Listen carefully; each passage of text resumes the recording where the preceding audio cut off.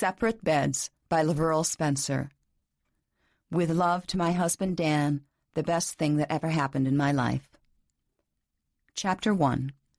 Circumstances being what they were, it was ironic that Catherine Anderson knew little more of Clay Forrester than his name.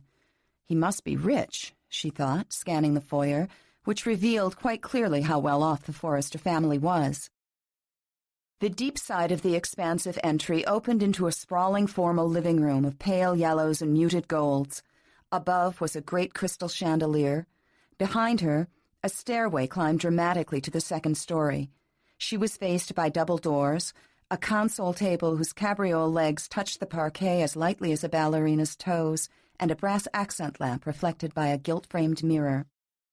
Beside her stood an immense brass pitcher, bursting with an abundance of overpoweringly fragrant dried eucalyptus. The pungent stuff was beginning to make her sick. She turned her eyes to the massive carved oak entry doors. The knobs weren't shaped like any she'd ever seen. Instead, they were curved and swirled, like the handles of fine cutlery. Acidly, Catherine wondered how much handles like those must cost, to say nothing of the pretentious bench on which she'd been left. It was lush brown velvet, armless, tufted, the kind of absurd extravagance afforded by only the very rich. Yes, the entire foyer was a work of art and of opulence. Everything in it fit, except Catherine Anderson. The girl was attractive enough, her apricot skin and weather-streaked blonde hair having a fresh, vital look. Her features bore the strikingly appealing symmetry often found in those of Scandinavian ancestry, the straight nose and fine nostrils, shapely bowed lips, and blue eyes beneath arched brows of pleasing contour. It was her clothing that gave her away. She wore a pair of heather-colored slacks and shirt that spoke of brighter days long gone. They were homemade and of poor fabric. Her trench coat was limp, frayed at hem and cuff. Her brown wedgies were made of artificial stuff, worn at the heels and curled at the toes. Yet her clean, wind-blown appearance and fresh complexion saved Catherine from looking disreputable. That and the proud mien with which she carried herself. Even that was slipping now, the longer she sat here. For Catherine realized she'd been left like a naughty child about to be reprimanded, which actually wasn't far from the truth. With a resigned sigh, she dropped her head back against the wall. Vaguely, she wondered if people like the Forresters would object to a girl like her laying her head against their elegant wallpaper. Suppose they would, so defiantly kept it there. Her eyes slid shut, blotting out the lush elegance, unable to blot out the angry voices from the study. Her father's, harsh and accusing, followed by the constrained, angry reply of Mr. Forrester. "Why do I stay?" she wondered. But she knew the answer. Her neck still hurt from the pressure of her father's fingers, and of course there was her mother to consider. She was in there too, along with the luckless Forresters, and, rich or not, they had done nothing to deserve a madman like her father. It had never been Catherine's intention to let this happen. She still remembered the shocked expressions of both Mr. and Mrs. Forrester when her father had barged in upon their pastoral evening with his bald accusations. They had at first attempted civility, suggesting that they all sit down in the study and talk this over. But within moments they understood what they were up against when Herb Anderson pointed at the bench and bellowed at his daughter. "Just plant your little ass right there, girlie, and don't move it or I'll beat the living hell out of you." No, the Forresters had done nothing to deserve a madman like Herb Anderson. Suddenly the front door opened, letting in a gust of leaf-scented autumn air, and a man whose clothing looked like the interior decorator had planned it to blend with the foyer. He was a tapestry of earth tones, camel-colored trousers of soft wool, European cut, sharply creased, falling to a stylish break upon brown cordovan loafers, sport jacket of subdued rust and camel plaid, flowing over his shoulders like soft caramel over ice cream. A softer shade of rust repeated in the lamb's wool sweater beneath. An off-white collar, left casually open to foil a narrow gold chain around his neck. Even nature, it seemed, had cooperated in creating his color scheme, for his skin bore the remains of a deep summer tan, and his hair was a burnished red gold. He was whistling as he breezed in, unaware of Catherine, who sat partially shielded by the eucalyptus. She flattened her back against the stair wall, taking advantage of her sparse camouflage, watching as he crossed to the console table and glanced through what must have been the Daily Mail, still whistling softly. She caught a glimpse of his classically handsome face in the mirror, its straight nose, long cheeks, and sculpted eyebrows. They might have been cast in bronze, so flawless and firm were their lines. But his mouth, it was too perfect, too mobile, too memorable to be anything but flesh and blood. Unaware of her presence, he shrugged off the stylish sport coat, caught it negligently in the crook of one wrist, and bounded up the stairs 2 at a time. Catherine wilted against the wall, but she stiffened again as the study door burst open and Mr. Forrester stood framed against the bookshelves within, his slate-gray eyes submerged below craggy brows with a formidable expression, his anger scarcely held in check. He wasted not so much as a glance at the girl on the bench. "Clay?" The invincible tone stopped the younger man's assent. "Sir?" The voice was the same as Catherine remembered, though the formal word of address surprised her. She was not used to hearing fathers called sir. "I think you'd better step into the study." Then Mr. Forrester himself did so, leaving the door open as yet another command. Had the circumstances been different, Catherine might have felt sorry for Clay Forrester. His whistling had disappeared. All she heard now was the soft shush of his footsteps coming back down the stairs. She squeezed her ribcage with both arms, fighting the unexpected flood of panic. "Don't let him see me," she thought. "Let him walk right past and not turn around." Yet common sense told her she could not escape him indefinitely. Sooner or later he'd know she was here. He reappeared around the newel post, shrugging once again into his sport coat, telling her even more about his relationship with his father. Her heart beat in the high hollow of her throat, and she held her breath, the stain of embarrassment now coloring her cheeks. He stepped to the mirror, checked his collar and his hair. To Catherine, for the briefest moment, he seemed vulnerable, being watched from behind that way, unaware of her presence or of what awaited him in the study. But she reminded herself he was not only rich, he was degenerate. He deserved what was coming. He moved then, and her image became visible in the mirror. His eyes registered surprise. Then he turned to face her momentarily. "Oh, hi," he greeted her. "I didn't see you hiding back there." She was suddenly conscious of the frightful thud of her heart, but she carefully kept her face placid, giving him no more than a silent, wide-eyed nod. Never having planned to lay eyes on him again, she was not prepared for this. "Excuse me," he added politely, as he might have to any of the clients who often waited there to do business with his father. Then he turned toward the study. From within came his father's command. "Shut the door, Clay." Her eyes slid closed. He doesn't remember me, Catherine thought. The admission made her suddenly, inexplicably, want to cry, though it made no sense at all when she'd hoped he'd walk right past her like a stranger, and that was precisely what he'd done. "Well," she berated herself, "that is what you wanted, isn't it?" She summoned up anger as an antidote to the tears which Catherine Anderson never allowed herself to shed. To feel them threatening, and here, of all places, was unspeakable. Weaklings cried, weaklings and fools. But Catherine Anderson was neither weakling nor fool. The circumstances might appear otherwise just now, but in 24 hours everything would be far different. From behind the study door, Clay Forrester's voice exploded. "Who?" And her eyes came open. He doesn't remember me, she thought again, resigning herself to the fact once and for all, straightening her shoulders, telling herself not to let it matter.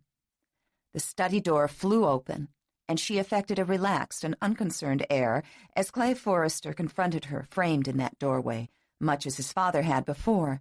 His eyes, gray too, impaled her.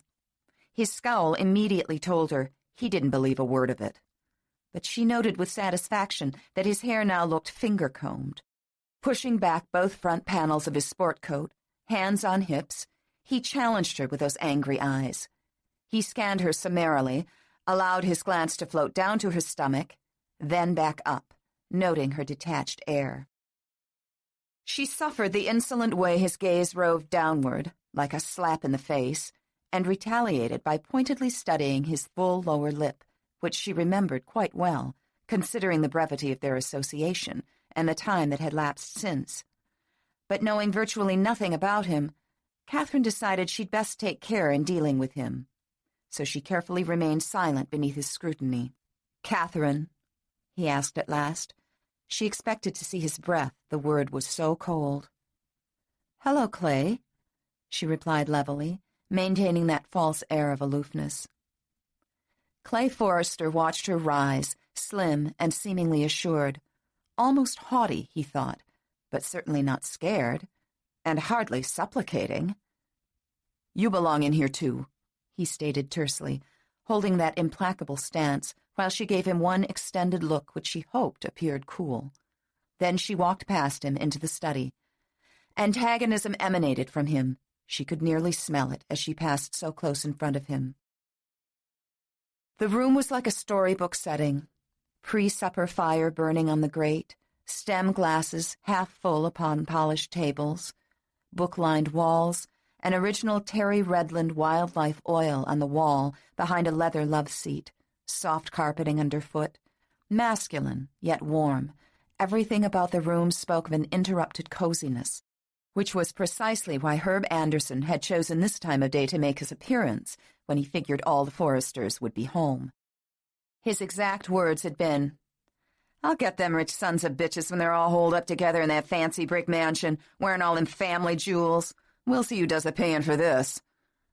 The contrast between Clay's parents and Catherine's was almost laughable. Mrs. Forrester was ensconced in a wing chair at one side of the fireplace. She was shaken, yet extremely proper, feet crossed at the ankles. Her clothing was impeccable and up-to-date, her hair done in a tasteful coiffure which made her features appear youthfully regal. Upon her shapely hands glittered the magnitude of gems Herb Anderson derided. Ada Anderson, in the matching chair on the opposite side of the fireplace, picked at a slub of her bargain basement coat, keeping her eyes downcast. Her hair was mousy, her shape dumpy. Upon her hand was only a thin gold band, whose apple blossom design was worn smooth from years of hard work. Mr. Forrester, double-breasted and well-tailored business gray, stood behind a Morocco-topped desk which held several leather-bound books in a pair of jade bookends, worth as much as the entire Anderson collection of living-room furniture. Then there was her father, decked out in a red nylon jacket boasting the words Warpo's Bar on its back. Catherine avoided looking at the bulging beer belly, the bloated face, the ever-present expression of cynicism that perpetually claimed the world was out to beat Herb Anderson out of something, when actually it was the other way around. Catherine stopped beside her mother's chair, conscious that Clay had stopped behind her. She kept a shoulder turned away from him, choosing instead to face his father, easily the most formidable person in the room. Even his position behind the desk was strategically chosen to connote command. Understanding this, she chose to confront him on her feet. Her own father might swear and carry on like a drunken sailor, but this other stern adversary was by far the greater threat. Catherine sensed the man's total control, sensed, too, that should she face him with a hint of challenge on her face, it would be the worst possible mistake. He was the kind of man who knew how to deal with hostility and defiance. Thus, she carefully kept them from her countenance. "My son doesn't seem to remember you, does he?" His voice was like the first edge of November's ice on a Minnesota lake, cold, sharp, thin, dangerous. "No, he doesn't," Catherine replied, looking at him squarely. "Do you remember her?" the father snapped at his son, daring it to be true. "No," answered Clay, raising Catherine's ire, not because she wanted to be remembered, but because it was a lie. She hadn't really expected the truth out of him anyway, had she? Not once she'd suspected he had enough money to back up any lies he chose to tell. Still, his answer rankled. She turned to find him nearer than was comfortable and accosted him with blue eyes that rivaled the frost in his father's. "Liar!" her eyes seemed to shout, while he smugly perused her features, then cast a glance over her blonde hair and saw the fire create sundogs on it, dancing behind her that way, and suddenly he recalled it backlit by fireworks. Oh, he remembered her all right. Now he remembered her. But he cautiously kept it from showing in his face. "What the hell is this? A frame-up?" he accused. "I'm afraid it isn't, and you know it," Catherine replied, wondering how long she could maintain this feigned calm. But then Herb Anderson jumped in, yelping and pointing. "You're goddamn right it isn't, lover boy. So just don't think—" "You're in my home," Mr. Forrester interrupted explosively, "and if you want this discussion to continue, you will control yourself while you are here." There was an undeniable note of sarcasm in the word discussion. It was obvious Herb Anderson didn't know the meaning of the word. "Just get busy and make Loverboy here own up, or so help me I'll squeeze the truth out of him like I done out of her." Something slimy seemed to crawl through Clay's innards. He glanced sharply at the girl, but she remained composed, her eyes now on the desktop, where whitened knuckles were depressing lustrous leather. "You will remain rational, sir, or you and your wife will leave at once and take your daughter with you," Forrester ordered. But Anderson had been waiting all his life for his ship to come in, and this, by God, was it.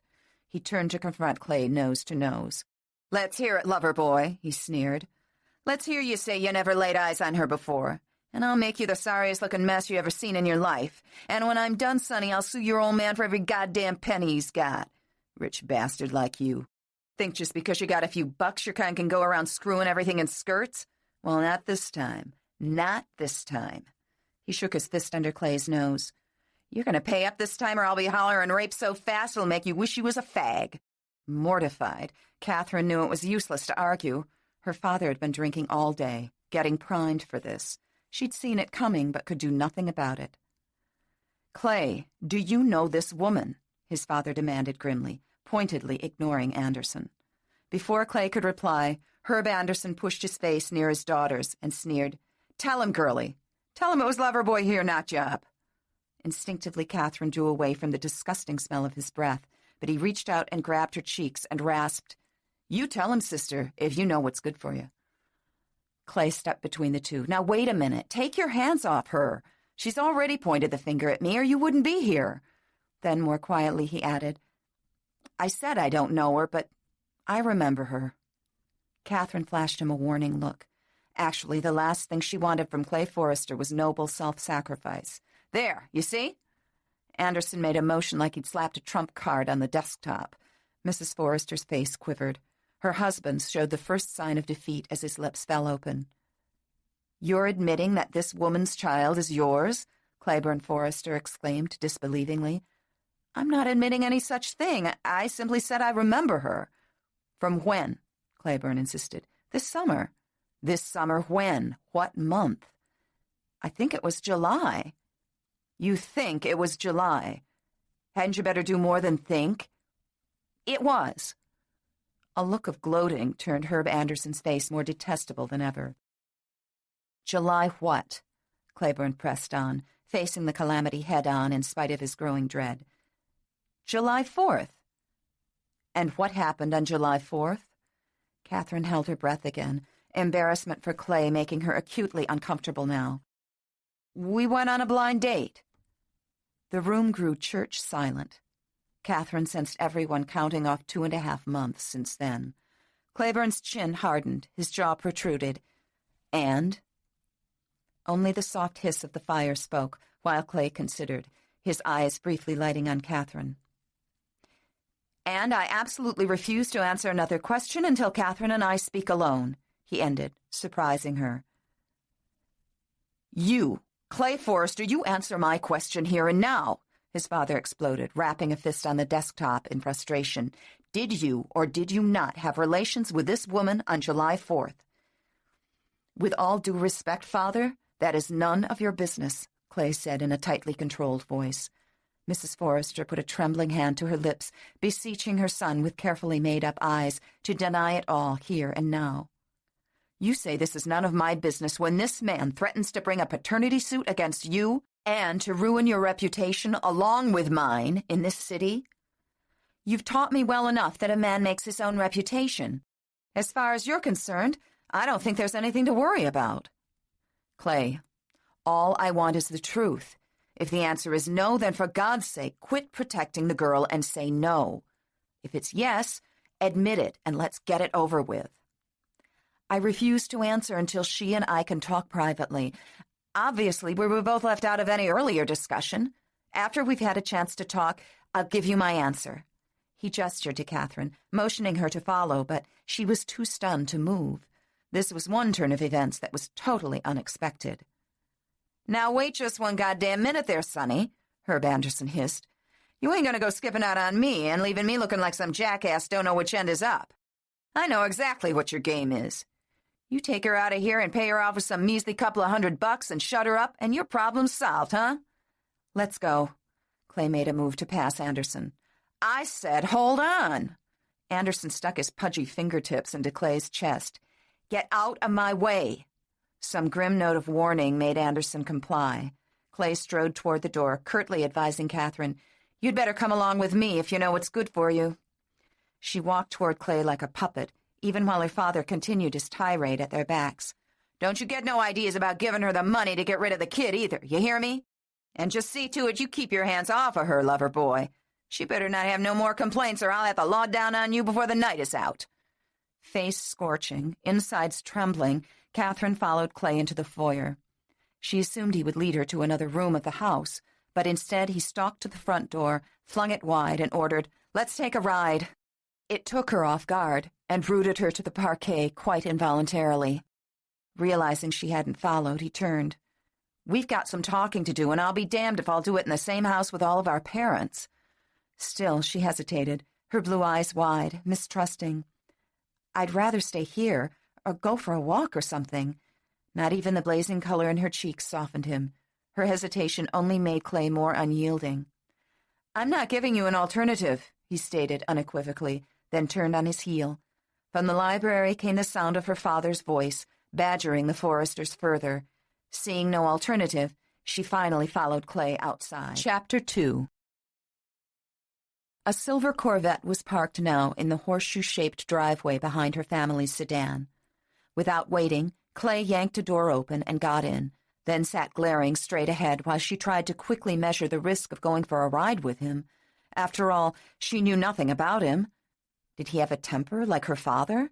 Was he capable of violence when cornered this way? What would he do to keep her from making trouble in his life? He glanced back to find her looking balefully over her shoulder at the front door, as if help would step through it at any moment. "Come on, let's get this over with." His choice of words did little to reassure her. I really don't care to go for a ride," she stammered. "Don't tell me you're afraid of me," he taunted with a dry laugh. "It's a little late for that, isn't it?" He started the engine without taking his insolent eyes off her. She moved at last, only to realize, once she was in the car, that there was one eventuality she hadn't considered.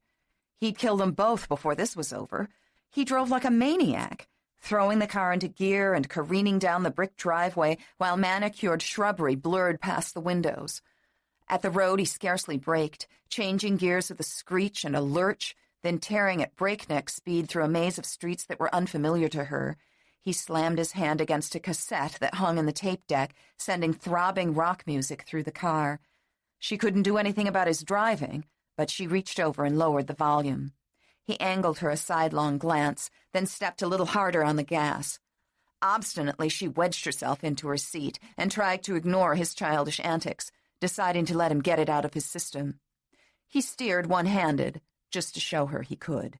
She sat cross-legged, just to show him she could. They sailed around corners, up curving hills, past strange street signs until Catherine was totally lost. He took a sharp right-hand curve, gunned his way into a sharper left, flew between two stone gate markers onto gravel where they fishtailed before climbing into a pocket of wooded land. The headlights flew across a sign, "Park hours 10 a.m. to," but the lights moved too fast for Catherine to catch the rest. At the top of the last incline, they broke onto a parking lot surrounded on all sides by trees. He stopped the car, much as he'd driven it, too fast. She was forced to break her forward pitch with a hand on the dash or sail through the windshield. But still, she stubbornly refused to comment or to look at him. Satisfied, anyway, that he'd managed to budge her from that damn uppity cross-kneed pose, he cut the engine and turned to her. But he remained silent, studying her dim profile, knowing it made her uncomfortable, which suited his purpose. "All right," Clay said at last in the driest of tones. What kind of game are you playing? I wish it were a game. Unfortunately, it's very real. He snorted. That I don't doubt one bit. I want to know why you're trying to pin the blame on me. I understood your reluctance to answer with our parents present, but here, between just the two of us, there's no further need to play dumb. Not when we both know the truth. And just what the hell is the truth? The truth is that I'm pregnant, and you're the father. I'm the father? He was in a high state of temper now, but she found his shouting preferable to his driving. You sound slightly outraged, she said levelly, giving him a sideways glance.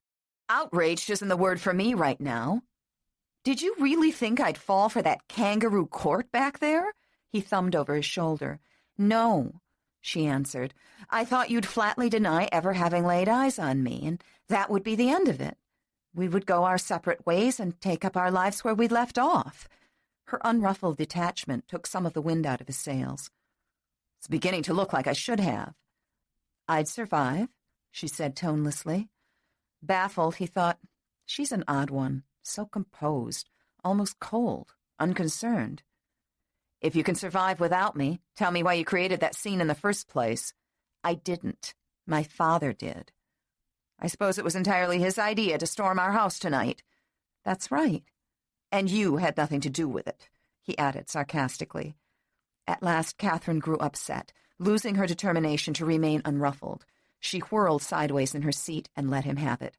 Before you say one thing more in that damnably accusing voice of yours, I want you to know that I don't want one damn thing from you. Not one.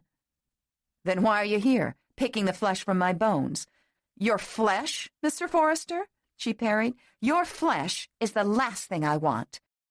He pointedly ignored her double entendre. Do you expect me to believe that, after all the accusations that have been hurled at me tonight? Believe what you will, she said, resigned again, turning away. I don't want anything but to be left alone. Then why did you come? When she only remained silent, he insisted again. Why? Obstinately, she remained mute. She wanted neither his sympathy, nor his money, nor his name. All she wanted was for tomorrow to hurry and get here. Antagonized by her stubborn indifference, he grabbed her shoulder roughly. Listen, lady, I didn't... She jerked her shoulder, trying to free it from his grasp. My name is Catherine, she hissed. I know what your name is. It took you some time to remember it, though, didn't it? And what is that supposed to mean? Let go of my shoulder, Mr. Forrester. You're hurting me. He dropped his hand, but his voice zeroed in, slightly sing-songy now. Oh, I get it. The lady's feeling abused because I didn't recognize her right off the bat. Is that it? She denied him an answer, but felt herself blushing in the darkness. Do I sense a little contradiction there? Either you want recognition from me or you don't. Now, which is it? I repeat, I don't want anything from you except to be taken home. When I take you back, it'll be when I'm satisfied about what I'm being threatened with. Then you can take me back now. I'm not threatening anything. Your mere presence in my home was a threat. Now let's get on with what you want for a payoff. That is, if you're really pregnant. The thought had never occurred to her that he doubted. Oh, I'm pregnant, all right. Make no mistake about that. Oh, I don't intend to, he said pointedly. I don't intend to. I mean to make damn sure that baby is not mine. Are you saying you really do not remember having sexual intercourse with me last 4th of July? Then she added in a satirically sugary tone, You'll notice I do not mistakenly call it making love, like so many fools are prone to do. The dark hid the eyebrow he cocked in her direction, but it couldn't hide the cocky tone of his voice. Of course I remember. What does that prove? There could have been a dozen others. She'd been expecting this sooner or later, but she wasn't expecting the anger it evoked, the way she simply had to fight back, no matter how degrading it was to have to. How dare you say such a thing, when you know perfectly well there weren't? Now you're the one who sounds outraged. Promiscuous females have to be prepared to be doubted. After all, there's no way to prove paternity. No proof is necessary when it's the first time. She smoldered, wondering why she wasted her breath on him.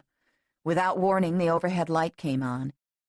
In its beam, Clay Forrester looked like she'd just thrown ice water on him. "What?" he exclaimed, genuinely stunned. "Turn that thing off," she ordered, turning her face sharply away. "Like hell I will. Look at me." Something had changed in his voice, but it made it even more impossible to face him. The view outside the window was totally black, but she studied it as if for answers. Suddenly a hand grabbed her cheeks, the fingers sinking into them as he forced her to look at him. She glared into his surprised face as if she hated every feature of it, gritting her teeth because she didn't. "What are you saying?" Intense gray eyes allowed her no escape. She was torn by the wish to have him know nothing of her and the equally strong wish to let him know everything. He was, after all, the father of the child she carried. He stared into her imprisoned face, wanting to deny her words but unable to. He tried to remember last July 4th more clearly, but they'd had too much wine that night. "You're hurting me again," she said quietly, making him realize he still held her cheeks imprisoned in his grasp. He dropped his hand, continuing to study her. She had a face that wasn't too easy to forget. Shapely, narrow nose, long cheeks dusted with a suggestion of freckles, blue eyes trying hard not to blink, meeting him squarely now within long, sandy lashes. Her mouth was sullen, but memory flashed him a picture of it smiling. Her hair was shoulder-length, blonde on blonde, tabby-streaked, its bangs feathered back but falling in alluring wisps onto her forehead. It curled hither and thither around her long neck. She had a tall, thin frame. He suspected, although he could not clearly remember, she was shaped the way he liked his women shaped, long-limbed, hollow-hipped, and not overly breasty. Like Jill, he thought. Sobered at the thought of Jill, he again fell to trying to remember what had passed between himself and this woman. Catherine began, then asked with less acid in her voice, "Will you turn out that light?" "I think I have a right to see you during this sticky conversation we're having." She had no choice but to be studied like a printout from a lie detector test. She tolerated it as long as she could before turning away, asking, "You don't remember, do you?" "Parts of it I do, but not all." "You struck me as a man of experience, one who'd know a virgin every time." "If you're asking me how often I do things like that, it's none of your business." "I agree. It's none of my business. But I wasn't asking. I was only defending myself, which I had no intention of doing in the first place. You are the one who seemed to be asking how often I'd done things like that. And no girl likes to be called promiscuous. I only wanted to point out that it was undeniably my first time. I assumed you'd have known it." "Like I said, my memory is a little fuzzy.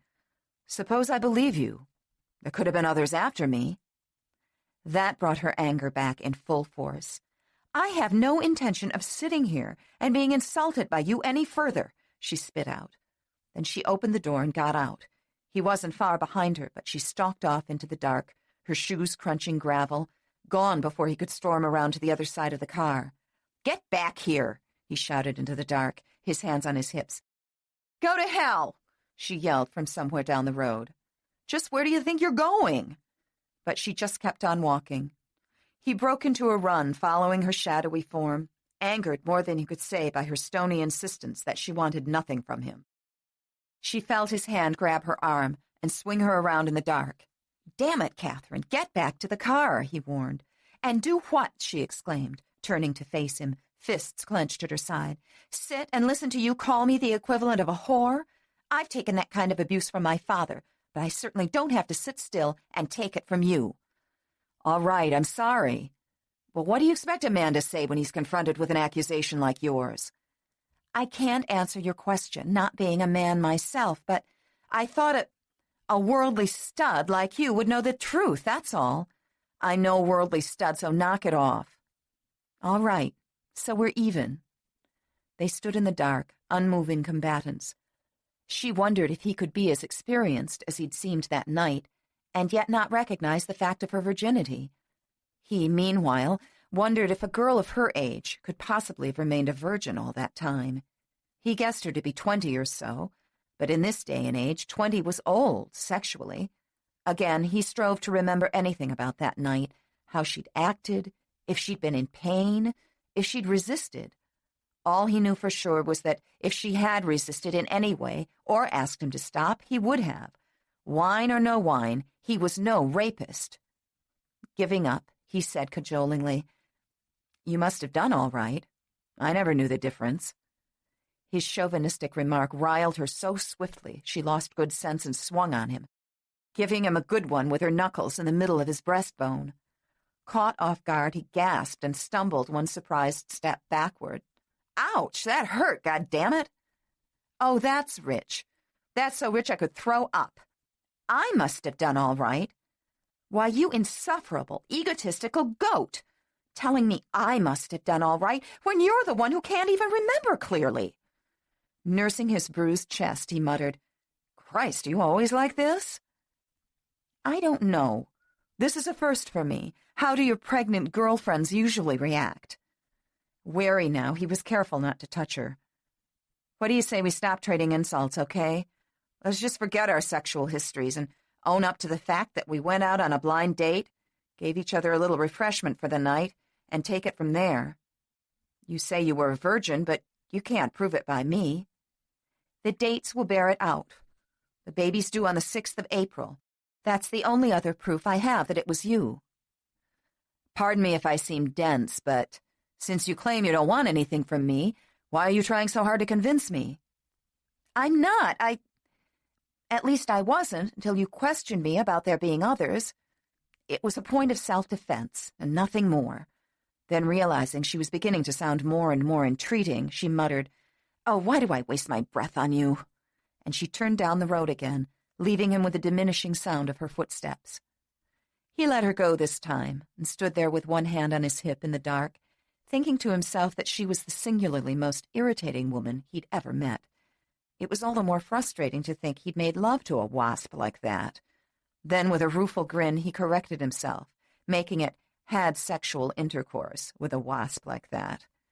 He listened to her footsteps fading, thinking, "Good riddance, lady." But in the end, he couldn't let her go. "Catherine, don't be an ass," he admonished, hurting her ego further as she hot-footed it down the gravel road. "You're at least 3 miles from my house. God knows how many miles from yours. Get back up here." The fragrant night resounded with her response. "Up yours, Clay Forrester." He cursed, returned to his car, and twisted the key so violently it should have broken off in the ignition. The headlights flashed on, arced around, and the Corvette went roaring down the hill, picking out Catherine's belligerent back as she continued to stalk. He roared past her, spraying dust and gravel.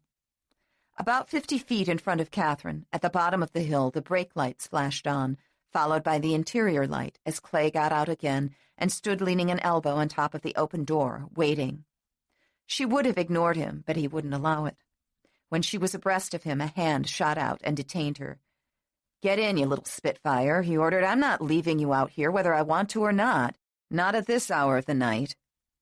The light from the car limned her angry face as she thrust her lower lip out, beetling her brows in curled distaste.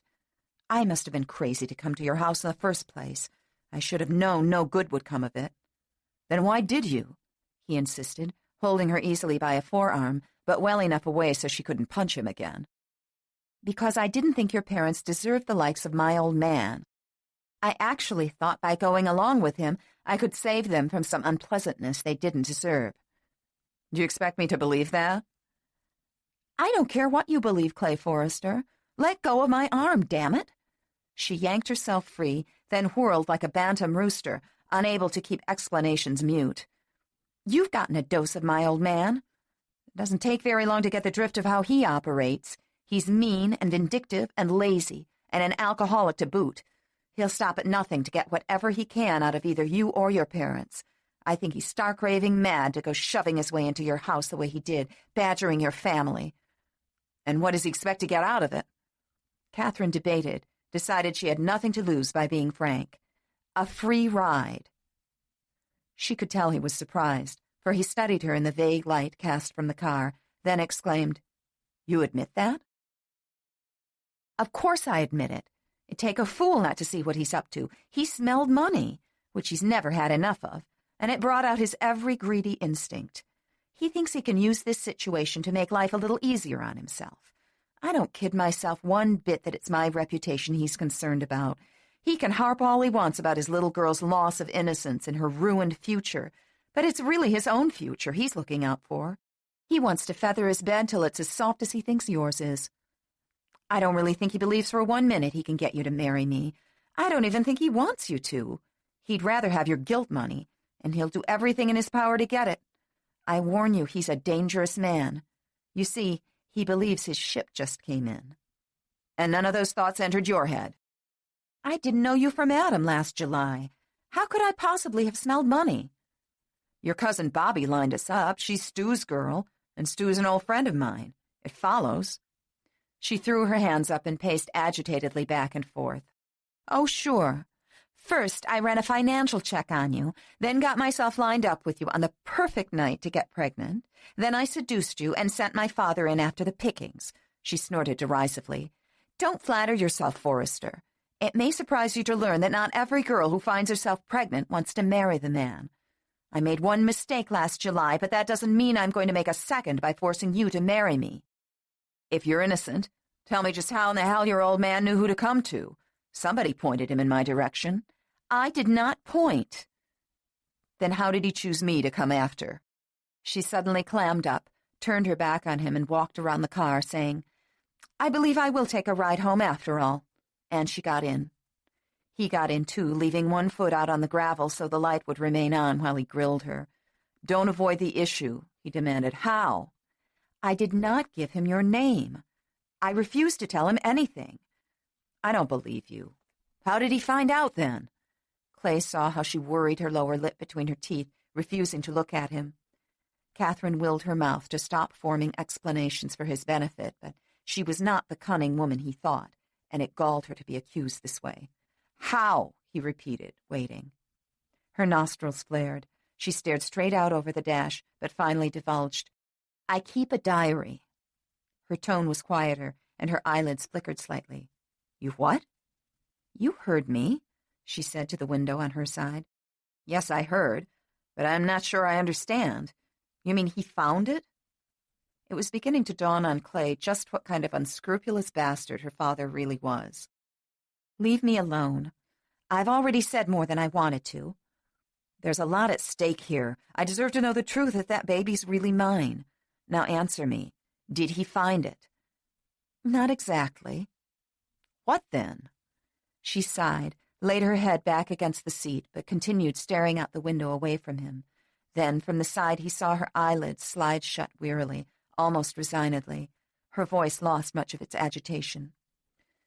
Listen, none of this has anything to do with you. Leave it be. What he is and what he did was never supposed to enter into this. I only wanted to keep your parents from paying his demands. That's why I came along. Don't change the subject, Catherine. He found the diary and found my name, right? She swallowed. Right, she whispered. How did he find it? Oh, for God's sake, Clay, I've kept a diary since I was in pinafores. He knew it was there someplace. He didn't just find it. He ripped my room apart until he found the evidence he was always accusing me of. You wanted the truth? There it is. Something coiled in Clay's gut. His voice softened. Didn't anybody try to stop him? I wasn't there. My mother wouldn't try to stop him if she could. She's scared of her own shadow, to say nothing of him. You don't know my old man. There's no stopping him when he gets something in his head. The man's insane. Clay pulled his foot inside and slammed the car door. He sat brooding, putting it all together, then cradled the steering wheel in both arms, clasping a wrist behind it. At last he looked back over his shoulder at her. I'm almost afraid to ask. What was in it? Everything. With a small moan, he lowered his forehead to the steering wheel. Oh, God. Yes, she repeated quietly. Oh, God. I take it you remembered that night more clearly than I did? He asked, embarrassed now himself. I'm no different than any other girl. It was my first time. I'm afraid I was quite explicit about my feelings and the events of that night. The silence lengthened, and Catherine's composure slipped. It was far more disconcerting having him even remotely sympathetic than having him angry.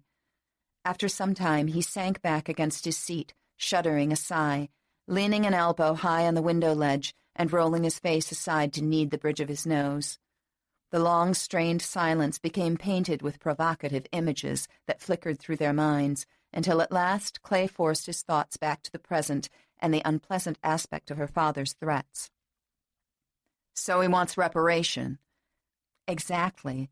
But whatever he says, whatever he threatens, you must not meet his demands. Don't pay him anything," she said with sudden passion. "Listen, it's not just up to me anymore.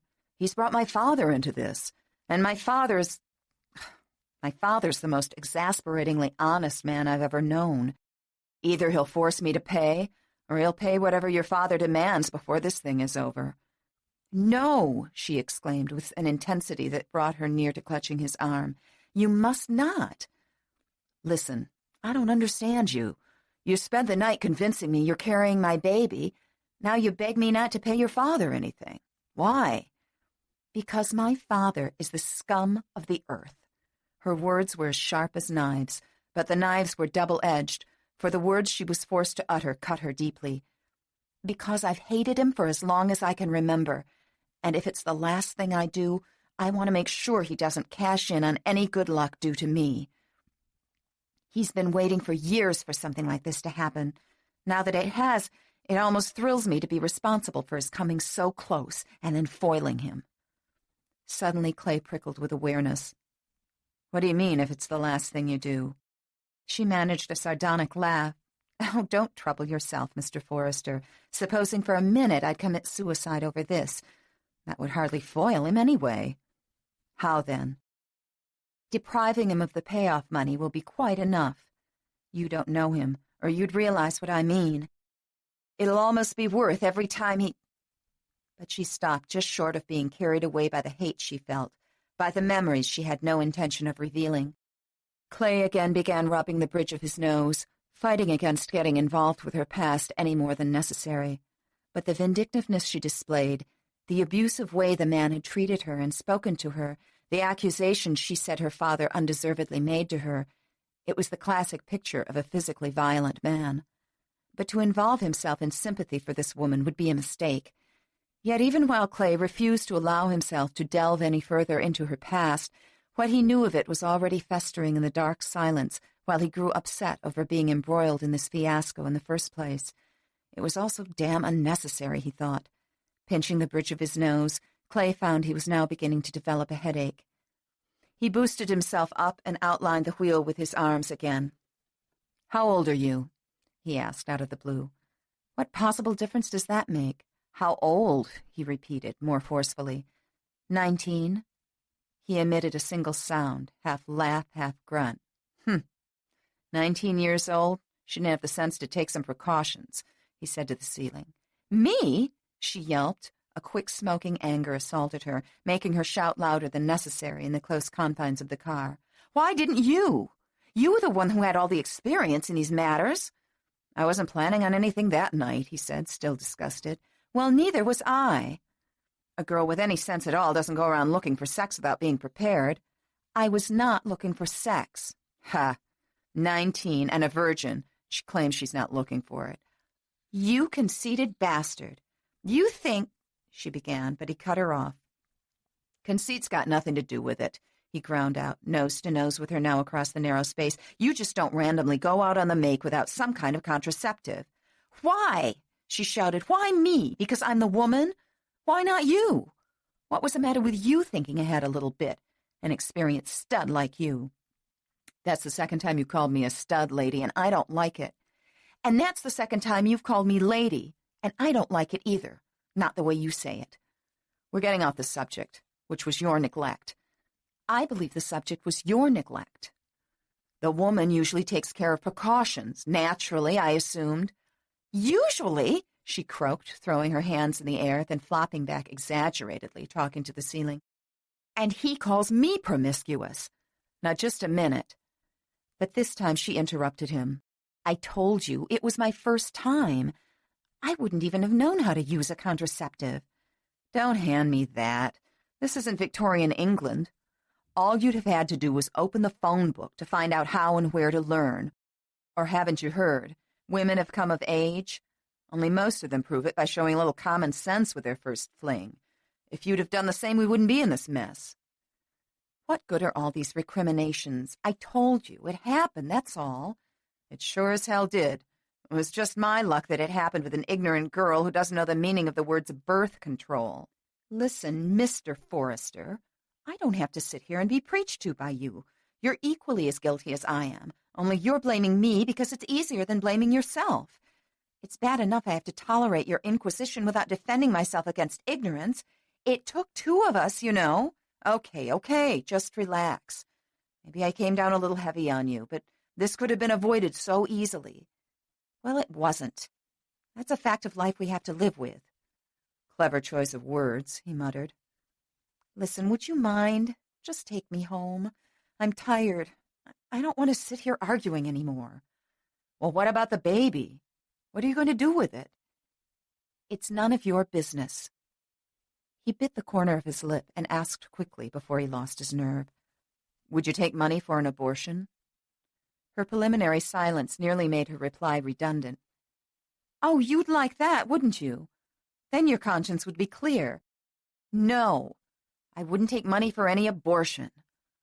Long before she finished, he felt like a confirmed pervert. All right. Sorry I asked. He couldn't tell yet if he was worried or relieved by her answer. He sighed. Well, what are we going to do about your father? You're so smart, you figure it out. Catherine knew that after tomorrow, when Herb Anderson's pregnant little trump card disappeared, his ship would lose the wind from its sails. But she was damned if she'd tell Clay Forrester that. Let him stew in his own juices. I can't, he was saying almost contritely. And I'm not that smart. And I'm sorry I called you ignorant, and I'm sorry I called you promiscuous, and I shouldn't have gone flying off the handle like that. But what man wouldn't lose his temper? You might be justified if I were making demands, but I'm not. I'm not holding a gun to your head or forcing you to do anything. But neither am I going to sip from your tarnished silver spoon, she ended sarcastically. And what's that supposed to mean? It means that maybe my father was right to resent you because you're rich. It means that I resent your thinking you can sweep it all under the rug by an offer of a quick abortion. I'd have respected you more if you'd never suggested it. It's legal now, you know. And it's also murder. There are conflicting views on that, too. And obviously yours and mine conflict. Then you plan to keep the baby. That's none of your business. If it's my baby, it's my business. Wrong, she said with finality, the single word stating clearly that it was useless for him to try to get anything more from her. The silence waged war with Clay's conscience while he sat disconsolately cradling the wheel. When next he spoke, the words told more truth than either of them had expected. Listen, I don't want that kid raised in the same house with your father. You could have heard a leaf drop from the blackened branches that drooped above the road. Then Catherine's voice came quietly into the dark. Well. For answer, he started the engine, threw the car into gear, and tried to drive away his frustration. Brooding, he drove again one-handed, allowing the car just enough excessive speed, but not too much. She leaned back, silently watching the arch of trees spin backward above the headlights, losing all sense of direction, shutting out thoughts momentarily. The car slowed, turned, nosed along the street where he lived. Do you think your parents might still be here? I have no idea. A madman like him just might be. It looks like they've gone, he said, rolling past, finding no sedan in the driveway. You'll just have to take me home then, she said, then added, while turning her face toward her window, So sorry to put you out. He came to a halt at a stop sign and sat waiting with feigned patience. When she only continued staring stubbornly out that window, he was forced to ask, Well, which way? Under the blue-white glance of the streetlight, she noted the effrontery of his insolent pose, one wrist draped over the wheel, one shoulder slightly slumped toward his door. You really don't remember anything about that night, do you? I remember what I want to remember. You remember that. Fair enough, she agreed, then settled her expression into one of indifference and gave him a street address and brief directions on how to reach it. The ride from Edina to North Minneapolis took some 20 minutes, long, increasingly uncomfortable minutes, during which their angers diminished at approximately the same rate as the speed of Clay's driving. With verbal combat forsaken, there was only the sound of the car purring its way through the somnolent city, with an occasional streetlight intruding its pale, passing glimpse into their moving world. Within the confines of that world, an uninvited intimacy settled, like an unwanted guest whose presence forces politeness upon his host and hostess. The silence grew rife with unsaid things, fears, dreads, worries. Each could not be more anxious to part and be rid of this tension between them, yet for both, a final separation seemed too abrupt. As Clay turned a last corner onto her street, the car was nearly crawling. Whip! His voice cracked and he cleared his throat. Which house? The third on the right. The car rolled to a stop at the curb, and Clay shifted into neutral with deliberate slowness, then adjusted some button until only the parking lights remained on. She was free to flee now, but, curiously, remained where she was. Clay hunched his shoulders and arms around the wheel in the way with which she was already growing familiar. He turned his eyes to the darkened house, then to her. "You gonna be all right?" he asked. "Yeah. What about you?" "God, I don't know." He laid back and closed his eyes. Catherine watched the pronounced movement of his Adam's apple rising and falling. "Well," she put her hand on the door handle. "Won't you even tell me what your plans are?" "No. Only that I've made them." "But what about your father?" "Soon I'll be gone. I'll tell you that much. I'm his little ace in the hole. And with me gone, he'll have nothing to threaten you with." "I wasn't thinking about me when I asked that. I was thinking about you going in there now." "Don't say it, please." "But he—" "And don't ask any questions, okay?" "He forced you to come to the house tonight, didn't he?" His voice was strained. "I said, no more questions, Mr. Forrester," she said in a distractingly gentle tone. "I feel like hell, you know, letting you go this way." "Well, that makes two of us." The vague light from the dashboard cast their eyes in shadow, but somehow the intensity conveyed itself. She looked sharply away from his face, for she would not be haunted by the conscience-stricken look she saw there. She opened her door, and the overhead light came on, and he reached out to stop her. Silence fell while the heat of his hold burned through the arm of her coat. She pulled slowly, steadily, inexorably away from him, turning, straining toward the door. But her neck arched sideways, revealing under the mellow light 3 purple bruises, strung there in a row, each a finger's width apart. Before she could prevent it, the backs of Clay's fingers glided over the spot, and she cringed, lowering her jaw into her collarbone. "Don't!" Her eyes were wide, fierce, defiant. In a strident voice, Clay asked, "He did that, didn't he?" Denial would have been useless, admission folly. All she could do was avoid answering. "Don't you dare say anything sympathetic or sentimental," she warned him. "I couldn't take it right now." "Catherine." But he didn't know what to say, and he couldn't sit here restraining her any longer. He didn't want to be involved in her life, yet he was. They both knew it. How could she get out of this car and carry his child away into some hazy future without both of them realizing how fully he was already involved in her life? "Could I give you some money anyway?" he asked, almost in a whisper. "No, please. I want nothing of you, whether you believe it or not." By now he believed it. "Will you get in touch with me if you change your mind?" "I won't." She raised her elbow, pulling it by inches out of his fingers until he no longer commanded her. "Good luck," he said, his eyes on hers. "Yeah, you too." Then he leaned over to push her door open, the back of his arm faintly brushing against her stomach, sending goosebumps shimmying through her, radiating outward from the spot. Quickly she stepped out onto the sidewalk. "Hey, wait a minute." He leaned across the seat, peered up at her with a curiously sad expression about his eyes and mouth. What's your last name again, Catherine?" His question swept her with the insane urge to cry, an urge she'd felt earlier in the foyer when he'd failed to recognize her. Anderson? It's Anderson. So common it's easy to forget. Then she turned and ran into the house. But when she was gone, Clay Forrester folded the arms of his expensively tailored sport coat over the wheel of his expensive sports car, laid his well-groomed head upon them, knowing he would never forget her name as long as he lived. Chapter 3. The only light burning on the lower level was the lamp on the console table. Reaching for it, Clay caught his reflection in the mirror. A troubled frown stared back at him. Catherine Anderson, he thought. Catherine Anderson. Not liking what he saw, he quickly snapped the light off. Upstairs, the door to his parents' bedroom suite was ajar, casting a pyramid of brightness into the hall. He stopped, arms akimbo, staring at the floor in the way he was wont to do when troubled, wondering what to say. "Clay, we heard you get home. Come in." His father moved into the open door. From the shadows, Clay studied him, his heavy velour jacket shaped like a short kimono over his trousers. The old man's hair lay in soft silver waves around his healthy face. Momentarily, Clay had the desire to grasp his father's neck and bury his face in the silver waves, feel that tanned cheek against his own as when he was a child, and came running in for a morning hug.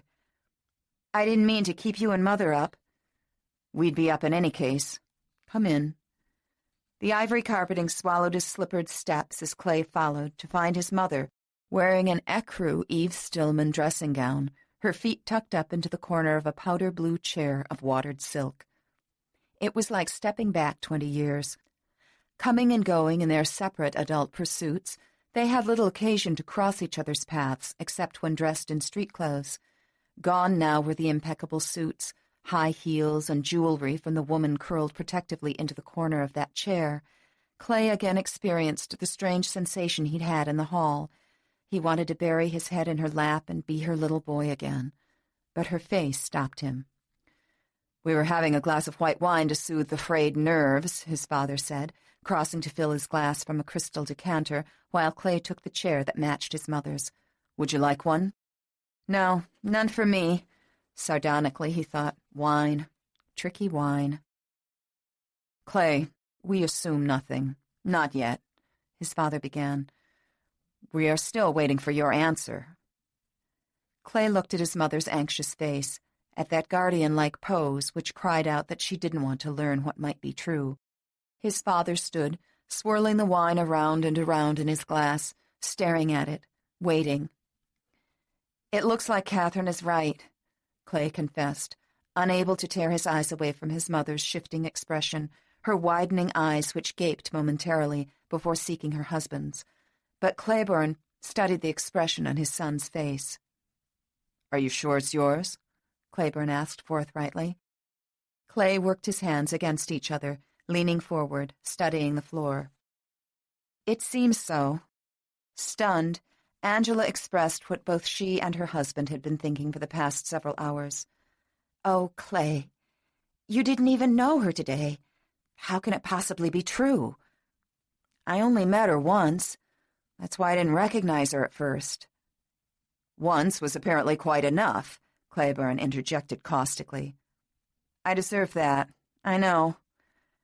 But suddenly Claiborne Forrester, father, became Claiborne Forrester, counselor.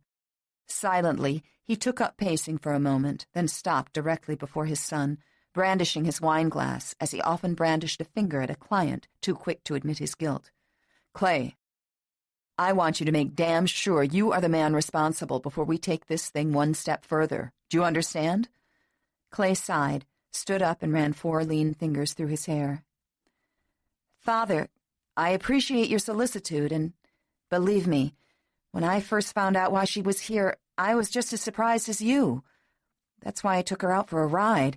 I thought maybe she was just some kind of gold digger trying to stake a claim on me, but it seems she isn't. Catherine doesn't want a thing from me, or from you, for that matter." "Then why did she come here?" "She claims it was all her father's idea." "What? And you believe her?" "Whether I believe her or not, she doesn't want 1 red cent from me." His mother said hopefully, "Maybe she's had a sudden attack of conscience for blaming you unjustly." "Mother," Clay sighed, gazing down at her. How defenseless she looked with her makeup cleansed off this way. It broke his heart to hurt her. He crossed to her chair, reached down to take both of her hands. "Mother, I won't make much of a lawyer if I can't cross-examine a witness any better than that, will I?" he asked gently. "If I could honestly say the baby's not mine, I would. But I can't say that.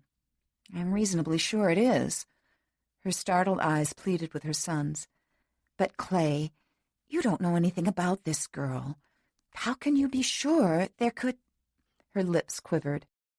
"Could have been others." He squeezed the backs of her hands, looked into her despairing eyes, then spoke in the softest of tones. "Mother, she was a virgin.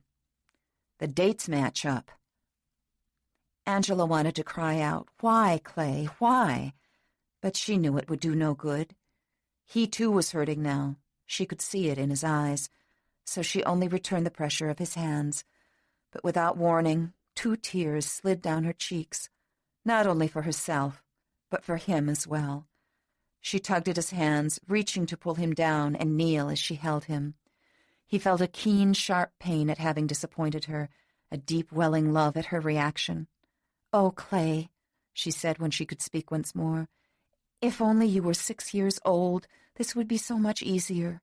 I could just punish you and send you to your room." He smiled a little sadly. "If I were 6, you wouldn't have to." Her own wistful smile trembled and was gone. "Don't humor me, Clay. I'm deeply disappointed in you.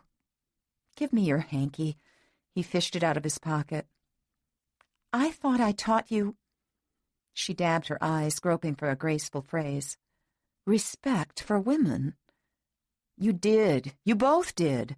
Abruptly, Clay stood, plunged his hands in his trouser pockets, and turned away. "But for God's sake, I'm 25 years old.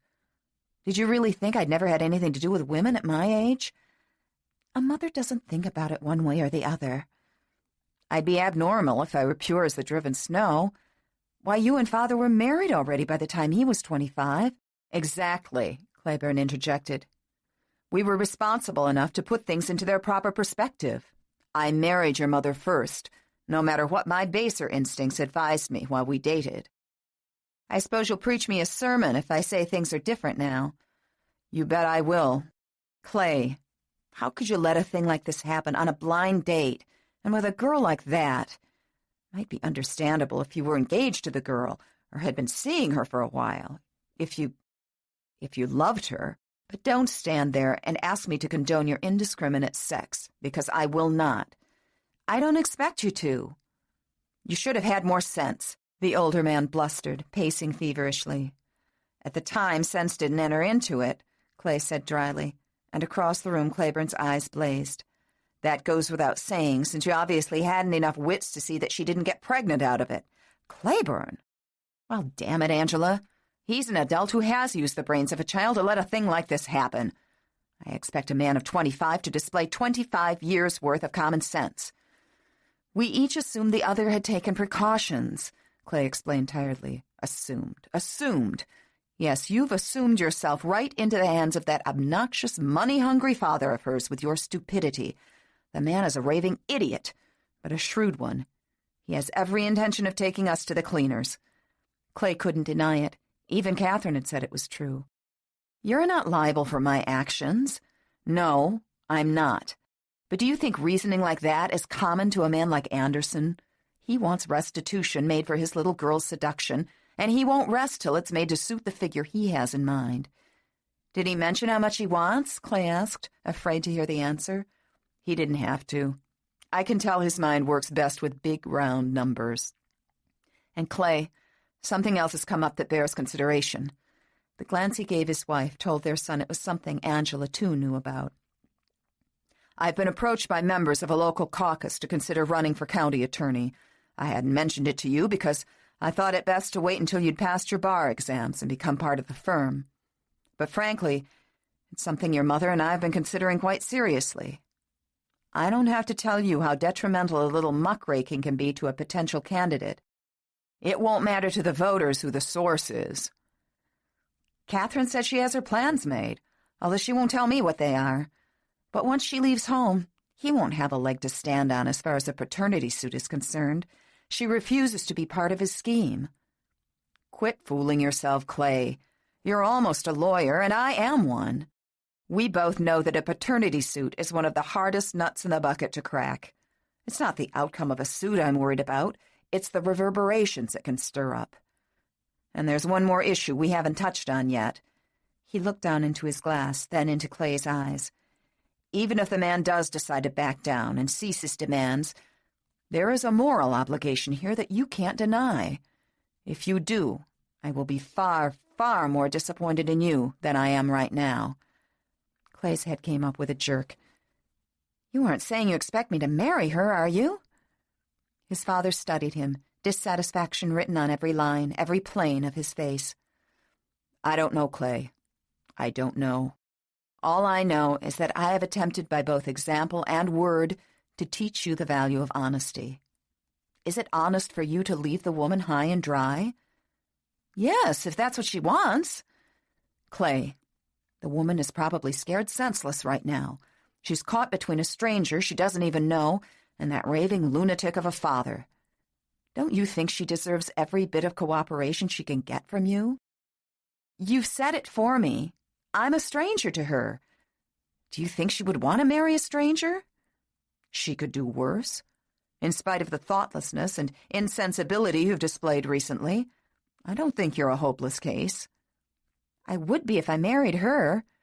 Jesus, I don't even like the girl. In the first place, don't use profanity before your mother.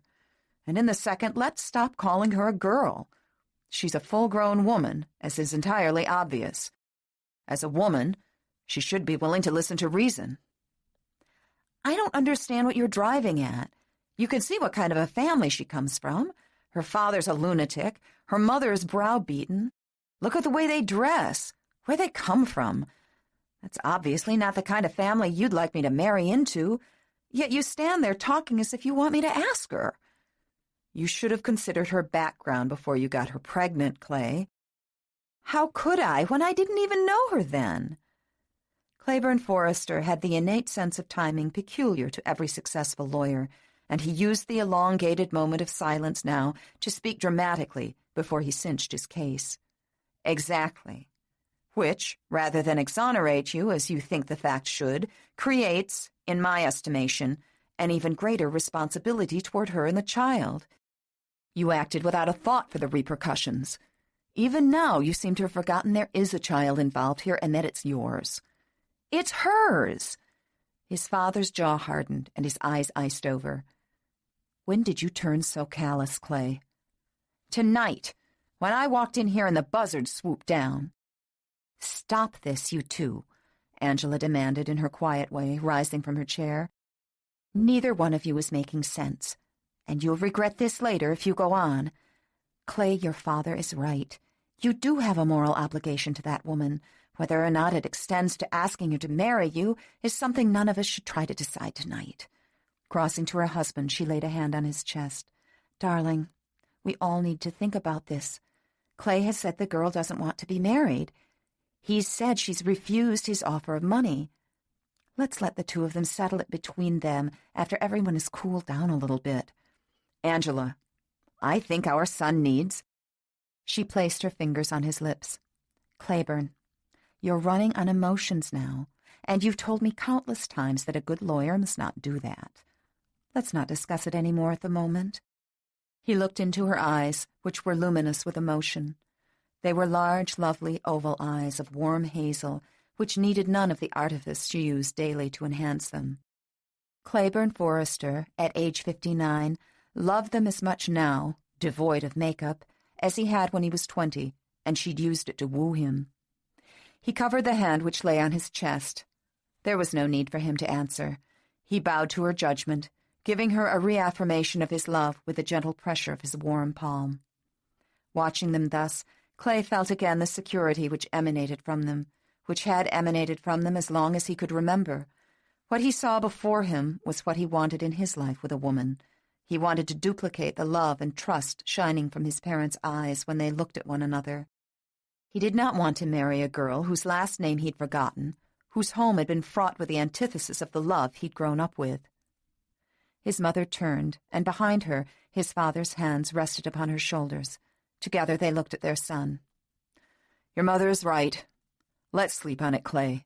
Things have a way of becoming clearer with time. It lends perspective." "I hope so." Clay's hands hung disconsolately in his pockets. To Angela, he looked like an overgrown boy in that scolded pose, his hair far from neat. Intuition told her what he was struggling with, and wisely she waited for him to get it out. "I'm so damn sorry," Clay choked. And only then did she open her arms to him. Over her shoulder, he sought his father's eyes. And in a moment, the arms of the velour robe were there to rub his shoulders in brief reassurance. "We love you, Clay, no matter what," Angela reminded him.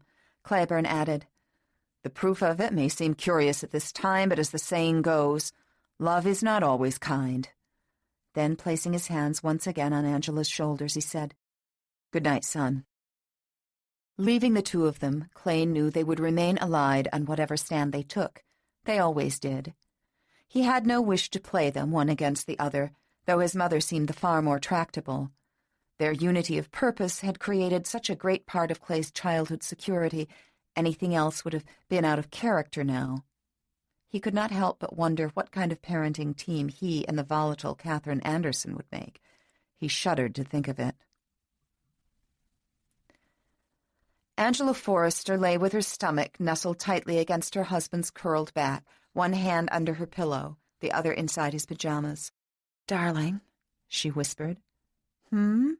he answered, fast enough to tell her he hadn't been asleep either. The words seemed to stick in Angela's throat. "You don't think that girl will go and have an abortion, do you?" "I've been lying here wondering the same thing, Angela. I don't know." "Oh, Claiborne, our grandchild," she whispered, pressing her lips against his naked back, her eyelids sliding shut, her mind filling with comparisons. How it had been when she first fell in love with this man, how elated they'd been when she became pregnant with Clay. Tears sprang to Angela's eyes. "I know, Angie, I know," Claiborne soothed, reaching behind to pull her body more securely against his. After a long, thoughtful silence, he turned over, taking her in his arms. "I'd pay anyone any amount of money if it meant preventing an abortion. You know that, Angie." I know, darling, I know," she said against his chest, strengthened by his familiar caress. "I had to make Clay face up to his responsibilities, though." "I know that, too. But the knowing didn't make it less painful." "Good. Then get some sleep." "How can I sleep when I close my eyes and I see that odious man pointing his finger and threatening her? Oh, God, he's ruthless, Claiborne. Anyone can see that. He'll never let that girl get away while he thinks she's the key to our money." "The money's nothing, Angie. It's nothing," he said fiercely. "I know. It's the girl I'm thinking of, and the fact that it's Clay's child. Suppose she takes it back home to the same house with that vile man. He's violent. He's the kind—" In the darkness he kissed her and felt her cheeks were wet. Angie, don't," he whispered. "But it's our grandchild," she repeated near his ear. "We have to have some faith in Clay. But the way he talked tonight, he's reacting like any man would. In the light of day, let's hope he sees his obligations more clearly." Angela rolled onto her back, wiped her eyes with the sheet, and calmed herself as best she could. After all, this was not some reprobate they were talking about. It was their son. "He'll do the right thing, darling. He's just like you in so many ways." Claiborne kissed his wife's cheek. "I love you, Angie." Then he rolled her onto her side and backed her up against him again, settling a hand upon her breast. Her hand crept behind to cradle the reassuring warmth inside his pajamas, and thus they drew strength from each other in the long hour before sleep eased their worries. It took practiced skill to outwit the caginess of Herb Anderson. He had the sixth sense that inexplicably thrives in alcoholics, that uncanny intuition which can make the hazy brain suddenly work with alarming clarity. The next morning, Catherine carefully maintained her customary routine, knowing any small change would trigger his suspicion. She was standing at the kitchen sink, eating a fresh orange, when Herb came shuffling into the room. The fruit quenched some new taste she'd developed lately, but it seemed to amuse him wickedly. "Sucking on your oranges again, huh?" he grated from the doorway.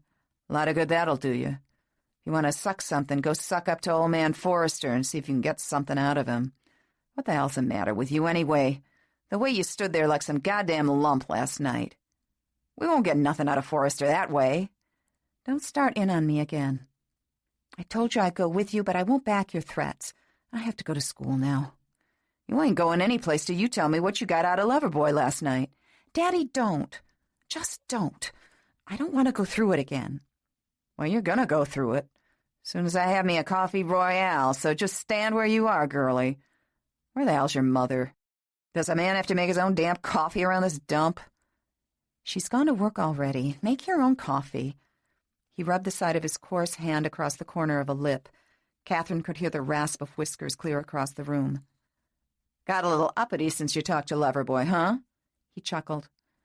She no longer tried to stop him from using the term Loverboy. It pleased him immensely when she did. He came to the sink and started slamming parts of an aluminum coffee pot around, dumping the grounds out, leaving them to stay in the sink, wiping his hands on his stretched-out T-shirt. She stepped back as the stream of water hit the grounds, and some came flying her way. He chuckled again. She leaned over the sink sideways, continuing to eat the pieces of quartered orange, but at close range he smelled. It made her stomach lurch. "Well, you going to spit it out? Or you going to stand there sucking those oranges all morning? What'd Loverboy have to say for himself?" She crossed to the garbage can beside the ancient chipped porcelain stove, ostensibly to throw away the orange peel. Actually, she could not stand being so near the man. "He doesn't want to marry me any more than I want to marry him. I told you he wouldn't." "You told me? Ha! You told me nothing, slut. I had to search my own goddamn house for any fact I wanted. If I wouldn't have had enough brains to go looking, I still wouldn't know who your Loverboy is. And if you think I'm going to let him get off scot-free, well, sister, you better think again." Then he fell to mumbling in the repetitive way she'd learned to despise. "Told me. She told me. Ha! She told me goddamn nothing." "I'm going to school," she said resignedly, turning toward the doorway. "You just keep your smart little ass where it is." She stopped with her back to him, sighed, waited for him to finish his tirade so she could pretend to go to classes and he'd leave the house in his usual aimless way. "Now I want to know what the hell he means to do about this mess he got you in." She heard the exaggerated slam as the coffee pot hit the stove burner. "Daddy, I have to go to school." Whining, mimicking, he repeated, "Daddy, I have to go to school," and finished by roaring, "You want to go to school? You answer me first. What's he intend to do about getting you knocked up?" "He offered me money," she answered, truthfully enough. "Well, that's more like it. How much?" How much, how much, how much? She thought frantically, pulling a figure out of the air. $5,000. $5,000? He exploded. "He'll have to do better than that to see the end of me. My ship just come in, and he wants to pay me off with a measly $5,000. One of them diamonds in the old lady's rings was worth 10 times as much." Slowly, Catherine turned to face him. "Cash," she said, pleased with the greedy light that responded in his eyes, promising herself to remember it and laugh when she was gone. He pondered, scratching his stomach. "What'd you tell him?" His face wore that sly weasel's expression she despised, and meant the wheels were turning. He was scheming again about the best way to get something for nothing. "I told him you'd probably be calling his father." "Now that's the first smart thing you said since I come in here." "You'll call him anyway, so why should I have lied to him? But I haven't changed my mind. You can try bleeding him all you want, but I won't have any part of it. Just remember that." This, too, was her long-taken stand. Should she suddenly veer from it, he would undoubtedly become wary. "Sister, you ain't got the brains God gave a damn chicken," he blasted, yanking a dirty towel off the cabinet top, then slapping the edge of the sink with it. But she'd long grown inured to his insults. She stood resignedly in the face of them, letting his spate run its course. "You not only ain't got enough brains to keep yourself from getting knocked up, you don't know when your ships come in. Ain't I told you to come in here?" The term sickened her. She'd heard it so often, for it was part of his grand self-delusion. "Yes, Daddy, you've told me 1,000 times," she said sarcastically before adding firmly, "but I don't want his money. I'm making plans. I can get along without it." "Plans," he scoffed. "What kind of plans? Don't think you're going to sponge off of me and raise that little bastard around here, 'cause I ain't raising his brat. I ain't made out of money, you know." "Don't worry. I won't ask you for a thing."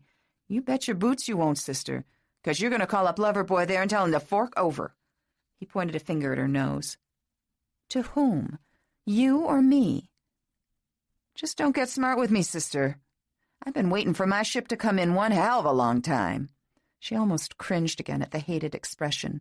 He'd built his pipe dreams upon it for so long that he was no longer aware of how often he used the term, nor the shallowness of character it only served to emphasize. "I know," she commented dryly, but again he missed the sarcasm. "And this here is it." He jammed a dirty finger at the floor as if a pot of gold were there on the cracked green linoleum. "Your coffee's going to boil over. Turn the burner down." He studied the pot unseeingly while the lid lifted with each perk, and the man remained unaware of the hiss and smell of burnt grounds. The girl who looked on felt a sudden despair at the changelessness of the man and her situation in this household. Almost as if he'd forgotten her, he now conspired with the coffee pot, leaning the heels of his hands upon the edge of the stove, mumbling the litany Herb Anderson repeated with increasing fervor as the years crept up on him. "Yes, sir. A long time, and I deserve it, by God." "I'm going. I have to catch my bus."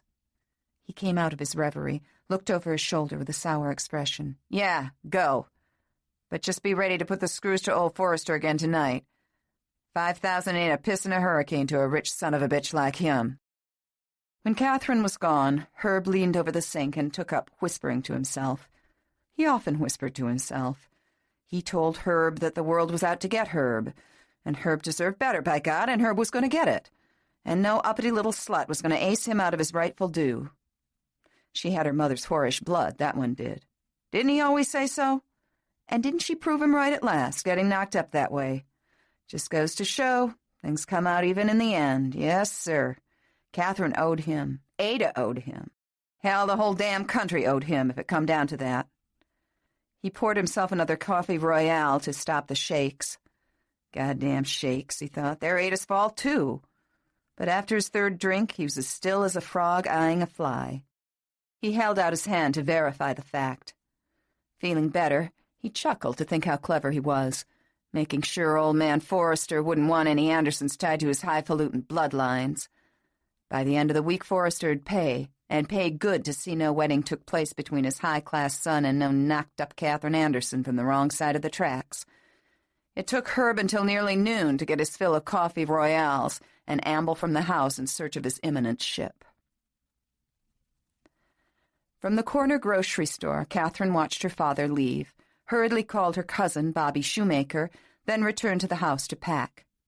Like Catherine, Bobby was in her first year at the University of Minnesota, but she loved living with her family. Her home, so different from Catherine's, had been a haven for Catherine during her growing-up years, for the two girls had been best friends and allies since infancy. They kept no secrets from each other. Bumping along an hour later in Bobby's little yellow Beetle, Catherine felt relieved to have escaped the house at last. "So, how'd it go?" Bobby glanced askance through oversized tortoise-shell glasses. "Last night or this morning?" "Both." "Don't ask." Catherine rested her head back tiredly and shut her eyes. "That bad, huh?" "I don't think the Forresters could believe it when the old man barged in there. God, you should have seen that house. It was really something." "Did they offer to pay the bills?" "Clay did," Catherine admitted. "I told you he would." "And I told you I'd refuse." Bobby's mouth puckered. "Why do you have to be so almighty stubborn? It's his baby, too." "I told you. I don't want him to have any kind of hold on me whatsoever. If he pays, he might think he has some say in things." "But the economics of it don't make sense. You can use every cent you can get.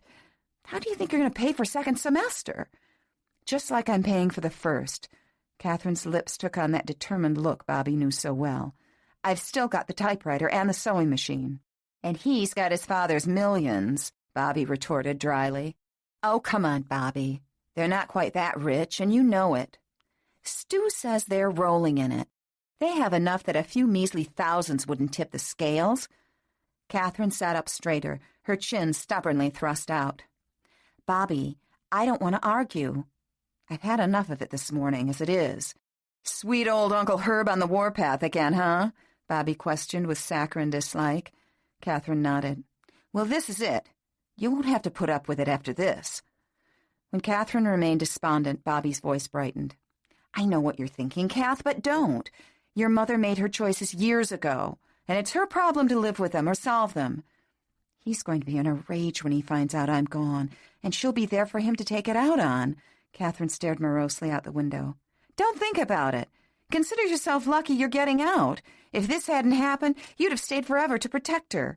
And don't forget, I'll get my mother to drop in here tonight so yours won't be alone with him. Listen, Kath, you're getting out. That's the important thing. She slanted a brown-eyed glance at her cousin before admitting with a grin. You know, for that I'm not totally ungrateful to Clay Forrester. Bobby? Catherine's blue eyes held a faint gleam of humorous scolding. Well, I'm not. Bobby's palms came up, then gripped the wheel again. I mean, what the heck? You promised not to tell Clay, and don't forget it, Catherine admonished. Don't worry. He won't find out from me, even if I think you should have your bricks counted. Half the girls on campus will give their eye teeth to exploit the situation you've landed in, and you get a case of pride instead. Horizons is free. I'll be all right. Again, Catherine resignedly looked out the window. But I want you to be more than just all right, Kath. Don't you see? I feel responsible. Bobby reached out to touch her cousin's arm, and their eyes met again. Well, you're not. How many times do I have to repeat it? But I introduced you to Clay Forrester, and that's all you did, Bobby. Beyond that, the choices were my own. They had argued the point many times. It always left Bobby a little morose and crestfallen. Quietly, she said, He's going to ask, you know.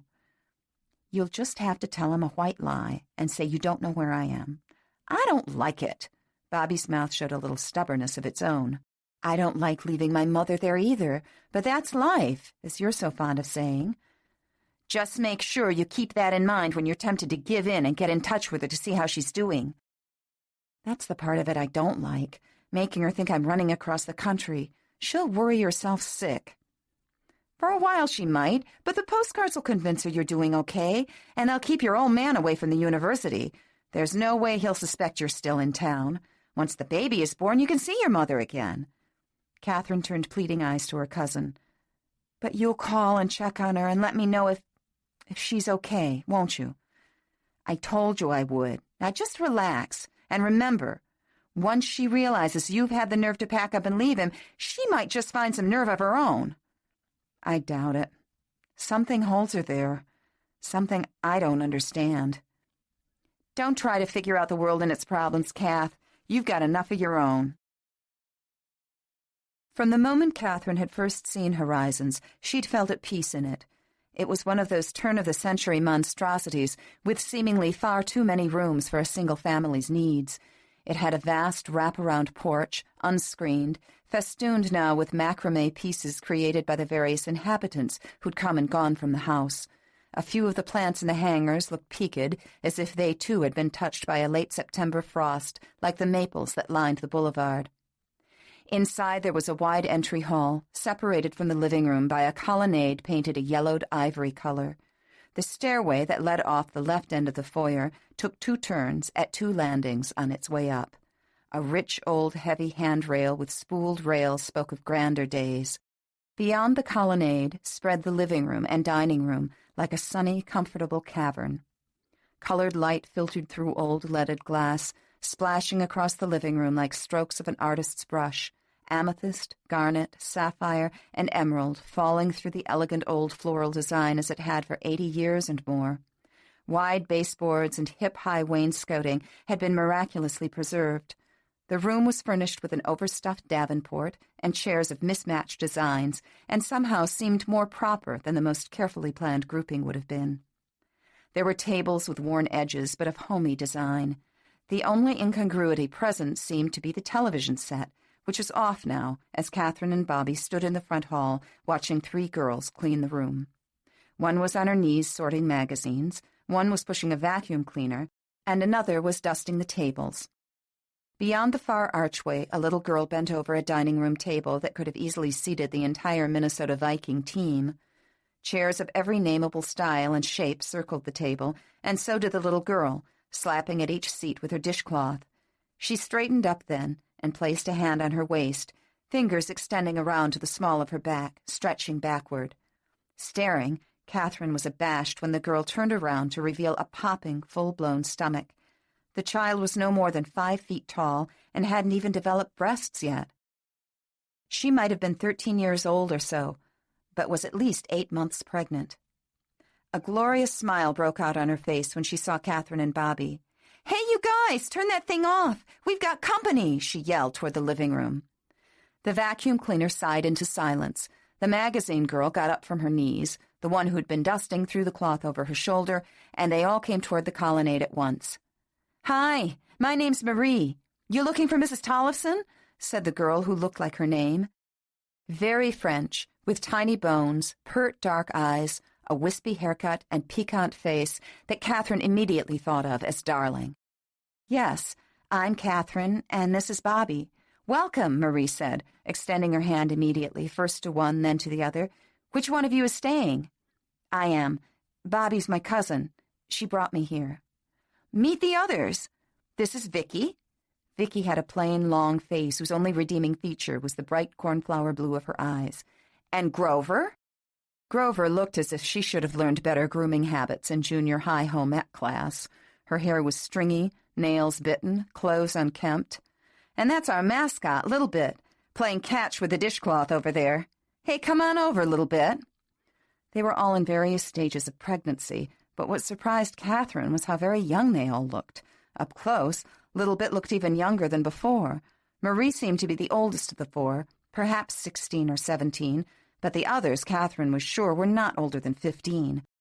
Amazingly, they all seemed cheerful, greeting Catherine with warm, genuine smiles. She had little chance to dwell on ages, for Marie took the lead, saying, "Welcome, then. I'll see if I can hunt up Tolly for you. She's around here someplace. Have you seen her, Little Bit?" "I think she's in her office." "Great. Follow me, you guys." While they trailed after Marie, she informed them. "Like I said, Little Bit's our mascot around here. Her real name's Dulcie, but there's not much more to her than a little bit, so that's what we call her. Mrs. Tollefson's a good egg. We all call her Tolly. As soon as we talk to her, we'll get you settled in." "Hey, have you guys had your lunch yet?" Whatever Bobby's preconceived notions had been about this place, none of them fit. The 4 girls she'd met so far exuded such an air of goodwill and sorority that she felt quite Victorian at what she'd expected. They all seemed happy and industrious and helpful. Following the bouncy Marie down a hall that led to the rear of the house, Bobby began feeling better and better about leaving Catherine here. They came to a small room, tucked beneath what must have been the servants' stairway at one time. It was as comfortable as the living room, only more crowded. It housed a large desk and bookshelves and a patchwork sofa in shades of rust and orange that gave a homespun feeling to the room. Shutters were thrown back to let the noon light flood in upon an enormous fern which hung above the desk. Behind the desk, a woman was searching through the depths of an open drawer. "Hey, did you lose something again, Tolly?" Marie asked. "Nothing important. It'll show up. It's just my fountain pen. Last time Francie borrowed it, she hid it in this bottom drawer. I guess I'll just have to wait until she decides to tell me where it is this time." "Hey, Tolly, we got company." The woman's gray head popped up, her face appearing for the first time from behind stacks of books. It was a flat, plain, middle-aged face, with smile lines at the corners of its eyes and bracketing its mouth. "Oh, glory be, why didn't you say so?" Smiling, she said, "Well, Catherine, I wasn't expecting you quite this early, or I would have told the girls to watch out for you and bring your things in. Did anyone get your suitcases yet?" "We'll take care of it while you talk to her," Marie offered, "if Bobby'll show us where the car is." But before they left, Marie said to Mrs. Tollefson, "I'll be your sister." "Wonderful," the woman exclaimed. "I take it you two have already met, so I'll dispense with introductions. Catherine, we usually have one of the established girls help each new girl, show her where things are, tell her how we arrange work schedules, what time meals are served, things like that." "We call it being sisters," Marie added. "How'd you like to take me on?" Catherine felt rather swamped by the goodwill which she had not quite expected, at least not in such immediate displays. Sensing her hesitancy, Marie reached out and took Catherine's hand for a moment. "Listen, we've all been through this first day. Everyone needs a little moral support, not only today, but on lots of days when things get you down. That's why we have sisters here. I rely on you, you rely on me. After a while, you'll find out this is really almost a terrific place to be, right, Tolly?" she chirped to Mrs. Tollefson, who seemed totally accustomed to such scenes. She wasn't in the least surprised to see Marie holding Catherine's hand that way. Catherine, who had not held the hand of another female since she'd given up jump rope and hopscotch, was far more uneasy than anyone in the room. "Right," answered Mrs. Tollefson. "You've been lucky, Catherine, to be adopted by Marie. She's one of our friendliest residents." Dropping Catherine's hand, flapping a palm at Mrs. Tollefson, Marie chided, "Oh, yeah, you say that about every single one of us here. Come on, Bobby, let's get Catherine's stuff up to her room." When they were gone, Mrs. Tollefson laughed softly and sank into her desk chair. "Oh, that Marie. She's a ball of fire, that one. You'll like her, I think. Sit down, Catherine, sit down." "Do they all call you Tolly?" The woman was carelessly dressed and exuded a friendly warmth that made Catherine think she ought to be wearing a cobbler's apron. Instead, she wore a pair of maroon jacquard knit slacks of definitely dated style and a nondescript white nylon shell, beneath an aged cardigan sweater that had long ago lost its shape to that of Mrs. Tollefson's rotund breasts and heavy upper arms. Altogether, Esther Tollefson was a most unstylish woman, but what she lacked in fashion she made up in cordiality. "No, not all of them," she answered now. "Some of them call me Tolly. Some call me Hey You, and some avoid calling me anything. Others don't stay long enough to learn my name, but they are few and far between. Some think of me as a warden, but most of them consider me a friend. I hope you will, too." Catherine nodded, unsure of what to say. "I sense that you're self-conscious, Catherine, but there's no need to feel that way here. Here you will deal with keeping yourself and your baby as healthy as possible. You'll deal with making decisions about what to do with your life after the baby is born. You will meet young women who have all come here for the same reason as you have, to have a baby that is being born out of wedlock. We do not force you into roles here, Catherine, nor do we place labels on you or on the decisions you will make. But we do hope you'll spend time considering your future and where to pick up after you leave Horizons. We will need a little intake information for our records. Anything you answer will, of course, remain completely confidential. Your privacy will be strictly protected. Do you understand that, Catherine?" "Yes, but I may as well tell you immediately that I don't want my parents to know where I am." "They don't have to. That's entirely up to you." "The rest of the information—" Catherine paused, looking down at the manila card, looking for a blank that said father's name or baby's father or something like that. She found no such thing. "There is no coercion here of any kind. Fill out only what you want to for now. If, as time goes by, you wish to add additional information, well, the card will be here. These first few days, we want you to concentrate chiefly on gaining your equilibrium, so to speak. Decisions about the future can be made in due time. You'll find that talking with all the girls will help very much. Each of them has a different outlook. There may be some fresh ideas that will help you immensely. My best advice is to remain open to the support that they may want to give. Don't shut them out, because they may be asking for your support when it appears they are giving you theirs. It won't take you long to find out what I mean." "Are they all as friendly as the ones I've met so far?" "Certainly not. We have those who are bitter and withdrawn. With those we try all the harder. We have, as you'll soon see, one girl whose rebellion at her situation has taken on the form of kleptomania. There is no punishment here of any kind, not even for stealing fountain pens. You'll meet Francie soon, I'm sure. If she steals something of yours, please let me know. I'm sure she will, right off the bat, just to test your reaction. The best thing to do is to offer her some compliment or suggest something for her or ask her advice about something. It always makes her return whatever it is she's stolen." "I'll remember that when I meet her." "Good. Well, Catherine, As I said before, during the first few days we want you to relax, gain your composure again, and get to know the others. I think I hear the girls coming in now. They'll find some lunch for you and show you your room." Marie appeared in the doorway just then. "All set?" "All set," Mrs. Tollefson replied. "Feed this girl if she's hungry, then introduce her around." "Aye, aye," Marie saluted. "Come on, Catherine. This way to the kitchen." Some 30 minutes later, Catherine walked out to the car with Bobby. They stopped, and Bobby turned to look back at the house. "I don't know what I expected, but it wasn't anything like this." "Anything's better than home," Catherine said with a definite chill in her voice. Bobby saw the defensive veneer which always seemed to glaze Catherine's eyes when she made comments such as this. A mixture of pity and relief welled up in Bobby. Pity, because her cousin's home life had been so painfully devoid of the love to which every child has a right. Relief, because Horizon seemed as good a haven as possible under these circumstances. Perhaps here Catherine might at last have, if not love, at least a measure of peace. "I feel, well, better about leaving you here, Kath." The introspective look faded from Catherine's face as she turned to her cousin. The brilliant autumn sun burned down through the balmy afternoon, and for a moment neither of them spoke. "And I feel good being left here, honest," Catherine assured her. But that guilty look which Catherine had seen so often lately in Bobby's expression was back again. "Don't you dare think it," Catherine scolded gently. "I can't help it," Bobby answered, thrusting her hands into her jeans pockets and kicking at a fallen leaf. "If I hadn't lined you up with him—" "Bobby, cut it out. Just promise you won't tell anyone where I am."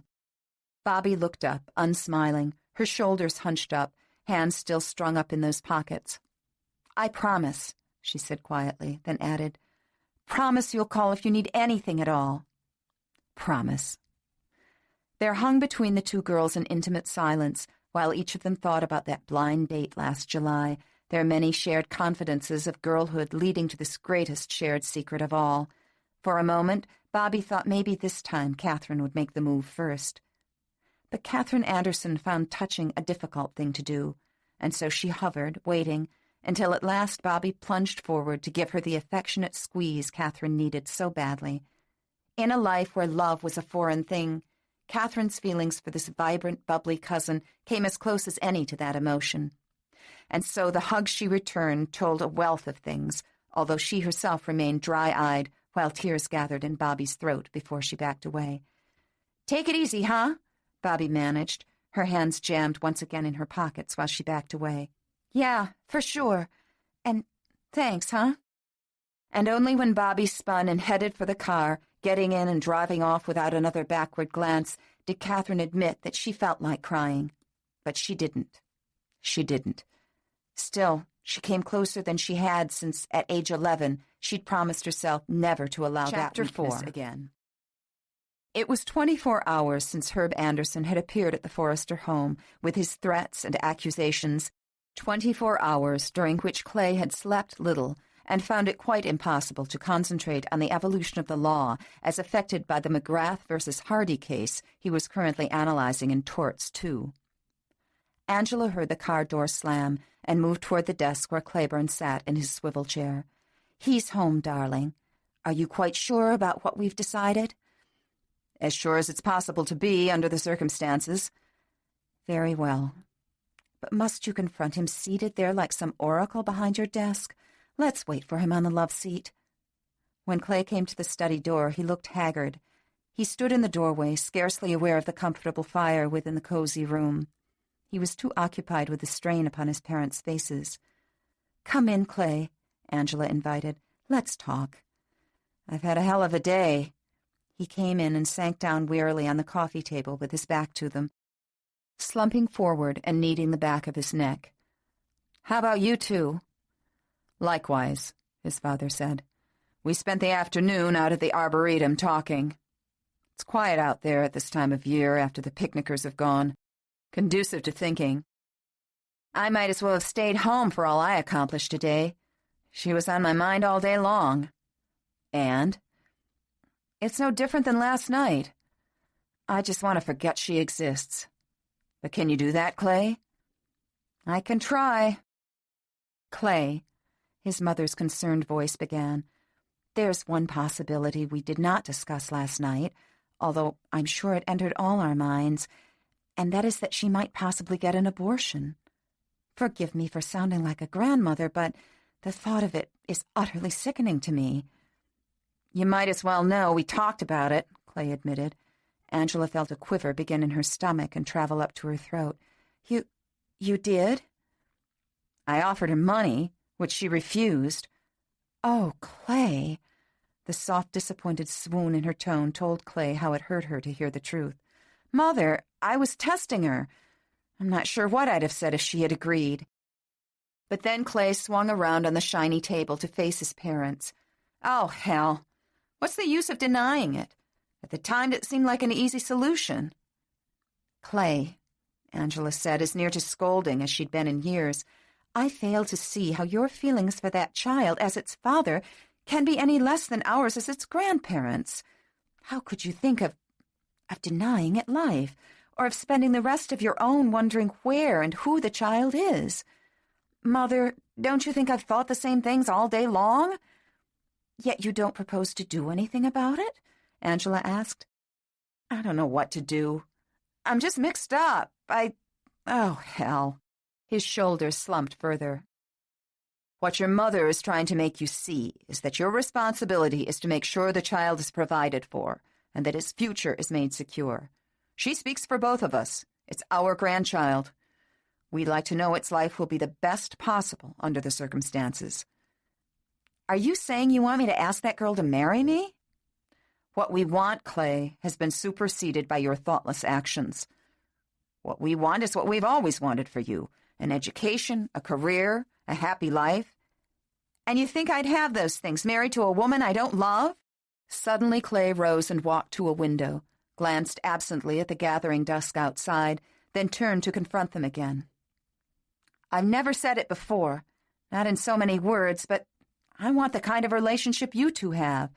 I want a wife I can be proud of, someone of my own class, if it comes down to that, whose ambitions match mine, who's bright and loving, and who wants what I want out of life. Someone like Jill. Ah, Jill, Angela said with an arched eyebrow, then leaned forward intently, her petite elbow on her gracefully crossed knees. Yes, I think it's time you considered Jill. Where was Jill when all of this happened? We'd had a fight, that's all. Oh, you had a fight. Angela settled back again, her casualness belying the seriousness of the subject. And so you took out Catherine to get even with Jill, or for whatever reason, and by doing so wronged not one woman but two. Clay, how could you? Mother, you've always liked Jill far better than any of the other girls I've gone with. Yes, I have. Both your father and I admire her immensely, but at the moment I feel your responsibility to Catherine Anderson is far greater than that to Jill. Besides, I haven't the slightest doubt that if you'd wanted to marry Jill, you'd have asked her years ago. We've talked about it more than once, but the timing just wasn't right. I wanted to get school behind me and pass my bar exam first. Speaking of which, I should like to point out a few facts you may have overlooked, Claiborne said, rising from the love seat and taking what Clay knew was his counsel for the plaintiff's stance, both feet flat on the floor, jaw and one shoulder jutting toward the accused. That father of hers could make more trouble for you than you might think. You are aware that your bar examinations are less than a year off, and that the State Board of Law Examiners goes to some lengths to establish that any person making application be of good moral character. Up to this point, I've never given it a second thought regarding you, but I've done nothing but consider it today. Clay, something like this could be enough for them to deny you the right to take your boards. When you apply, you'll be asked for affidavits respecting your habits and general reputation, and they are fully within their rights to demand you to furnish a character investigation report to the National Bar Examiners. Do you realize that? The expression on Clay's face made an answer unnecessary. Clay, it only takes one dyed-in-the-wool conservative who still sees abortion as immoral, regardless of its legal ramifications, or who believes that siring a bastard is cause enough to doubt your moral character, and it could be the death knell to your legal career. You have less than a year left. Do you want it all to go for nothing?" Claiborne moved to his desk, touched a pen distractedly, then sought Clay's eyes. "There is a minor concern, which I cannot help but inject here. As an alumnus at the university, I'm a member of the Partnership in Excellence and the Board of Visitors. I enjoy those positions, and they speak well for me. They are prestigious and would undoubtedly be an asset if I decide to run for county attorney. I should like no slur on the Forrester name, whether it be on yours or mine. And if I do run, I'm counting on you to continue my established practice during my term. Of course, we all realize what is at stake here." Claiborne dropped the pen on the desk for effect. It was implicit. He was threatening to exclude Clay from the family firm, upon which Clay had always built his plans for the future. Claiborne steepled his fingertips, looked over them at his son, and finished with further innuendo. "Your decision, Clay, will affect all of us." At that moment, Herbert Anderson was stalking back and forth across Catherine's deserted bedroom like a caged cat. "God damn that girl! I'll break every bone in her body if she ain't with Forrester talking money right this minute. Talk about gratitude. That's gratitude for you." He landed a vicious kick on a drawer that gaped at him with nothing but newspaper lining its bottom. The kick left a black scuff mark beside those he'd already put there. From the doorway, Ada stammered in a quaking voice, "Where do you suppose she'd have gone, Herb?" "Well, how the hell am I supposed to know?" he yelled. "She don't tell me one damn thing about her comings and goings. If she did, she wouldn't have got herself knocked up in the first place, 'cause I'd have made goddamn sure she'd have known something about that lover boy of hers before she went out and got herself diddled by him." Maybe he took her in after all." "He took her in all right. She's got a belly full of his brat to prove it." Stalking to the telephone, he elbowed Ada rudely aside, continuing his tirade as he dialed. "Damn girl ain't got the sense God gave a cluck hen if she's not with Forrester. Wouldn't know what her ship looked like if it run her down and sliced her in half. Them Forresters was my ticket, goddammit. My ticket. Damn her hide if she run off on me and—" Just then, Clay picked up his ringing phone, and Anderson bawled into the mouthpiece, "Where the hell is my daughter, lover boy?" The three Forresters were still in the study discussing the situation. Claiborne and Angela didn't need to hear the far end of the conversation to know what was being said. "She's not here." There were long pauses between Clay's responses. "I don't know. I haven't seen her since I dropped her off at home last night." "Now listen to me, Anderson. I told her then that if she wanted money, I'd be happy to give it to her, but she refused. I don't know what more you expect of me." "That's harassment, Anderson, and it's punishable by law." "I'm willing to talk to your daughter, but I have no intention of dealing with a small-time con artist like you. I'll say it one more time, Anderson. Leave us alone. It will take no more than a call from your daughter, and financial aid will be in her hand before the day is out. But as for you, I wouldn't give you directions to a soup line if you were dying of starvation. Do I make myself clear?" "Fine, bring them. She's nowhere in this house. If she were, I'd be happy to put her on the phone right now." "Yes, your concern is very touching. I have no idea—" There followed a longer pause, during which Clay pulled the receiver away from his ear, while the muffled anger of Herb Anderson crackled through the wire. When Clay hung up, it was with equal portions of anger and worry. "Well, it seems she's disappeared," he said, dropping down into his father's desk chair. "So I gathered," Claiborne replied. "That man is a lunatic." "I agree. And he's not going to stop with one abusive phone call. Do you concur?" "How should I know?" Clay jumped up again, paced across the room, and stopped to sigh at the ceiling. "He threatened at least 4 various felonies during the course of the conversation." "Have you any idea where the girl might have gone?" his father asked. "None. All she would say was that she had plans. I had no idea she intended to disappear this fast." "Do you know any of her friends?" "Only her cousin Bobby, the girl Stu's been dating." "My suggestion is you see if she knows where Catherine is, and the sooner the better. I have an idea we haven't heard the last from Anderson. I want him stopped before any word of this leaks out." Meanwhile, in Omaha, Nebraska, the sister of a student in Bobby Shoemaker's Psych 1 class dropped a letter in a U.S. mail depository. It was written in Catherine Anderson's clean, distinctive hand and addressed to Ada, telling her not to worry. The following evening, the Forresters were at dinner, the table set tastefully with white damask linens, bronze-colored mums, and burning tapers. Inella, the maid, had just served the chicken Kiev and returned to the kitchen when the doorbell rang. With a sigh, she went to answer it. She had no more than turned the handle when the door was smacked back against the wall with a violent shove, flying out of Inella's surprised fingers. A guttural voice rasped, "Where the hell is he?" Too shocked to attempt forestalling him, she only gaped while the man used an elbow to thrust her aside. She landed against the side of the stairs, overturning the brass pitcher of eucalyptus. Before she could right herself, the words Warpo's Bar were disappearing into the living room, trailed by a string of filth that made Inella's ears ring worse than the thud her head had just suffered. "I told you I'd get you, lover boy, and I'm here to do it," Herb Anderson shouted, surprising the trio at the dining room table. Angela's hand was poised halfway to her mouth. Claiborne dropped his napkin, and Clay began getting to his feet. But halfway there he was caught in the chin by a set of crusty knuckles, whistling through the candlelit room without warning. His head snapped back, and the sickening sound of the fist landing on her son's face made Angela scream and grope for her husband's help. Clay reeled backward, taking his chair with him to the floor, while the red nylon jacket dove after him. Before Claiborne could reach Anderson's poised arm, it cracked downward again in a second punishing blow. From the doorway, Inella screamed, then covered her mouth with her hands. "My God, call the police!" cried Angela. "Hurry!" Inella spun from the room. Claiborne got Anderson's arm, avoiding the swings which continued falling seemingly in every direction at once. He managed to catch the crook of Anderson's elbow, spinning the heavy man in a circle. Anderson's backside struck the edge of the table, sending crystal wine goblets, water glasses, and candle holders teetering. The tablecloth caught fire as candle wax sprayed across it, but Angela was embroiled in attempting to subdue the madman along with her husband.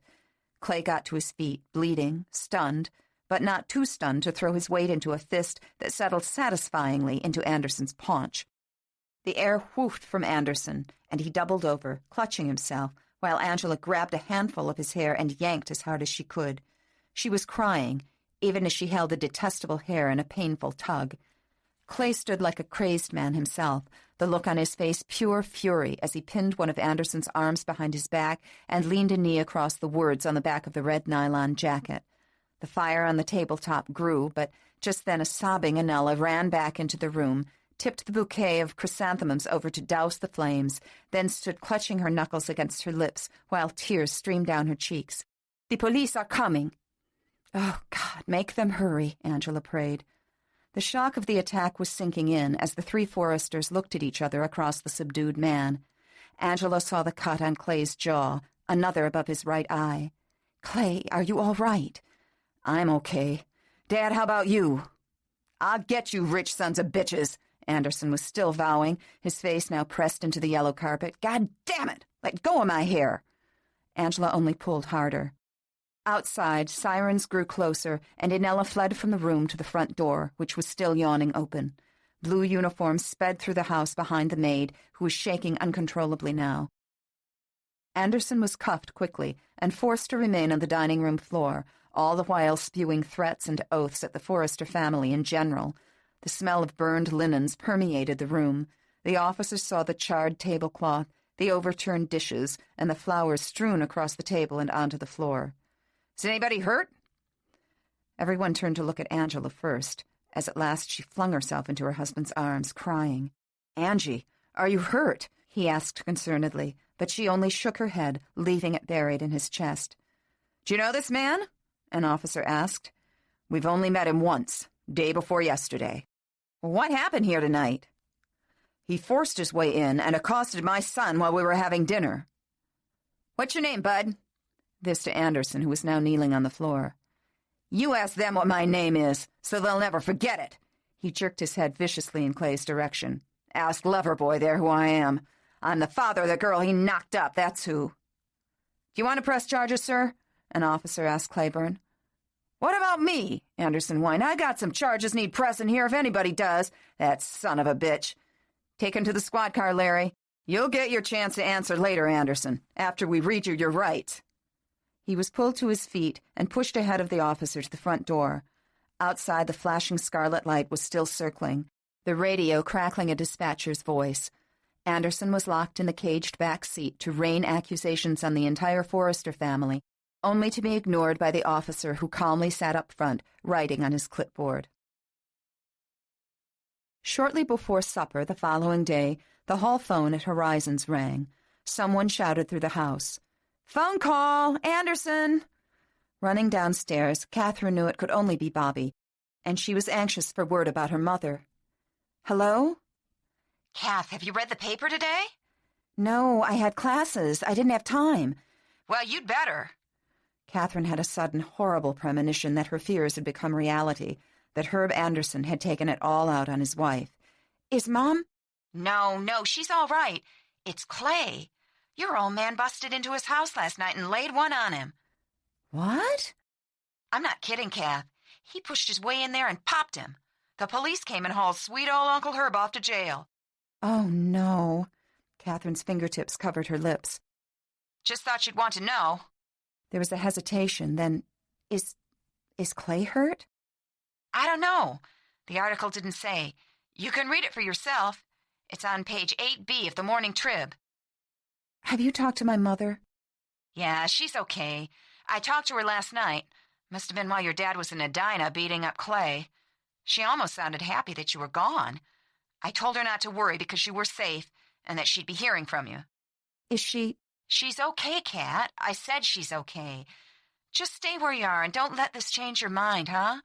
Clay can take care of himself, and a night in jail might even mellow out your old man." Before she ended the conversation, Bobby added a fact that she'd earlier decided not to tell Catherine, then had decided to tell after all. "Clay called me and asked if I knew where you are. I lied." The line buzzed voicelessly for a moment, then Catherine said quietly, "Thanks, kiddo." Catherine found the article in the Minneapolis Tribune and read it several times, trying to picture the scene her father had created. Although she hadn't seen the dining room of the Forrester house, she could well imagine a luxurious setting there and what it must have been like when her father burst in. Clay Forrester's face welled up before her, his gray eyes, handsome jawline, and then her old man's fist ramming into it. Guilt welled up unwanted. She heard Clay's voice as he'd asked her to accept his money, and somehow knew that if she'd accepted it, he would not have been assaulted by her old man. She knew, too, that her running away had thwarted Herb Anderson's plans for getting rich quick and had been further cause for him to turn his rage on Clay. At least Herb's volatile anger had been diverted away from Ada, but Catherine's conscience plagued her mercilessly until she assuaged it with the thought that, after all, the elder Mr. Forrester was an attorney and could easily prosecute his son's assailant, which would be no more than Herb deserved. The thought brought a short smile to Catherine's lips. Bobby wasn't surprised to answer the door the next day and find Clay Forrester there. He said without preamble, "I've got to talk to you. Can we take a ride?" "Sure, but it won't do any good." "You know where she is, don't you?" "Maybe I do, maybe I don't. Who wants to know? Her old man?" "I do." "You're a day late and $1 short, Clay." "Listen, could we go somewhere and have a cup of coffee?" She studied him a moment, shrugged, and answered, "Let me get my sweater." The Corvette was at the curb. She eyed it appreciatively and wondered again at Catherine's foolishness in not exploiting the situation, if only financially. Watching Clay round the front fender, Bobby couldn't help thinking that if she were in Catherine's shoes, she herself might not mind exploiting Clay Forrester in more ways than one. They drove to a small restaurant called Green's, where they ordered coffee, then sat avoiding each other's eyes until it came. Clay hunched over his cup, looking totally distraught. His jawline had been altered, and a bandage rode his right eyebrow. "That's a nice little shiner you've got there, Clay." She eyed it, and he scowled. "This thing is getting out of hand, Bobby." "Her old man's always been out of hand. How do you like him?" Clay sipped his coffee and looked at her over the rim of the cup. "Not exactly my idea of a model father-in-law," he said. "So what do you want with Catherine?" "Listen, there are things involved here which I don't care to get into, but, for starters, I want her to take some money from me so her old man will leave me alone. He's not going to stop until he's seen green. I'll be damned if I'll lay it in his hand." All I want her to do is to accept money for the hospital bills or her keep or whatever. Do you know where she is? What if I do? There was an unmistakable note of challenge in her attitude. He studied her a moment, then leaned back, toying with his cup handle. Maybe I deserve to get knocked around a little bit. Is that what you're thinking? Clay said. Maybe I was. I love her. Did she tell you I offered to pay my dues financially? She also told me you offered her money for an abortion. When he remained silent, Bobby went on. Supposing she's off having one right now? Bobby studied his face carefully and found the reaction she wanted, dread. She added sardonically, Is your conscience bothering you, Clay? You're damn right it is. If you think the only reason I want to see her is to get Anderson off my back, you're wrong. He closed his eyes and squeezed the bridge of his nose briefly, then muttered, Lord, I can't get her off my mind. Bobby studied him as she sipped. The black eye and bruised jaw Uncle Herb had doled out could not disguise Clay Forrester's handsomeness, nor the worried expression about his eyes. Something in Bobby softened. I don't know why I feel compelled to tell you, but she's okay. She's got her plans all made, and she's carrying through with them. Catherine's a strong person. I realized that the other night when I talked to her. Most girls in her position would come at a man with palms up, but not her. She's had it hard. She knows how to get by without any help from anybody. But still, you won't tell me where she is? He turned appealing eyes to her, making it extremely difficult for Bobby to answer as she had to. That's right. I gave my word. All right. I won't try to force you to break it. But will you just do this much for me? Will you tell Catherine that if she needs anything at all, to let me know? Tell her I'd like to talk to her, that it's important, and ask her if she'd call me at home tomorrow night. That way neither one of you will have to give away her whereabouts. I'll give her the message, but I don't think she'll call. She's stubborn. Almost as stubborn as her old man. Clay looked down into his cup. Listen, He swallowed, looked up again with an expression of worry etched upon his eyebrows. She's not having an abortion, is she? No, she's not. His shoulders seemed to wilt with relief. That night, when Catherine answered the phone, Bobby opened by saying, Clay came to see me. Catherine's hand stopped where it was upon her scalp, combing her hair back from her face. Her heart seemed to stop with it. You didn't tell him anything, did you? No, I just complimented him on his shiner. Your dad really meant business. It took great effort for Catherine to resist asking if Clay was really all right. She affected a businesslike tone, asking, He didn't come to show you his battle scars, I'm sure. What did he want? To know where you are. He wants to talk to you. About what? Well, what do you suppose? Kath, he's not so bad. He didn't even complain about getting beaten up. He seems genuinely worried about your welfare and wants to make some arrangements for paying for the baby, that's all. Bully for him, Catherine exclaimed, casting an anxious glance down the hall to make sure no one was within earshot. Okay. All I am is the messenger. He wants you to call him at his house tonight. The line grew silent. The picture of his house came back all too clearly to Catherine. His house with its comfortable luxury, its fire burning at dusk, his parents in their finery, Clay walking in, whistling, with his hair the color of autumn. A weakness threatened Catherine, but she resisted it. Kath, did you hear me? I heard. But you're not going to call him? No. But he said he's got something he has to talk over with you. A rather persuasive tone came into Bobby's voice then. Listen, Kat, he kind of threw me.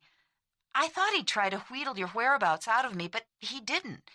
He said if you'd call him, neither one of us would have to give away any secrets. Very upstanding, Catherine said tightly, haunted even further by the remembered look of concern on Clay's face as she got out of the car. This may sound disloyal, but I'm beginning to think he is. What, upstanding? Well, is it so unbelievable? He really seems, concerned. He isn't acting at all like I thought he would. I find myself wondering what Stu would do if he found himself in Clay's situation. I think he might have left town by now. Listen, why don't you give Clay a chance? I can't. I don't want his concern, and I'm not going to call him. It wouldn't do any good. He said I should tell you if there's anything you need, just say so, and you've got the money for it. I know. He told me that before. I told him I don't want anything from him. Kath, are you sure you're doing the smart thing? Bobby, please. Well, heck, he's loaded. Why not take a little of it off his hands? Now you sound like my old man. Okay, Kath, it's your baby. I did what he asked. I gave you the message. Call him at his place tonight. From there on out, it's up to you. So how's the place? It's really not bad, you know? Then, fighting off thoughts of Clay Forrester, Catherine added, It has no men, so that's a plus right there. The voice at the other end became pleading. Hey, don't get that way, Kath. Not all men are like your father. Clay Forrester, for instance, is about as far from your father as a man could get. Bobby, I get the distinct impression that you're changing sides. I'm not changing sides, but I'm getting a better view of both sides, caught in the middle like I am. I'm always on your side, but I can't help it if I think you should at least call the guy. Like hell I will. I don't want Clay Forrester or his money. All right, enough. I'm not going to waste any more time arguing with you about it, because I know you when you get your mind made up. Absorbed as she was in her conversation with Bobby, Catherine was unaware that 3 girls had gone into the kitchen for a snack, and from there any telephone conversation could be easily heard. When she hung up, she headed back for her room, more rattled than she'd care to admit by what Bobby had said. It would be so easy to give in, to accept money from Clay, or to solicit his moral support during the difficult months ahead. But should she rely on him in any way, she feared he would have a hold on her, on the decisions about her future, which must still be made. It would be better to stay here, where life was better than that which she left. At Horizons there was no censure, for everyone here was in the same boat. Or so they thought. Chapter 5. The tension around the Forrester home grew as Catherine's whereabouts remained unknown. Angela walked around with a drawn expression about her mouth, and often Clay found her eyes upon him with such a hurt expression that he carried its memory with him to the law school building each day. His concentration was further thwarted by the fact that Herb Anderson was released after 24 hours without a formal charge made against him. The necessity to let him go scot-free rankled mercilessly, not only on Clay but on his father. They knew the law, knew they could pin Anderson to the wall for what he'd done. To be unable to do so only raised the pitch of their taut nerves. Once Anderson was free, he became more self-righteous than ever. He smiled in self-satisfaction all the way home while he thought, I got them sons of bitches where I want them, and I ain't letting go till they come through with the greenbacks. When Herb got home, Ada was standing in the living room with her coat still on, reading a postcard. She looked up, startled to see him coming in the door. Why, Herb, you're out. Goddamn right I'm out. Them Forresters know what's good for 'em, that's why I'm out. Where's the girl? His eyes were bloodshot, his knuckles still taped, the bandages dirty now. He already had the rank stench of gin on his breath. She's all right, Herb, Ada offered timorously, holding out the card. Look, she's in Omaha with a friend who— Omaha? The word rattled the windows as Herb reeled and smacked the postcard out of his wife's hand. She cowered, watching with huge eyes as he teetered and stooped to pick up the card off the floor. He gaped at the handwriting to make sure it was Catherine's. He swiped the soiled bandage across the eyes that always wore a film of water over their ochred whites. When his vision cleared, he studied the card again, then whispered, Them rich sons of bitchin' whoring no-good bastards are going to pay for this. Nobody makes a horse's ass out of Herb Anderson and gets away with it. Then he shoved past Ada as if she weren't there, heading out again. She collapsed into a chair with a shudder of relief. At Horizons, Francie got even with a few of life's injustices by stealing a bottle of Charlie perfume from the top of Catherine Anderson's dresser. At the University of Minnesota, One of those very injustices was at that moment folding her exquisite, thoroughbred legs into Clay Forrester's Corvette. "You're late," Jill Magnuson scolded, placing one gleaming fingernail on the door to prevent Clay from closing it, at the same time turning upon him a stunning smile that had cost her father approximately $2,000 in orthodontia. Jill was a beauty, and a member of the elite sorority Kappa Alpha Theta, whose members were loosely referred to as the Thetas, known down through the years as the rich girls' sorority at the U of M. "Busy day," Clay answered, suddenly piqued by her method of holding them up. He was too distracted to be charmed by those supple limbs right now. He slammed the door and walked around to his side. The engine purred as they pulled away from the curb. "I need to stop at the photo lab to check on some pictures for a research project." Jill was more than a superficial appearance. She was majoring in aviation electronics and had every intention of designing the first jet shuttle between the Earth and Moon. With career goals set high, she wasn't the least bit interested in getting married yet. She and Clay understood each other well. But tonight he was unusually testy. "I'm late, and you're the one who's going to stop at the photo lab on our way to the party," Clay snapped, laying a thin line of rubber as the car peeled away. "My, aren't we touchy tonight?" "Jill, I told you I wanted to stay home and study. You're the one who insisted we go to this party. You'll forgive me if I dislike playing escort service on the way." "Fine, forget the lab. I can pick the photos up myself tomorrow." Gearing down at a stop sign, he screeched to a halt, throwing Jill forcefully forward. "What in the world is the matter with you?" she exclaimed. "I'm not in a party mood, that's all." "Obviously," she said dryly. "Then forget the photo lab and the party, too." "You dragged me out to this damn party, now we're going." "Clay Forrester, don't you speak to me in that tone of voice. If you didn't want to go with me, you could have said so. You said you had a case to study this weekend. There's a vast difference between the two." He threw the car into gear and screamed down University Avenue toward the heart of the campus, zinging in and out between other cars, intentionally laying rubber with every shift of the gears. "You're driving like a maniac," she said coolly, her auburn hair swinging with the erratic motions of his lane changes. "I'm feeling like one." "Then please let me out." "I'm not." "I'll let you out at the goddamn party," he said, knowing he was being despicable, but unable to help it. "Since when have you taken to insouciant cursing?" "Since approximately 6 p.m. 4 nights ago," he said. "Clay, for heaven's sake, slow down before you get us both killed, or at the very least get yourself a walloping ticket. The campus police are thick tonight. There's a concert at Northrop." Ahead, at an intersection, he could see a cop patrolling traffic, so he slowed down. "Have you been drinking, Clay?" "Not yet," he snapped. "You're going to?" "If I'm smart, maybe."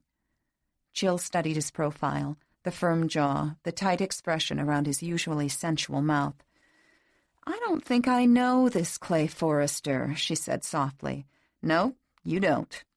He glared straight ahead, curling his lower lip over his upper, waiting for the cop to flag the traffic through the intersection. "Neither do I." "It sounds serious," she ventured. Instead of replying, he hung his right wrist over the steering wheel and continued to glare at the cop, that lip still curled up with contempt at something. "Want to talk about it?" she asked in what she hoped was a coercive voice. She waited, dropping her head slightly forward, so her hair fell like a rust curtain beyond her cheek. He looked at her at last, thinking, God, but she's beautiful. Poised, intelligent, passionate, even a little cunning. He liked that in her. Liked even more the fact that she never tried to hide it. She often teased him that she could get him to do anything she wanted simply by using her long-limbed body. Most of the time, she was right. "What would you say if I admitted that I'm afraid to talk to you about it?" "For starters, I'd say the admission has added some common sense to your driving habits."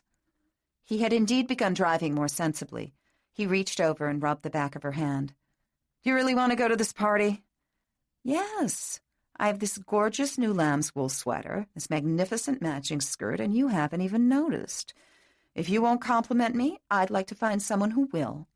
"All right, you got it," he said, swinging left, heading for the Alcorn Apartments, where the party was in full swing when they arrived.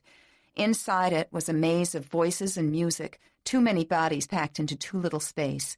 The Alcorn was a converted gingerbread house with bays, nooks, and pantries, the kind of place easily gotten lost in if playing hide-and-seek. The furniture throughout the first-floor apartment was positively decimated, but nobody cared because nobody seemed to own it.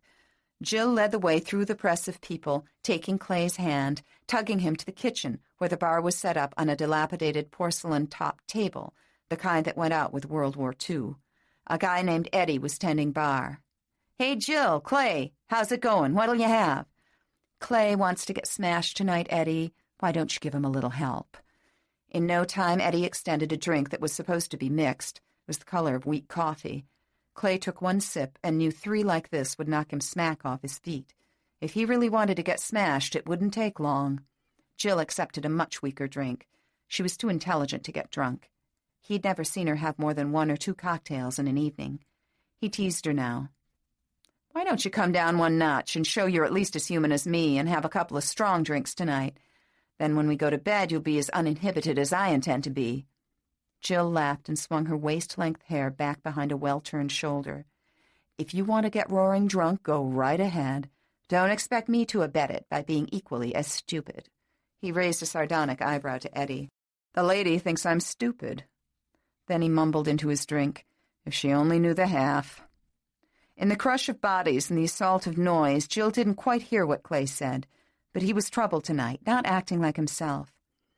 "I don't know what's gotten into you tonight, but whatever it is, I don't like it. You'd like it even less if you knew."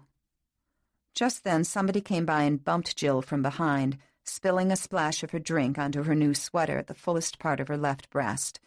"Oh, damn!" she exclaimed, sucking in her stomach, searching in her purse for a Kleenex. "Have you got a hanky, Clay?" He reached for his hind pocket. "That's the second time this week that a lady has needed my hanky. Here, let me help you with that, mademoiselle." He grabbed Jill by the hand, found a vacant corner beside the refrigerator, and pushed her into it. With the hanky, he began dabbing at the spot where the liquor had already darkened the sweater. But an odd, troubled look overtook his face. His motions stilled, and his eyes found hers. Then he grabbed hanky, sweater, breast, and all, and flattened himself against her long, lithe body, kissing her with a sudden fierceness that startled her. Fondling her breast, controlling her mouth, he pressed her into the corner where the refrigerator met the wall. She thought he'd lost his mind. This was not the Clay she knew, not at all. Something was more wrong than she'd guessed. "Stop it, stop it! What's the matter with you?" she gasped, breaking away from his kiss, trying to push his hand from her breast. "I need you tonight, Jill, that's all. Let's go someplace and leave this noisy bunch." "I've never seen you like this, Clay. For God's sake, let go of my breast." Abruptly he released her, backed up a step, put the guilty hand in his trouser pocket, and stared at the floor. "Forget it," he said. "Just forget it." He raised his drink and took an abusive swallow. "You're going to get sick if you continue at this pace." "Good." "All right. I'll go with you, but to make sense, not sex. Agreed?" He looked at her absently. "Whatever it is that's bothering you, let's talk it out." "Fine," he said, taking her glass almost viciously and depositing it and his back on the table, which was littered with dozens of others. Without another word, he grabbed Jill's wrist and started pushing his way through the mob. When they were halfway to the door, someone yelled, "Hey, Clay, hold up!" Turning, he saw Stu Glass's ruddy face making its way toward him, both hands raised above the press of elbows, trying to keep from spilling a pair of drinks. Over his shoulder, Stu shouted, "Follow me close, honey. I want to talk to Clay for a minute." The 2 couples converged in the milling crowd. "Hey, Clay, you leaving already?" "Hey, Stu, what do you say?" "Haven't seen you around all week. Dad wanted to know if you and your father decided about partridge hunting next weekend." The 2 fell to discussing hunting plans, leaving Bobby and Jill to exchange small talk. They knew each other only slightly, through their relationship with the men, but now, for the first time, Bobby studied Jill Magnuson more assessingly than ever before. She took in Jill's expensive wine-colored sweater and skirt, that angel's face of hers, and the negligent way Clay Forrester's arm looped around her waist while he went on talking to Stu. If ever 2 people were made for each other, it was these 2, thought Bobby. Jill with her burnished skin, her cover girl's features, and that glorious mane of hair, and Clay with his sun-drenched good looks, flawless taste in clothing to match the girls, and both of them blessed with self-assurance, wealthy families, and preordained success. It struck Bobby quite suddenly that Catherine was positively out of her class with a man like Clay. He belonged with the kind of girl he was with now. How futile it was to wish she'd used better judgment last 4th of July, yet, observing Clay and Jill together, Bobby felt a sting of deep regret. All the while Clay talked with Stu, he was aware of Bobby. When at last someone from the crowd bumped through and took Jill momentarily away from his side, and Stu along with her, he got his chance. "Hi, Bobby." "Hi, Clay." The two eyed each other a little warily. "What's new with you?" "Same old thing." Damn her, thought Clay. She's going to make me ask it. He threw a quick eye at Jill, who stood near enough to overhear anything being said. "Have you heard anything from your cousin lately?" "Yeah, just today, as a matter of fact." "How's everything?" "The same." Clay's eyes shifted away and back again. "I never got that call." "I gave her the message." "Could you please ask her again?" "She's not interested." Someone from the crowd jostled his way behind Bobby, pushing her forcibly closer to Clay. He used the opportunity to insist, "There have been some serious repercussions. I've got to talk to her." But just then Jill recaptured Clay, running her painted nails up his arm in a familiar way, taking his elbow in her own. There are people in this world who have things just a bit too good, thought Bobby, and others who never get a break. Just to even the scales a little bit, some cunning gremlin inside Bobby made her call after the couple. "I'll tell Catherine you said hello, Clay." He turned and burned her with a look that seemed to say he'd like to throw a hex on her. But he replied civilly, "Give her my best." When Jill and Clay had disappeared, Stu asked, "What was that all about?" "Oh, nothing. We lined Clay up with my cousin Catherine one time last summer, remember?" "We did? Oh, yeah, that's right, we did." Then shrugging, he took her elbow and said, "Come on, let's go freshen our drinks." Clay and Jill decided to drive out to the Interlaken Country Club, a place where both their parents belonged, and where they'd been coming for as long as they could remember, to play golf or eat Sunday brunch. The dining room was half empty, left now to those members who stayed to dance on the small parquet floor to the music of a trio that played old standards. They were seated at a table situated in the lee of corner windows overlooking the golf course, which was lit by single lights strewn along the fairways. The dapples of brightness created a jeweled view from this vantage point in the high glass-walled room. The course boasted 50 different species of trees. Were at high noon, they'd be seeing every warm color of the spectrum across the expanse below. But now, night having settled over the acres of trees and manicured grass, it looked like something from a fairy tale, the trees shimmering silhouettes against the strategically placed lights. For some minutes after they were seated, Clay continued staring out at the view below, while Jill swirled her wine in its lengthy stem glass. When she'd waited as long as she intended to wait, Jill forced the issue.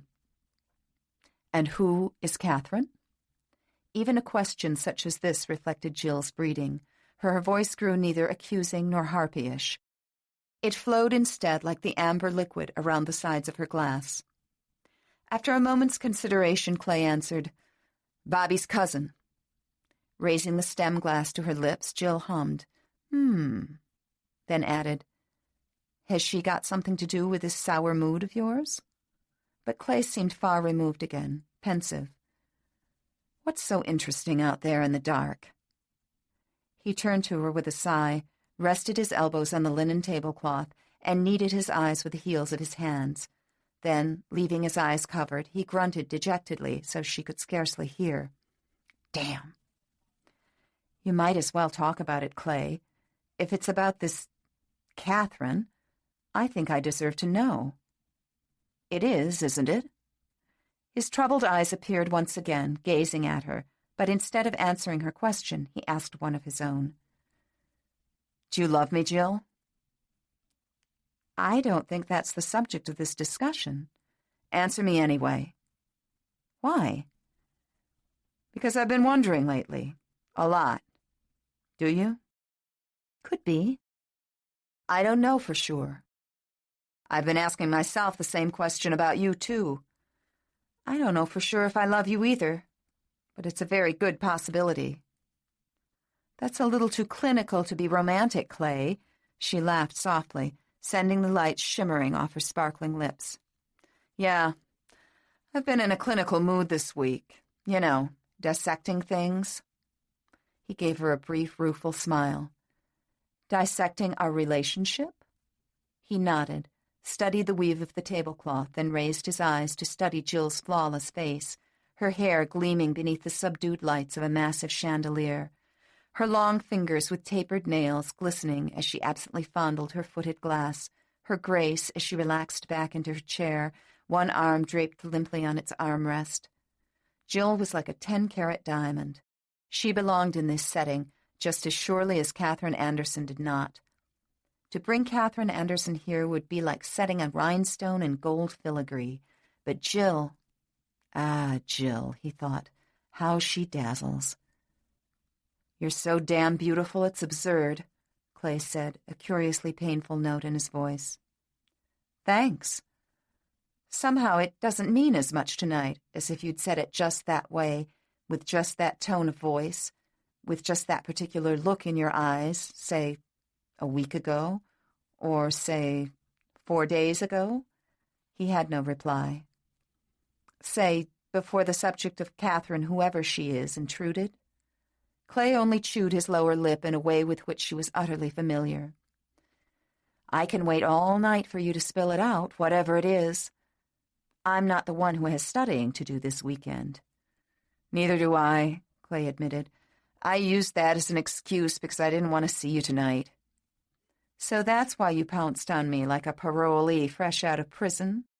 He laughed softly, admiring her cool, unruffled presence. No, that was self-flagellation. For last July 4th. A light dawned in Jill's head. She remembered quite distinctly the fight they'd had back then. Who was she? Catherine? Jill asked softly. Exactly. And? And she's pregnant. Jill's poise was commendable. She drew in a deep, swift breath, her perfect nostrils flaring into slight imperfection during the length of it. The cords in her neck became momentarily taut before relaxing once more as her eyes and Clay's locked, searching. Then she gracefully braced an elbow on the tabletop and lowered her forehead under the back of her hand. Into the silence, a waiter intruded. Miss Magnuson? Mr. Forrester, can I get you anything else? Clay looked up, distracted. No, thank you, Scott. We're fine.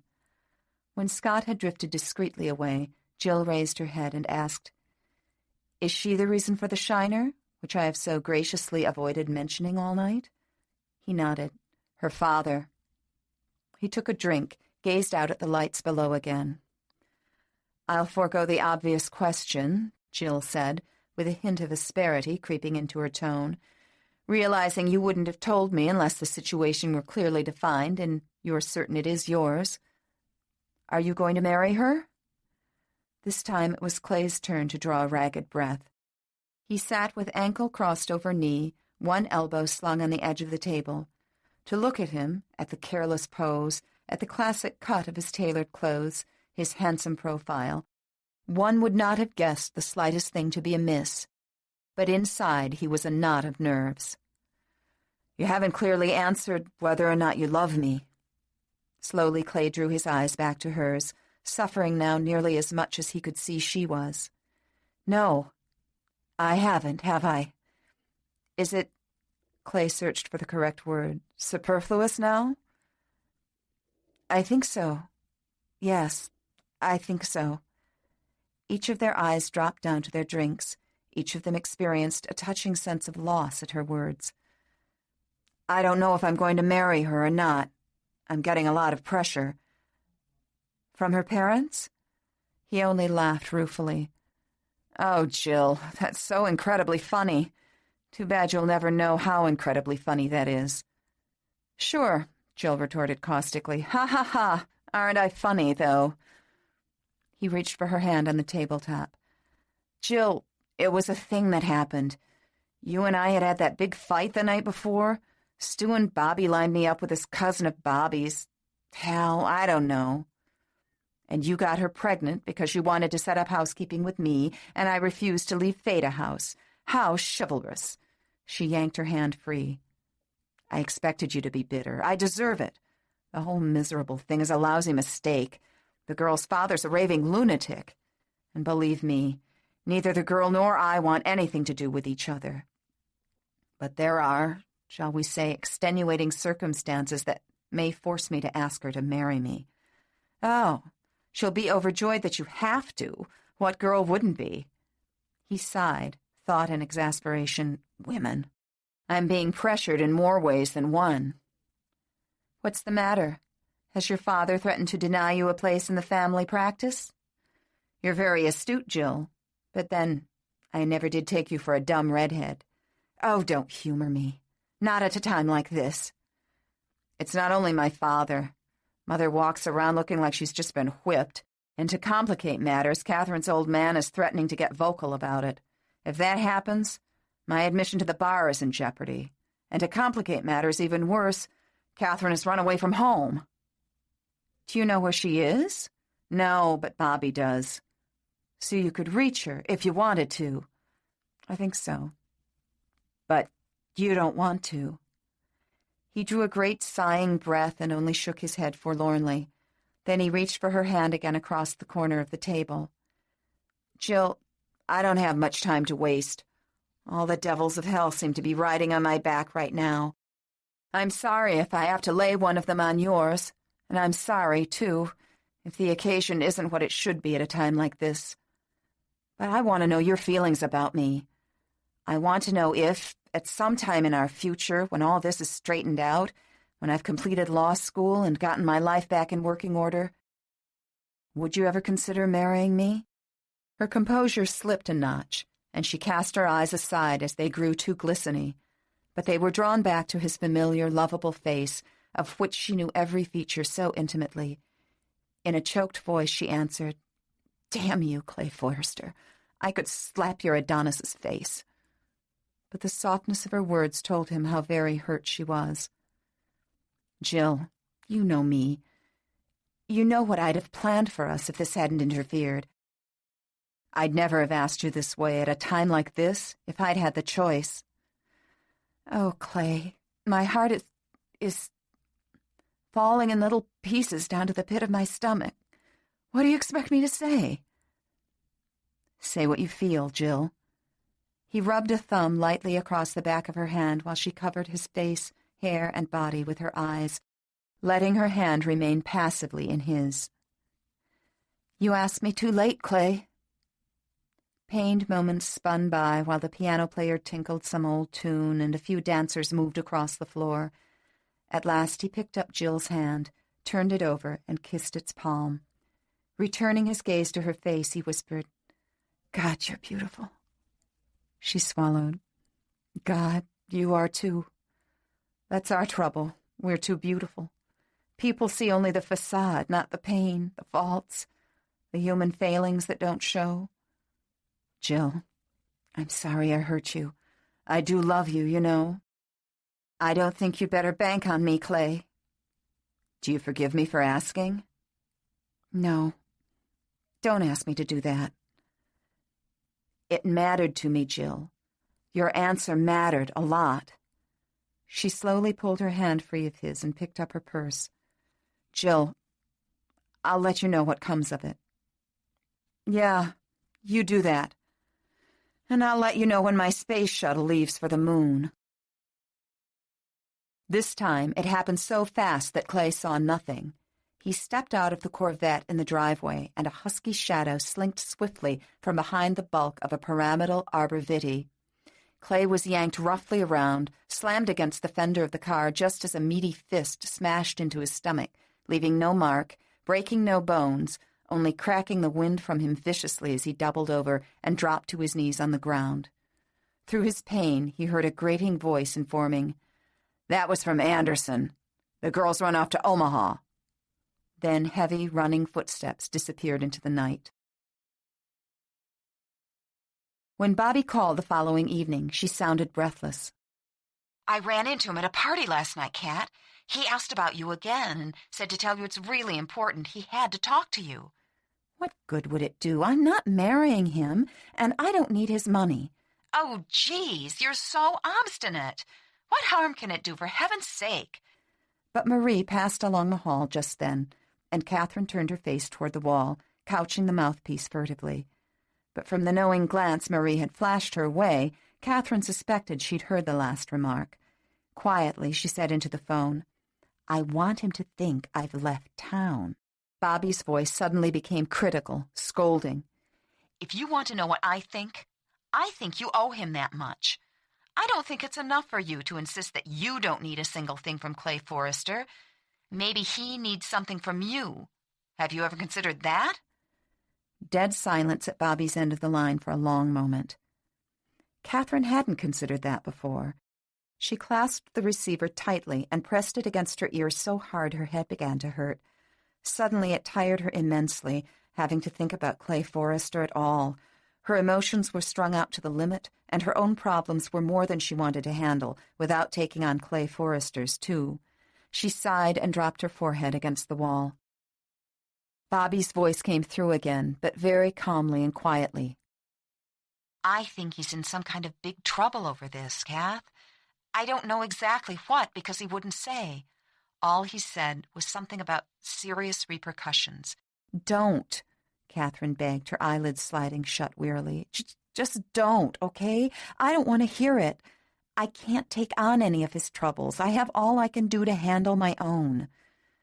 Again there followed a lengthy silence before Bobby made one last observation, which was to gnaw at Catherine's conscience mercilessly in the hours and days to come. Kath, whether you want to admit it or not, I think they're one and the same. Chapter 6. The wide blue curve of the Mississippi River glinted beneath the autumn sky as it cut a swath through the campus of the University of Minnesota, dividing it into East Bank and West Bank. The more heavily wooded East Bank wore the school colors, maroon and gold. Homecoming was approaching, and it seemed almost as if the grounds had festooned themselves for the event. Stately old maples wore ruddy tones in startling contrast with the fiery elms. Constant activity churned along Union and Church Streets as homecoming preparations advanced. On the lawns, students soaked up summer's warm leftovers. Pedestrians dawdled, waiting for buses in the shaded circle before Jones Hall. Bicycle wheels sighed through tumbled leaves. Ornamental stone parapets adorned gracious old frat houses down along University Avenue, their retaining walls, steps, and balconies draped with idlers, slung there like lazing lizards. And everywhere couples kissed, heads bare to the afternoon sun. Passing a kissing couple now, Catherine looked quickly away. Somehow the sight of them made the books ride a little more heavily upon her hip. At times lately, leaning to lift those books, twinges caught her side in newly strange places. Clay, too, was often disarmed by the sight of a young man and woman kissing.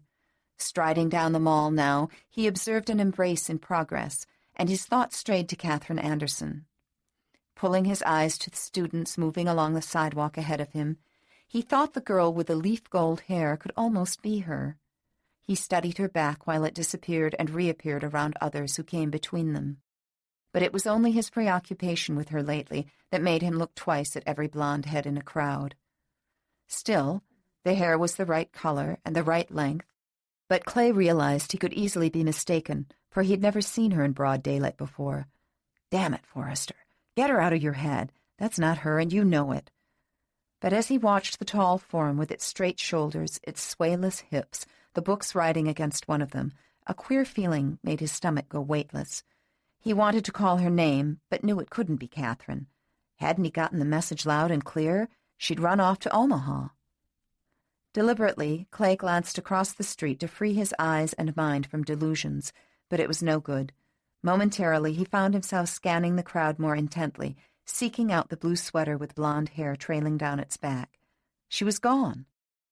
Absurd, but a hot flash of panic clutched Clay, making him break into a trot. He caught sight of her once more, farther ahead, and breathed easier, but continued following. Long stride, he thought. Long legs. Could it be? Suddenly the girl crooked an arm and stroked her hair away from her neck as if she were hot. Clay skipped around a group of people, studying the long legs, the erect carriage of her shoulders, remembering her air of haughtiness and defensiveness. She came to a street and hesitated for a passing car, then glanced aside to check traffic before crossing. As she stepped from the curb, her profile was clearly defined for a fraction of a second. Clay's heart seemed to hit his throat, and he broke into a run. "Catherine?" he called, keeping his eyes riveted on her, shouldering his way, bumping people, mechanically excusing himself, running on. "Catherine?" She evidently did not hear, only kept walking on, the sound of traffic grown heavier as a bus pulled away from the sidewalk. He was short-winded by the time he caught up with her and swung her around by an elbow. Her books tumbled from her hip, and her hair flew across her mouth and stuck to her lipstick. "Hey, what—" she began, instinctively bending toward the books, but through the veil of hair she looked up to find Clay Forrester glowering down at her, his chest heaving, his mouth open in surprise. Catherine's heart cracked against the walls of her chest, while the sight of him made tremors dance through her stomach. "Catherine? What are you doing here?" He reached again for her elbow and drew her up. She only stared, trying to conquer the urge to run, while her heart palpitated wildly and the books lay forgotten on the sidewalk. "Do you mean you've been here all the time? Right here, going to school?" he asked in astonishment, still grasping her elbow as if afraid she'd vanish. Clay could see she was stunned. Her lips parted, and the look in her eyes told him she felt cornered and would surely run again. He felt the sweater slipping out of his fingers. "Catherine, why didn't you call?" Her hair was still stuck to her lipstick. Her breath, coming through, billowed it out and in. Then she bent to pick up her books while he belatedly leaned to do the same. She plucked them away from his fingers and turned to escape him and the countless complications which he could mean to her. "Catherine, wait! Leave me alone!" she flung over her shoulder, trying not to look as if she were running from him, running just the same. "I've got to talk with you." She kept half running, half walking away, Clay a few steps behind her. "Why didn't you call?" "Damn it, how did you find me?" "Will you stop? For God's sake, I'm late. Leave me alone." He kept up with her, stride for stride, easily now, while Catherine's side started aching and she pressed her free hand against it. "Didn't you get my message from Bobby?" But the blonde hair only swung from side to side on that proud neck as she hurried on. Irritated because she refused to stop, he grabbed her arm once again, forcing her to do his bidding. "I'm getting tired of playing Keystone Cops with you. Will you stop?" The book stayed on her hip this time, but she tossed her head belligerently, a yearling colt defying the bridle. She stood there glaring at him while he restrained her. When at last it seemed she wouldn't bolt, he dropped his hand. "I gave Bobby the message to have you call me. Did she tell you?" Instead of answering his question, she berated herself. "This is the one thing I couldn't control, chancing running into you somewhere. I thought this campus was big enough for the two of us. I'd appreciate it if you'd keep it to yourself that I'm here. And I'd appreciate it if you'd give me the opportunity to explain a few things and work something out with you. We did all the talking we needed the last time we were together. I told you, my plans are made, and you don't have to worry about me." Curious passers-by eyed them, wondering what they were arguing about. "Listen, we're making a spectacle here. Will you come with me someplace quiet so we can talk?" "I said I was in a hurry." "And I'm in a fat lot of trouble. Will you just give me 2 minutes and stand still?" He'd never seen anyone so defiant in his life. It was more than just his parents' ultimatum driving him now. It had come down to a contest of wills as she strode away up the mall with him just behind her shoulder again. "Leave me alone," she demanded. "There's nothing I'd like better, but my parents don't see it that way." "Pity." He grabbed the back of her sweater this time, and she nearly walked out of it before realizing why it wasn't coming along with her. "Give me a time, an anonymous phone number, anything, so I can get in touch with you, and I'll leave you alone until then." She yanked her sweater free and spun to face him defiantly. "I've already told you. I made one mistake, and it was a dilly. But my life isn't ruined as long as I don't consider it ruined. I know where I'm going, what I'm going to do when I get there, and I don't want you involved in any way whatsoever. Are you too proud to take anything from me?" You can call it pride if you want. I prefer to call it good sense. I don't want you having any kind of hold over me. Suppose I have the solution to our problems, and it would leave neither of us indebted to the other. But she only eyed him acidly. I've solved my problems. If you still have some, it's not my fault. People were looking at them curiously again, and Clay became incensed at her stubborn refusal to listen to reason. Before she knew what was happening, he clamped an arm around her waist and propelled her off the sidewalk toward an old, enormous elm. She found herself thrust against it, her ears flanked by both his palms, which leaned against the bark. "Something else has come up," he informed her, his face no more than 2 inches from hers. "Seems your father's been making trouble." She swallowed, pressing her head back, glancing first into his eyes, then aside, afraid of the determination she saw so clearly at this close range. "I heard about that, and I'm sorry," she conceded. "I really thought he'd give up when I left." "For Omaha?" he asked sarcastically. Her startled eyes flew to his. "How did you learn that?" She noted the remnant of a cut above his eyebrow and wondered if her father had put it there. He glowered, holding her prisoner so that all she could see was either his face or a bronze-colored sweater smack in front of her eyes. She stared at the sweater. "Never mind. Your father's making threats, and those threats could mean the end of my law career. Something's got to be done about it. I find the idea of paying him off as distasteful as you do. Now, can we work on a reasonable alternative?" Catherine's eyes slid shut. She was unable to think quickly enough. "Listen, I've got to go now, honest. But I'll call you tonight. We can talk about it then." Something told him not to trust her, but he couldn't stand there restraining her indefinitely. All he could do was let her go for the time being. He knew he could find out easily where she lived, now that he knew she was a student here. As he watched her walk away, he waited to see if she'd turn around to check if he was tailing her. She didn't. She entered Jones Hall and disappeared. And guessing that her patience was probably greater than his, he turned back, heading for the car. The following day, Catherine met Mrs. Tollefson in the office with its patchwork sofa and fern. Thinking Tolly would forge ahead into the subject Catherine most dreaded, Catherine was surprised when instead the matronly woman only chatted about school and asked how Catherine was getting along now that she'd settled into Horizons. When Catherine told her she was attending college on a small study grant and supplementing it by doing typing and sewing, Mrs. Tollefson noted, "You have a lot of ambition, Catherine." "Yes, but I'll be the first to admit it's self-serving. I want something better out of life than what I've had." Mrs. Tollefson ruminated. "College, then, is your ticket to a better life?" "Yes, it was going to be my final escape." "Was?" Mrs. Tollefson paused. "Why do you speak in the past tense?" Catherine's eyes opened a little wider. "I didn't do it consciously." "But you feel you're being forced to drop out of school?" A brief, wry laugh escaped Catherine. Under the circumstances, who wouldn't? A gentle expression complimented Tolly's soft voice. "Perhaps we need to talk about that. About where you come from, where you are, where you're going." Catherine sighed, dropped her head back tiredly. "I don't know where I'm going anymore. I did once, but I'm not sure if I'll get there now." "You're speaking about this baby as an obstacle." "Yes, one I haven't wanted to make decisions about. Perhaps decisions will come easier once we look at all your options."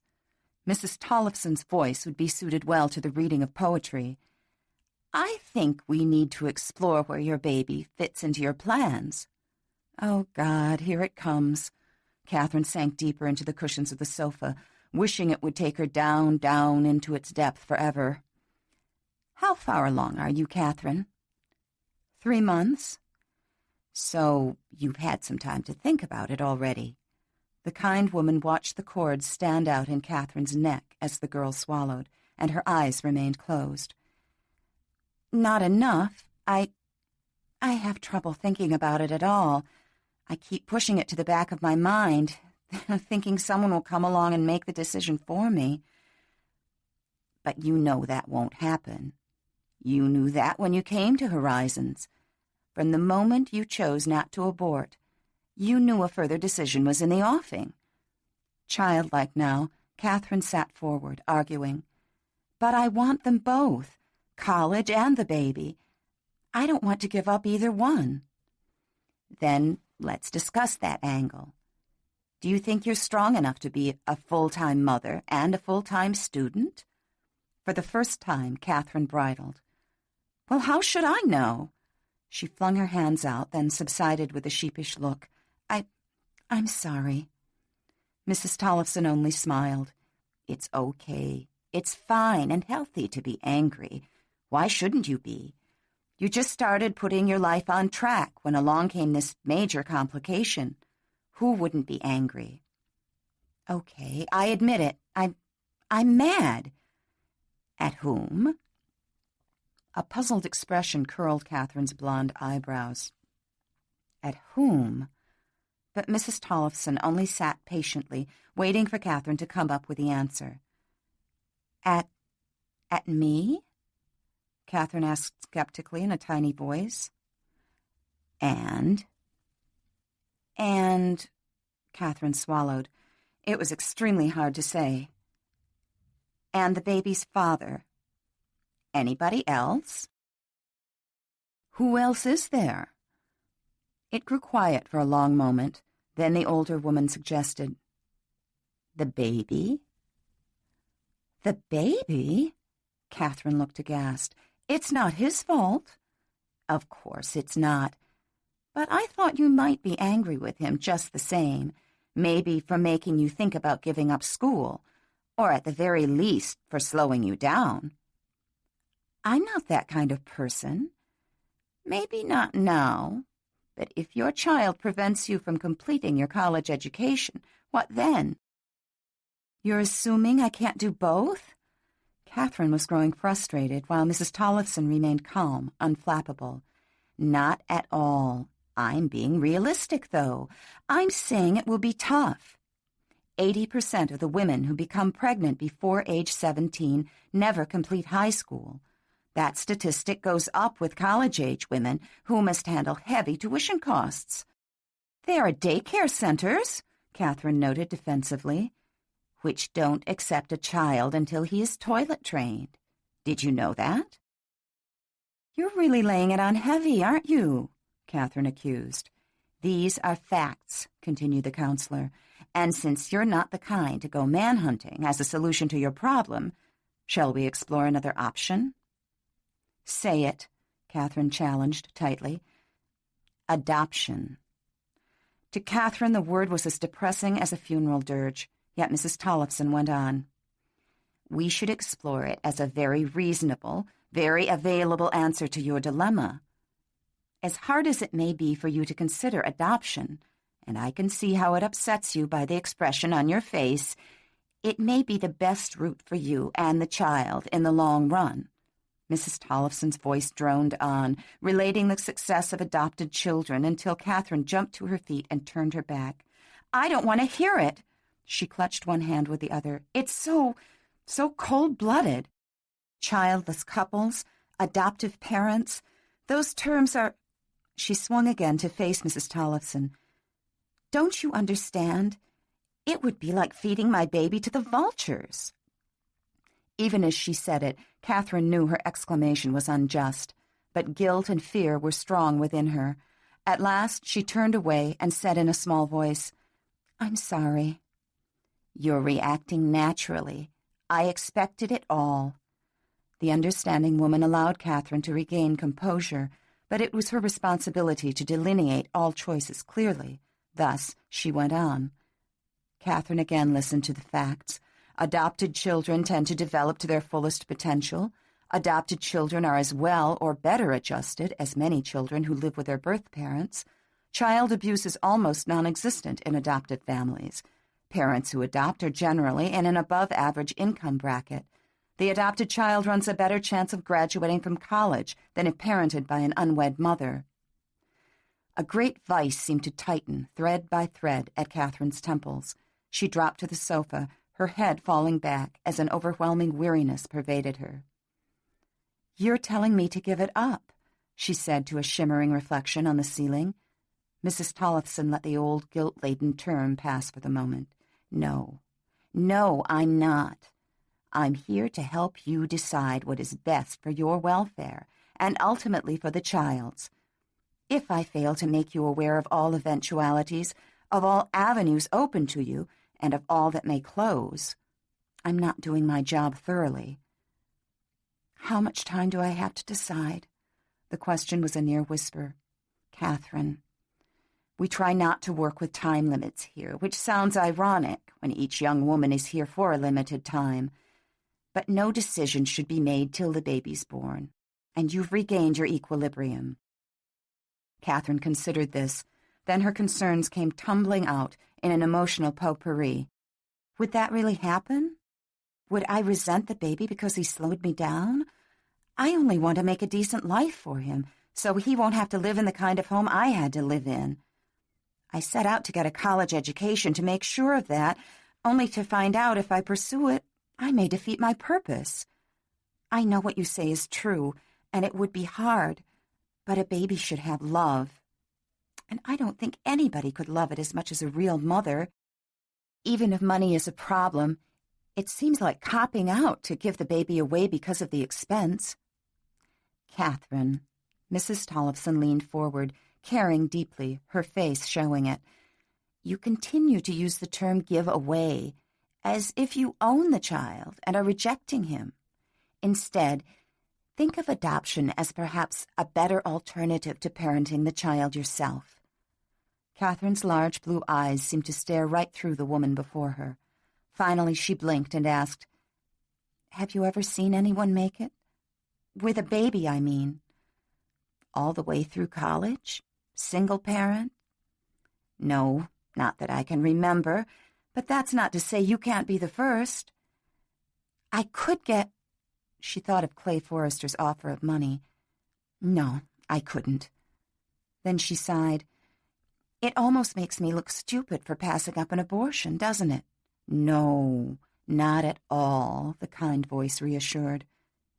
Again Catherine sighed, blinked slowly, and turned her eyes to the blue sky beyond the window. Her voice took on a rather dreamlike quality. "You know," she mused, "there's no feeling there yet.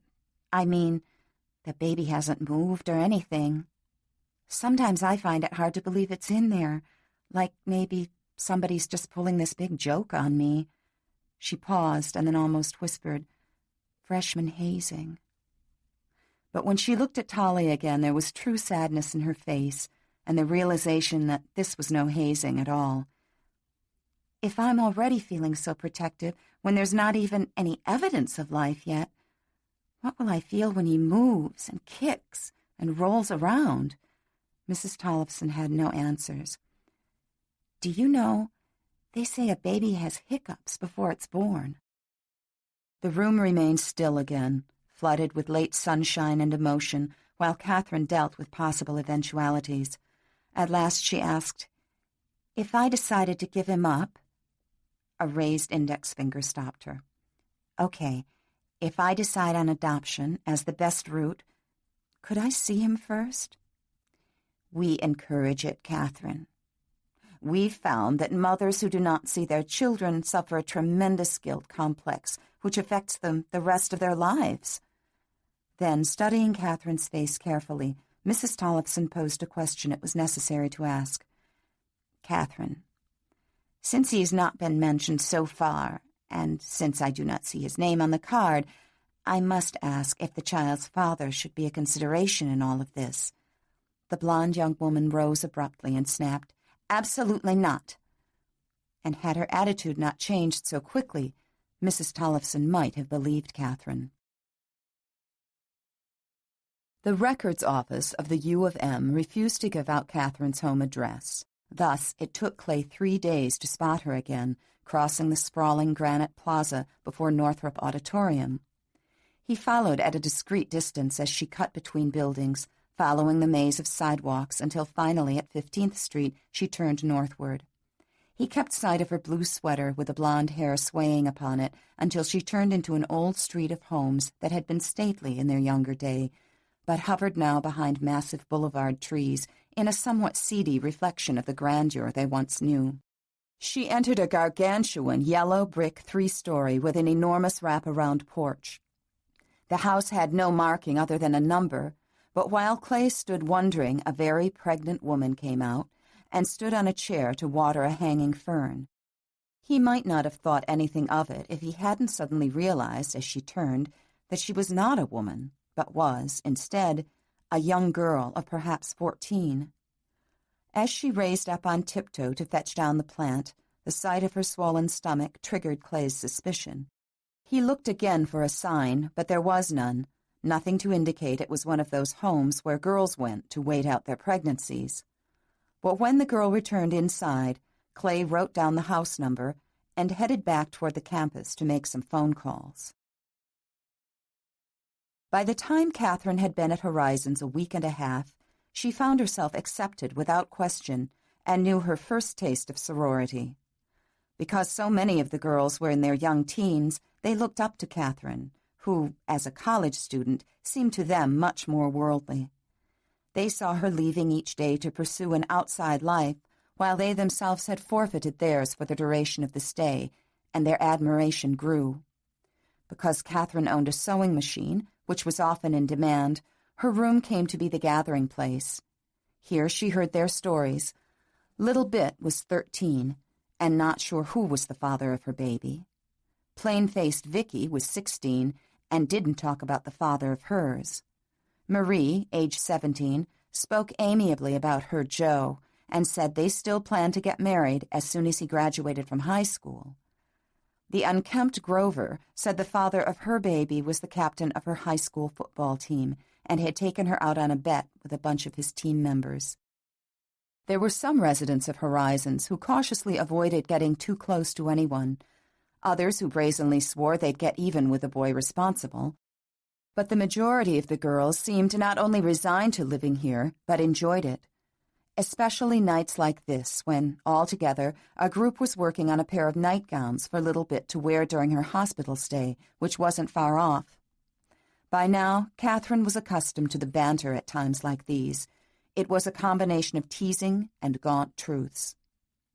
"Someday, I'm going to find this guy, and he's going to have hair like—" "Don't tell me, let me guess. Hair like Rex Smith."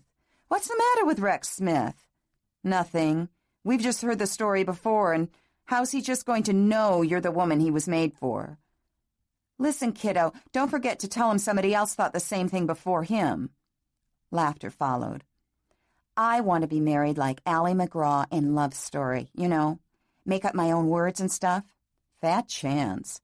"Fat chance? Did somebody say fat chance? Hey, I'm not always going to be shaped like a pear." "I want to go to school and learn to be one of those ladies who cleans teeth. The kind of job where you nestle the guy's head in your lap so you can move in close and throw your charms at him." Laughter again.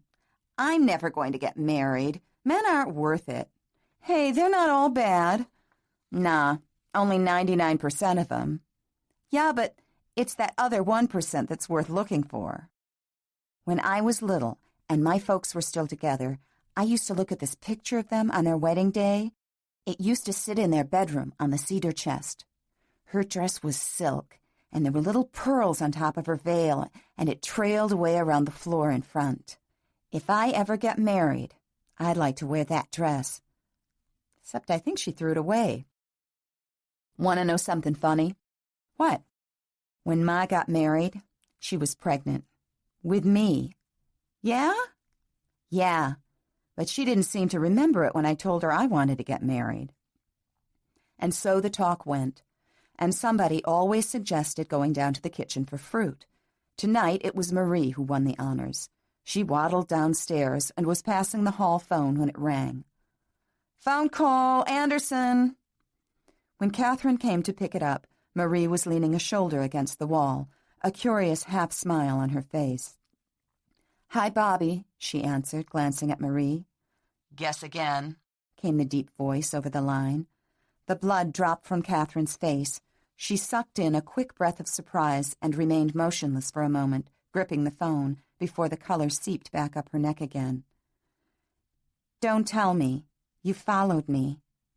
Marie continued toward the kitchen then, but she'd heard all she needed to hear. That's right. It took me 3 days, but I did it. Why? What do you want from me? Do you realize how ironic it sounds to have you asking me that question? Why are you hounding me? I have a business proposition for you. No, thank you. Don't you even want to hear it? I've been propositioned, so to speak, by you once already. Once was enough. You really don't play fair, do you? What do you want? I don't want to talk about it on the phone. Are you free tomorrow night? I already told you. Spare me the repetition, He interrupted. I didn't want to put it this way, but you leave me no choice. I'm coming to get you tomorrow night at 7 o'clock. If you won't come out and talk to me, I'll tell your father where to find you. How dare you? Her face grew intense with rage. It's important, so don't put me to the test, Catherine. I don't want to do it, but I will if I have to. I have a feeling he might have ways to get you to listen to reason. She felt cornered, lost, hopeless. Why was he doing this to her? Why, now when she'd at last found a place where she was happy, couldn't her life be peaceful? Bitterly, she replied, You're not leaving me much choice, are you? The line was silent for a moment before his voice came again, slightly softer, slightly more understanding. Catherine, I tried to get you to listen to me the other day. I said I didn't want to put it that... She hung up on him, frustrated beyond endurance. She stood a moment, trying to collect herself before going back upstairs. The phone rang again.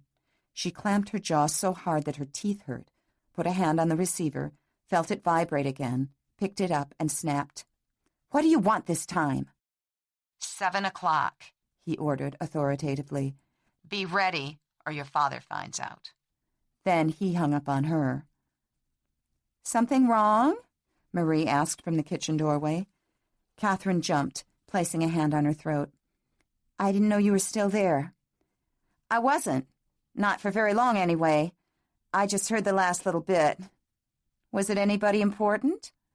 Distractedly, Catherine studied Marie, small, dark, her doll's face an image of perfection, wondering what Marie would do if Joe had just called, wanting to talk to her tomorrow night at 7. No, nobody important. It was him, wasn't it? Who? The father of your baby. Catherine's face turned red.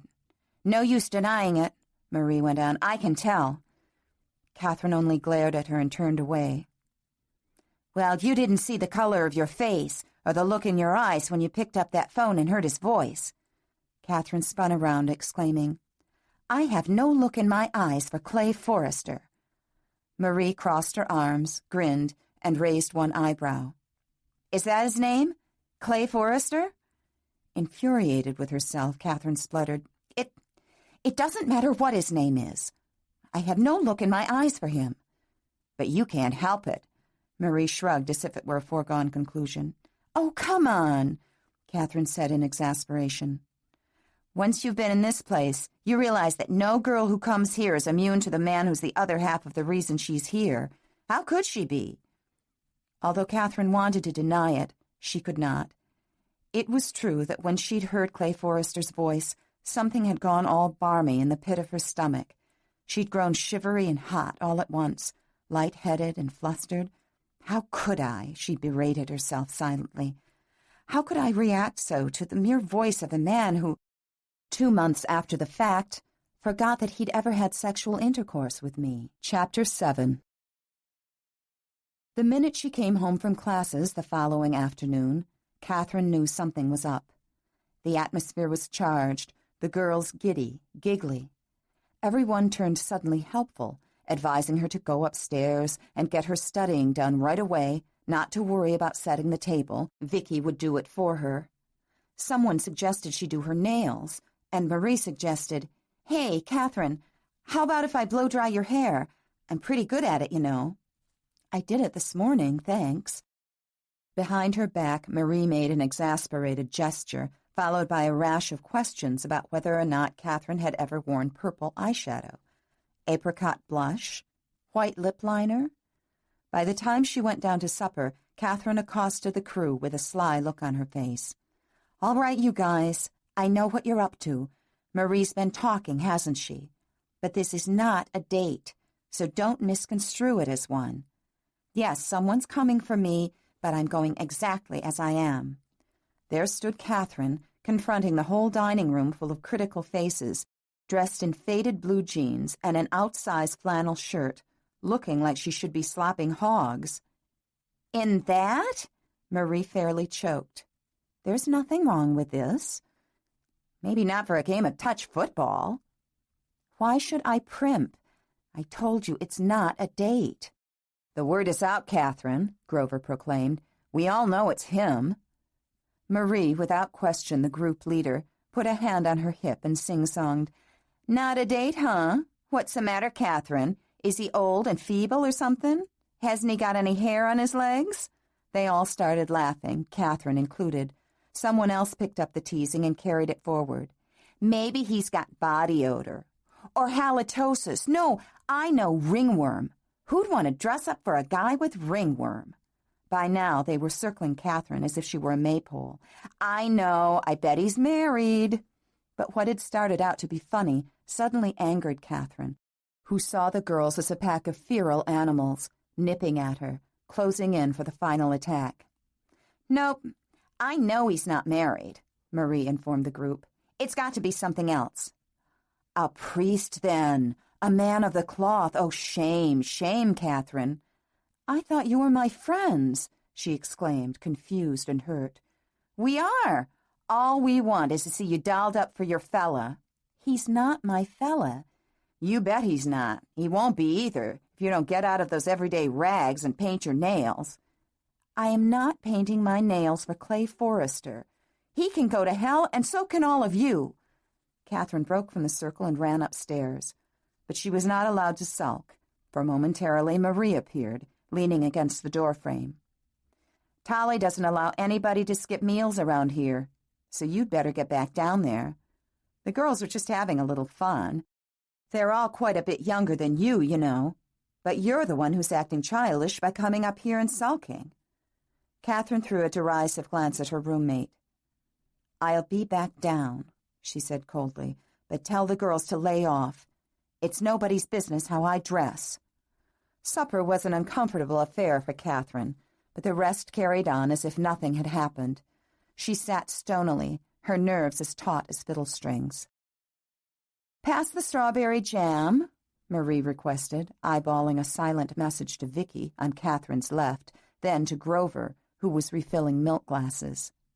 When Grover reached Catherine, she made sure a cold splat of milk landed in the angry girl's lap. Catherine's chair screeched back, but she only glared silently at Grover. Marie's voice was as smooth as melted butter. "Why, Grover, can't you be more careful?" Grover set down the milk carton, grabbed some napkins, and made a show of swabbing the wet leg of Catherine's jeans. Titters started around the table as Catherine viciously yanked the napkins away and said icily, "It's okay, forget it." But as she leaned forward to pull her chair back to the table, a hand shot out from her left, bearing a biscuit oozing jam. The sticky strawberries caught Catherine on the left temple, smearing into her hair, ear, and eyebrow.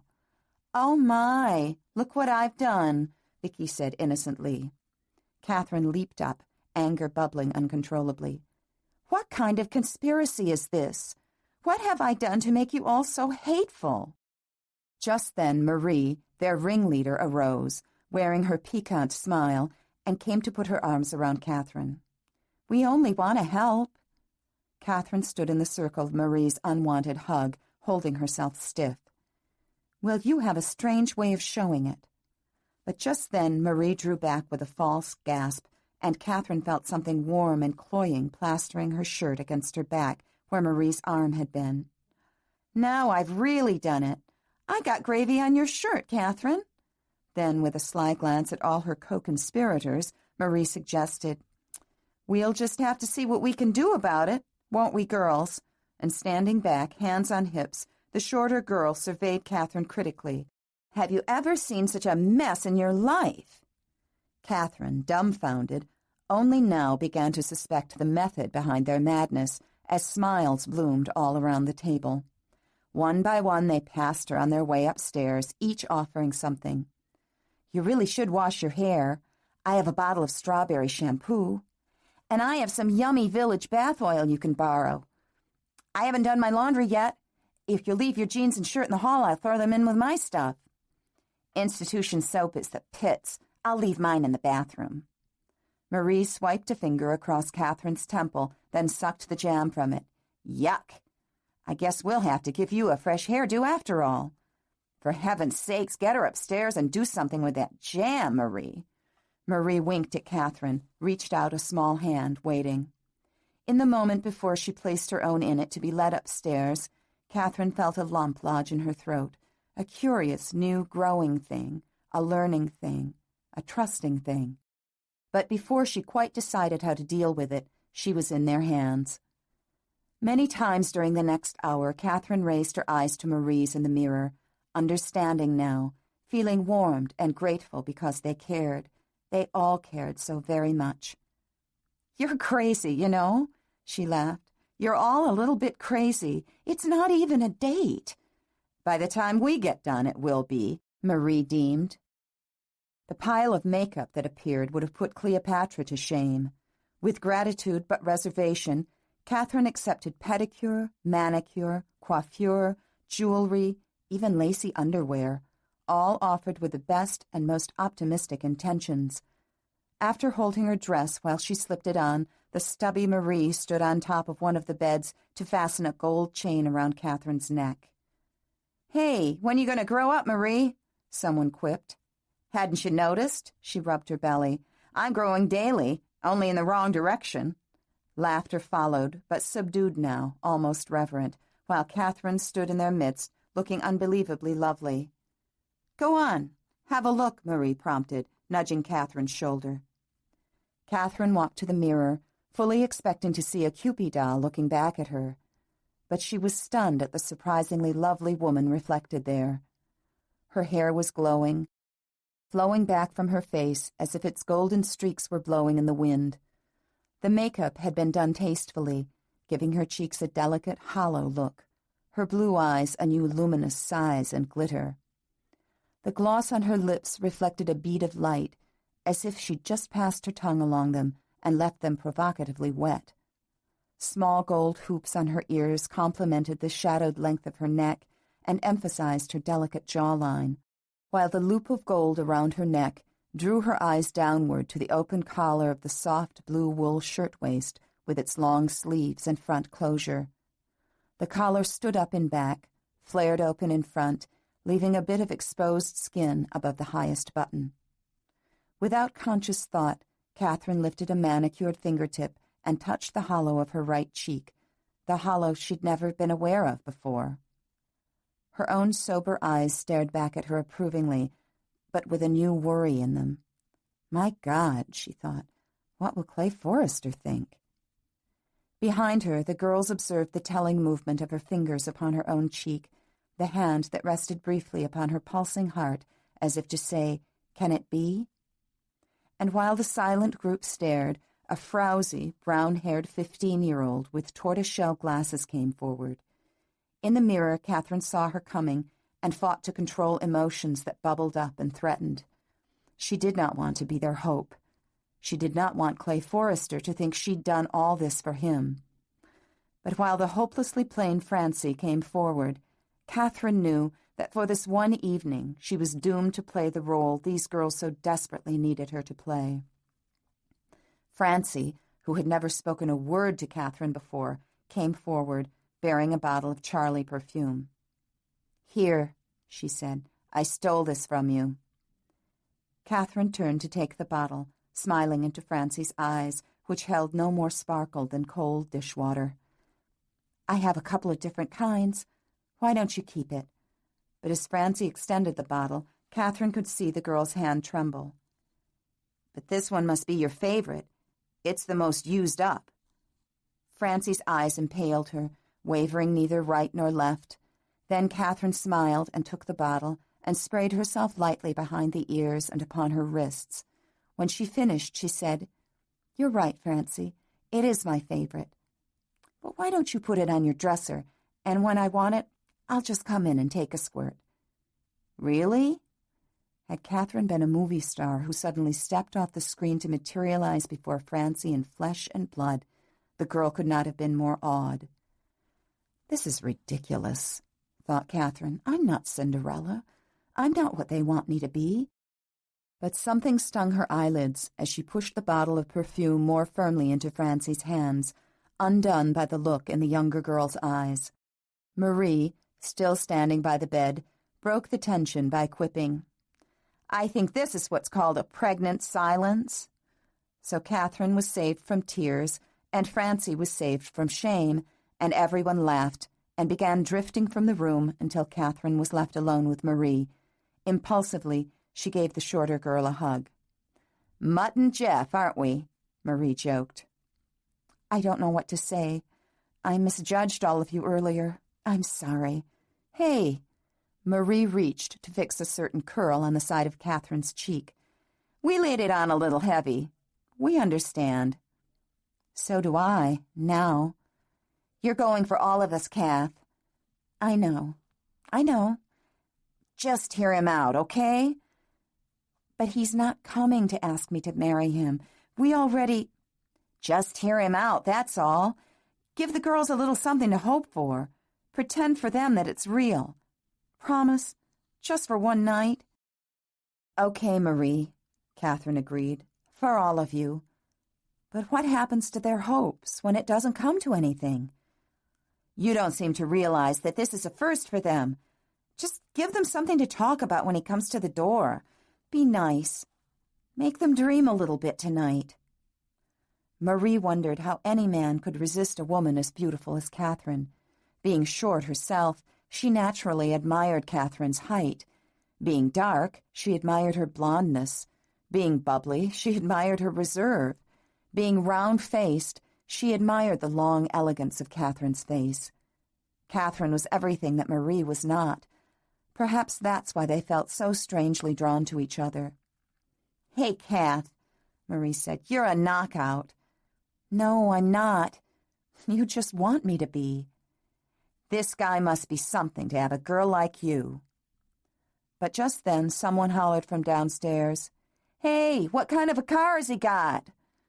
Knowing before she answered that her response was certain to raise a hullabaloo, Catherine mentally grimaced, then called, "A silver Corvette." Marie looked like she'd swallowed a live crayfish. "A what?" "You heard right." "And you're resisting him? No wonder you look pained." "I do not look pained," thought Catherine. "I do not." From downstairs issued a noisy mingling of catcalls, wolf howls, whistles, and out-and-out girlish squeals, followed by violent shushing. "Too bad you have to miss the talk after you leave," Marie giggled, smirking. "It'll be something tonight. Come on, Cleopatra, your barge has arrived." Standing at the top of the stairs, Catherine told herself this was not Cleopatra's barge, nor high school prom, nor Cinderella's ball. But as she clutched her knotted stomach, a little ache of expectation created a quiver there. A damning rush of blood crept up the V of exposed skin behind the blue collar. She could feel it as it rose and heated her cheeks. "This is insane," she told herself. "The girls put ridiculous fancies in your head with all their giddy teenage fussing. So your nails are cinnamon, and your hair is terrific, and you're powdered and perfumed. But none of it is your doing. None of it is because a silver Corvette is coming to pick you up with Clay Forrester behind the wheel. So close your glistening lips, Catherine Anderson, and act like you're breathing normally, and don't make more of an ass of yourself than you're already going to seem when he walks in that door and sees you." Suddenly all the commotion stopped downstairs. Then footsteps ran in every direction, and the silence that followed was ridiculous. Somebody, thankfully, got to the stereo and turned it on just as the doorbell rang. Upstairs, Catherine felt a trembling begin somewhere down low in her groin, and silently cursed every girl in this place for what they were forcing her to do.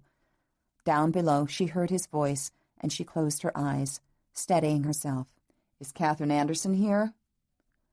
Suddenly, Catherine wished she were a snail and could crawl inside her shell.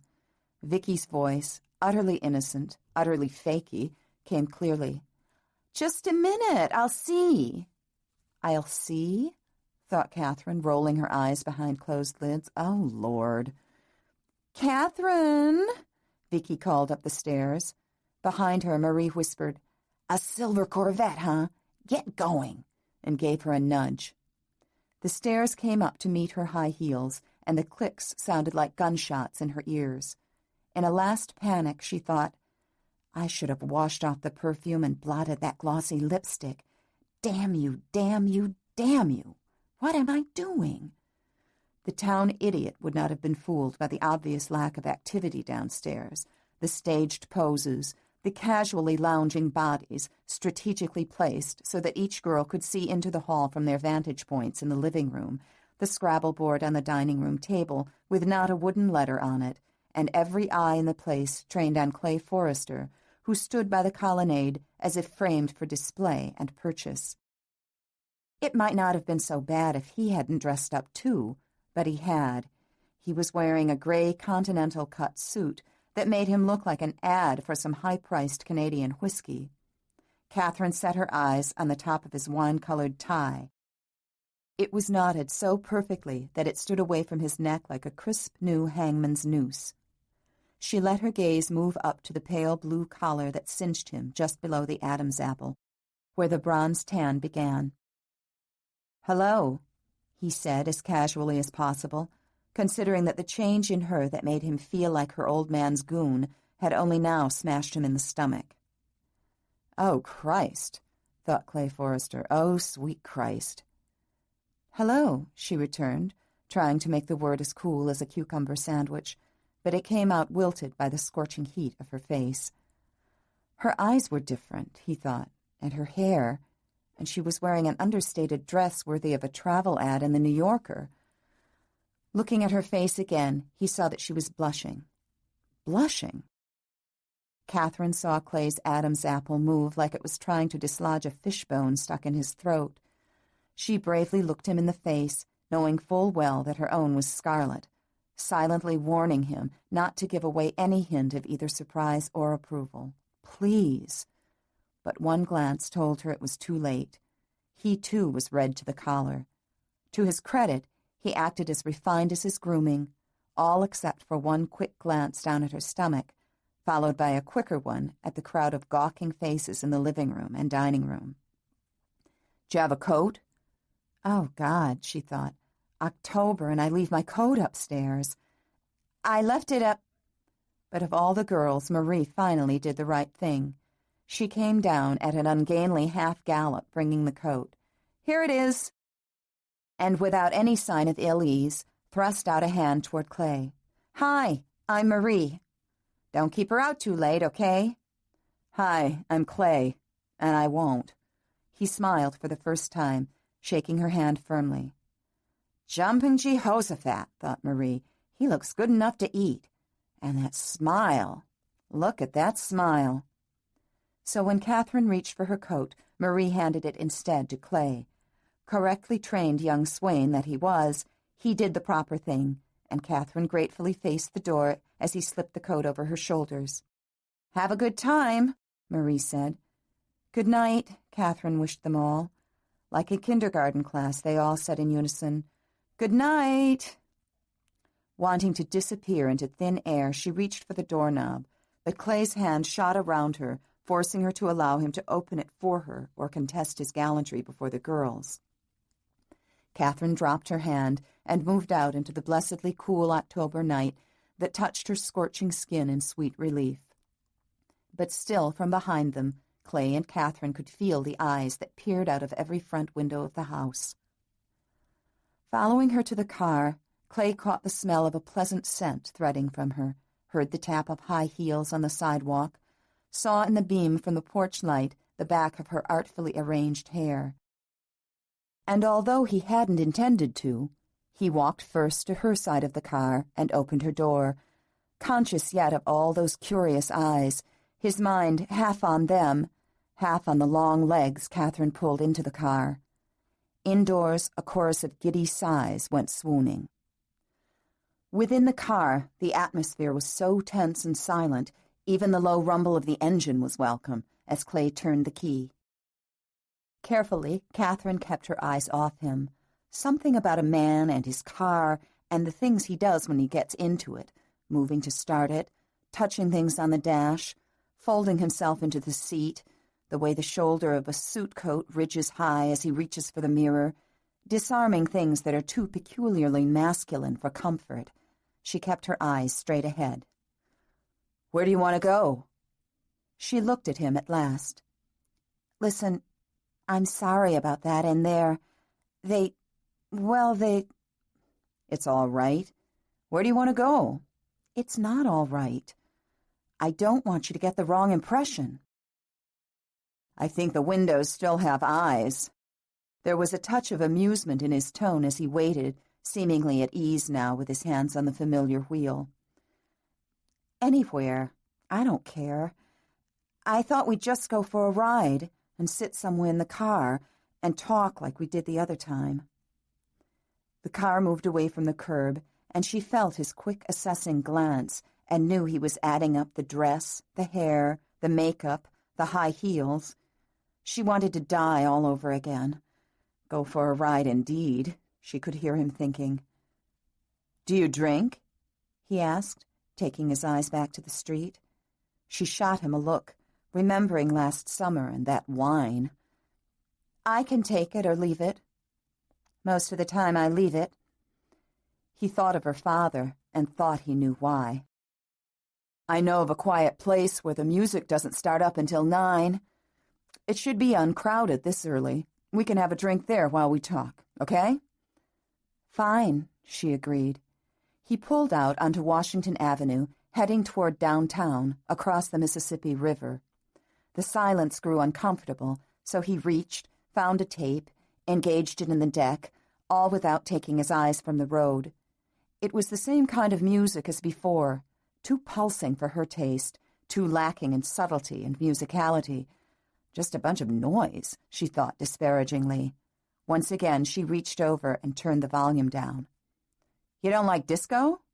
"No." "Then you never tried dancing it?" "No. If I danced anything, it would be ballet, but I never had the chance to take lessons. But people used to say I'd make a good ballet dancer." She realized she was rambling on to hide her nervousness. He sensed it too, and replied simply, "They were probably right." He recalled where the level of her hair had matched his eyebrows. She considered telling him that her father's beer and whiskey had sopped up all the spare money that might have meant ballet lessons, but it was too personal a comment. She wanted to avoid delving into personalities at all costs. "Are all those girls back there pregnant?" he asked. "Yes." They stopped for a red light, and Clay's face took on an unearthly tint as he looked at her. "But they're all so young." "I'm the oldest one there." She could sense his amazement, and suddenly she was chattering as fast as if this were a debate she wanted to win. "Listen, they won't believe this isn't a date. They want it to be a date. They want it so badly they did all of this to me. We were at supper and the whole story came tumbling out, all about how they messed her up, then fixed her up as if she were a high priestess. And I couldn't make them understand they were wrong," Catherine ended. "And it was awful and wonderful and pathetic." So that's why, he thought. "Don't worry about it, okay? I understand." No, I don't think you do. I don't think you possibly can. They're making me their emissary." She threw her palms up hopelessly and related the tale about Francie and the perfume and how she was forced to put it on. "So you smell terrific, and you don't want to?" "Don't be funny. You know what I'm trying to say. What could I do besides use the perfume, with a kleptomaniac looking at me with big eyes, begging me to make something in her life okay?" "You did the right thing." "I did what I had to do. But I wanted you to know it was out of my hands. When you arrived, I wanted to die because I thought you'd think I had designs on you."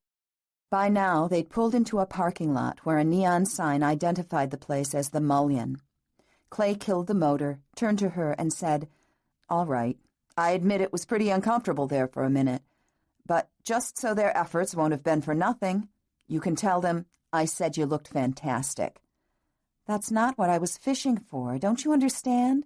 "Yes, I do, but if you make anything more of it by being so insistent, I'll think you really do have designs on me." Already, Clay knew the signs warning of her approaching anger, so quickly he got out, slammed the door, and came to open hers. And though she simmered from his last comment, she couldn't help wondering, as they crossed the parking lot, why he'd worn that expensive suit. Chapter 8. The Mullion took its name from the series of leaded bay windows facing east across the river. Clay touched Catherine's elbow, leading her to a table placed within a deep-set bay which afforded semi-privacy, surrounded on three sides as it was by leaded glass and the night beyond. He reached for her coat, but she held it on like armor, sitting down before he could pull the chair out for her. He sat down opposite, asking, "What will you have to drink?"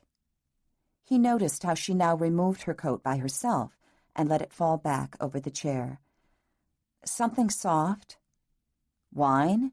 he suggested. "White?" It was disconcerting that he remembered she preferred white to red, but then, in the early part of the evening, on their one and only date, they'd been quite sober. Sober enough for him to remember such a thing. "No, softer. Orange juice. Unadulterated." He let his gaze drift to her stomach momentarily before looking back up to find her expression unreadable. "They encourage the drinking of fruit juice there," she said, enlightening him. Their eyes met, his rather sheepish, she thought, and she quickly looked away at the lights of automobiles threading their way across the Washington Avenue Bridge, creating bleeding, golden shimmers in the water's reflection. Clay surprised Catherine by ordering 2 unadulterated orange juices. She braved a glance at him, but quickly shifted her eyes away. She couldn't help wondering if the baby would look like him. "I want to know your plans," he began, then added pointedly, "First." "First?" She met his eyes. "First before what?" "Before I tell you why I brought you here." "My plans should be obvious. I'm living in a home for unwed mothers." "Don't be obtuse, Catherine. Don't make me eke every answer out of you again. You know what I'm asking. I want to know what you're planning to do with the baby after it's born." Her face hardened. "Oh, no, not you too." "What do you mean, not me too?" "Just that every time I turn around lately, somebody wants to know what I plan to do with the baby." "Who else?" She considered telling him it was none of his business, but knew it was. "Mrs. Tollefson, the director at Horizons. She says her job is not to find babies for the babyless, but any way you slice it, that's what she does." "Are you planning to give it away then?" "I don't consider that anyone's business but my own." "Meaning you're having trouble coming to a decision?" "Meaning I don't want you to be part of that decision." "Why?" "Because you're not." "I'm the father." "You're the sire," she said, impaling him with a stabbing look that matched her words. "There is a big difference." "Funny," he said in some strangely colorless voice, "but it doesn't seem to make any difference when I think of it." "Are you saying you're suffering a fit of conscience?" "That baby's mine. I can't just wipe it off the slate, even if I want to." "I knew this would happen if I saw you. That's why I didn't want to. I don't want any pressure from you to either keep the baby or give it away. The responsibility is mine. Anyway, what happened to the man who offered me money for an abortion?" "You may recall that I was under a bit of duress at the time. It was a quick reaction. Whether or not I'd have wanted you to go through with it, I don't know. Maybe I just wanted to know what kind of person you are." Well, I'm afraid I can't enlighten you, because I don't know what I'm going to do yet. Good, he said, surprising her. The waitress arrived just then with 2 tall, skinny glasses of orange juice on the rocks. Clay reached into an interior breast pocket, and Catherine automatically reached for her purse. But before she could retrieve her wallet, Clay had laid a $5 bill on the tray. I want to pay for my own. You're too late. The sight of his money being taken away unnerved her. I don't want... But it was hard for her to explain what she didn't want. You don't want me buying orange juice for my baby? She stared at him, unblinking, trying to figure out her motives. Something like that? The cost of a glass of orange juice doesn't constitute a lifelong debt. Skip it, okay? I feel you're infringing on me, and I don't like it, that's all. Taking me out, buying me drinks. Just don't think it changes anything. All right, I won't. But I'll reiterate something that does. Your father. Have you told him? She began accusingly. No, I haven't. He doesn't have any idea you're here. He thinks you're out in Omaha someplace. But he's been making a nuisance of himself in more ways than one, only he's sly enough to stop just short of getting pinned for anything. Now he's taken to sending his, shall we call them emissaries, around to the house occasionally, to remind us that he's still waiting for a payoff. I thought he came himself. That was only the first time. There have been others. Oh, she stopped herself from uttering his name, began again. I'm sorry. What can we do about it? He was very much his lawyer father's son as he leaned toward her, outlining the situation, his eyes intense, his expression grave. I am a third-year law student, Catherine. I've worked very hard to get where I am, and I intend to graduate and be admitted to the bar this summer. Unfortunately, I also have to prove I'm morally upstanding. If your father continues his vendetta and it gets to the Board of Examiners that I've fathered a bastard, it could have serious repercussions. That's why we haven't pressed charges against your father so far. And while it has not been stated explicitly, it has been implied that even should I pass and be accepted to the bar, my father may deny me a place in the family practice if I've shirked my responsibility to you. Meanwhile, my mother walks around the house looking like I've just kicked her in a broken leg. Your father wants money. You want your whereabouts to remain unknown. People are pressuring you to give up the baby. A bunch of pregnant teenage girls see you as their hope for the future. What do you think we can do about it? The glass stopped halfway to her open, gleaming lips. Now, just a minute. Before you get angry, hear me out. Not if you say what I think you're going to say. It's a business proposition. I don't want to hear it. Her face became highly colored, and her hand shook. She turned her cheek sharply away, not quite hiding it behind a hand. Drink your orange juice, Catherine. Maybe it will cool you down and make you listen to reason. I propose that you marry me, and we'll... You're crazy, she snapped, dumbfounded. Maybe, he said coolly. Maybe not. She tried to push her chair back, but he deftly hooked one foot around its leg, guessing she was preparing to bolt. You're really one for running out on unpleasantness, aren't you? You're mad. Sitting there suggesting that we get married. Get your foot off my chair. Sit down, he ordered. You're making a spectacle again. A quick perusal told her he was right. Are you adult enough to sit here and discuss this level-headedly, Catherine? There are at least a dozen sensible reasons for us to get married. If you give me a chance, I'll delineate them, starting with your father. That, above all, made her ease back into her chair. Are you saying he's caused you to get beaten up more than once? Never mind. The point is, I'm beginning to understand why you vowed never to see him benefit from this situation. He's not exactly what I'd call ideal father-in-law material, but I'd take him as a temporary one rather than give him what he wants. If you and I marry, he'll be forced to give up his harassment. And even if the Board of Examiners somehow learns that a baby is due, It won't throw a shadow on my reputation if you and I are already married. I know now that what you said is true. Your father's not really interested in your welfare as much as he is in his own. But my parents are. I feel like a juvenile delinquent every time my mother throws those censuring looks at me. And for some ungodly reason, my father's right in there with her. They're feeling—" He glanced up briefly, then down at his glass. "They're feeling like grandparents, reacting as such. They want to keep the baby in the family. They've taken a stand they won't back down from. And as for me, I won't bore you with my emotional state. Suffice it to say that it bothers me immeasurably to think of the baby being given up for adoption. I didn't say I was going to." "No, you didn't." "But what will you do if you keep it? Live on welfare in some roach-infested apartment house someplace? Give up school?" Again, he leaned both forearms on the table, accosting her with his too handsome Nordic features set in an expression of worry. "I'm not asking you to consider marrying me without getting something out of it. When I saw you crossing the campus the other day, I couldn't believe my eyes. I didn't know you were a student there. What are you using for money?" She didn't answer. She didn't need to, for him to know finances were tight for her.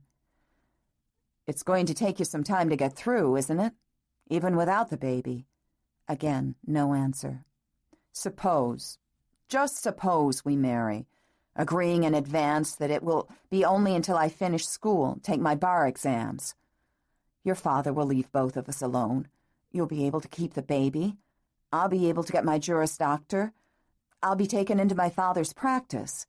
When that happens, you'll have your turn, and I'll pay for your schooling and for the child's support. That's my proposition. From now on until July, that's all. And 6 months after that, we'll have our divorce. I can easily handle it, and it is far less damaging to a career than a bastard child." "And who keeps the baby?" "You do," he answered without hesitation. "But at least I won't lose track of him, and I'll see to it that neither he nor you ever has any financial worries. You can keep the baby and finish school, too. What could be more sensible? And what could be more dishonest?" A look of exasperation crossed his face, but she knew that rankled, for he sat back in his chair and studied the lights across the river in a distracted fashion. She went on. "You told me once that your father is the most exasperatingly honest person you know. What will he and your mother think when they learn their son has deceived them?" "Why do they have to learn? If we do it, you'll have to agree never to tell them." "Oh," she tossed out casually, knowing her remark was barbed. "So you don't want them to know you're a liar." "I'm not a liar, Catherine. For God's sake, be reasonable." But he ran his hands through his perfect hair and came forward on his chair again.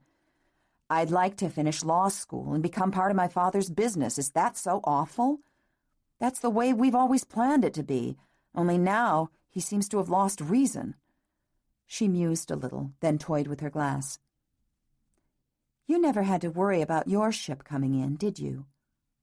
"And you resent that?" "Yes, I suppose in a way I do." "Enough to reject my offer?" "I don't think I could do it." "Why?" He leaned forward entreatingly. "It would require acting talent that I don't possess." "Not for long. About a year." At the risk of sounding hypocritical, I have to say it. Your parents seem like decent and honest people, and it would not settle well with me to hoodwink them just to make things easier for myself. All right, I admit it, it's not honest, and that bothers me too.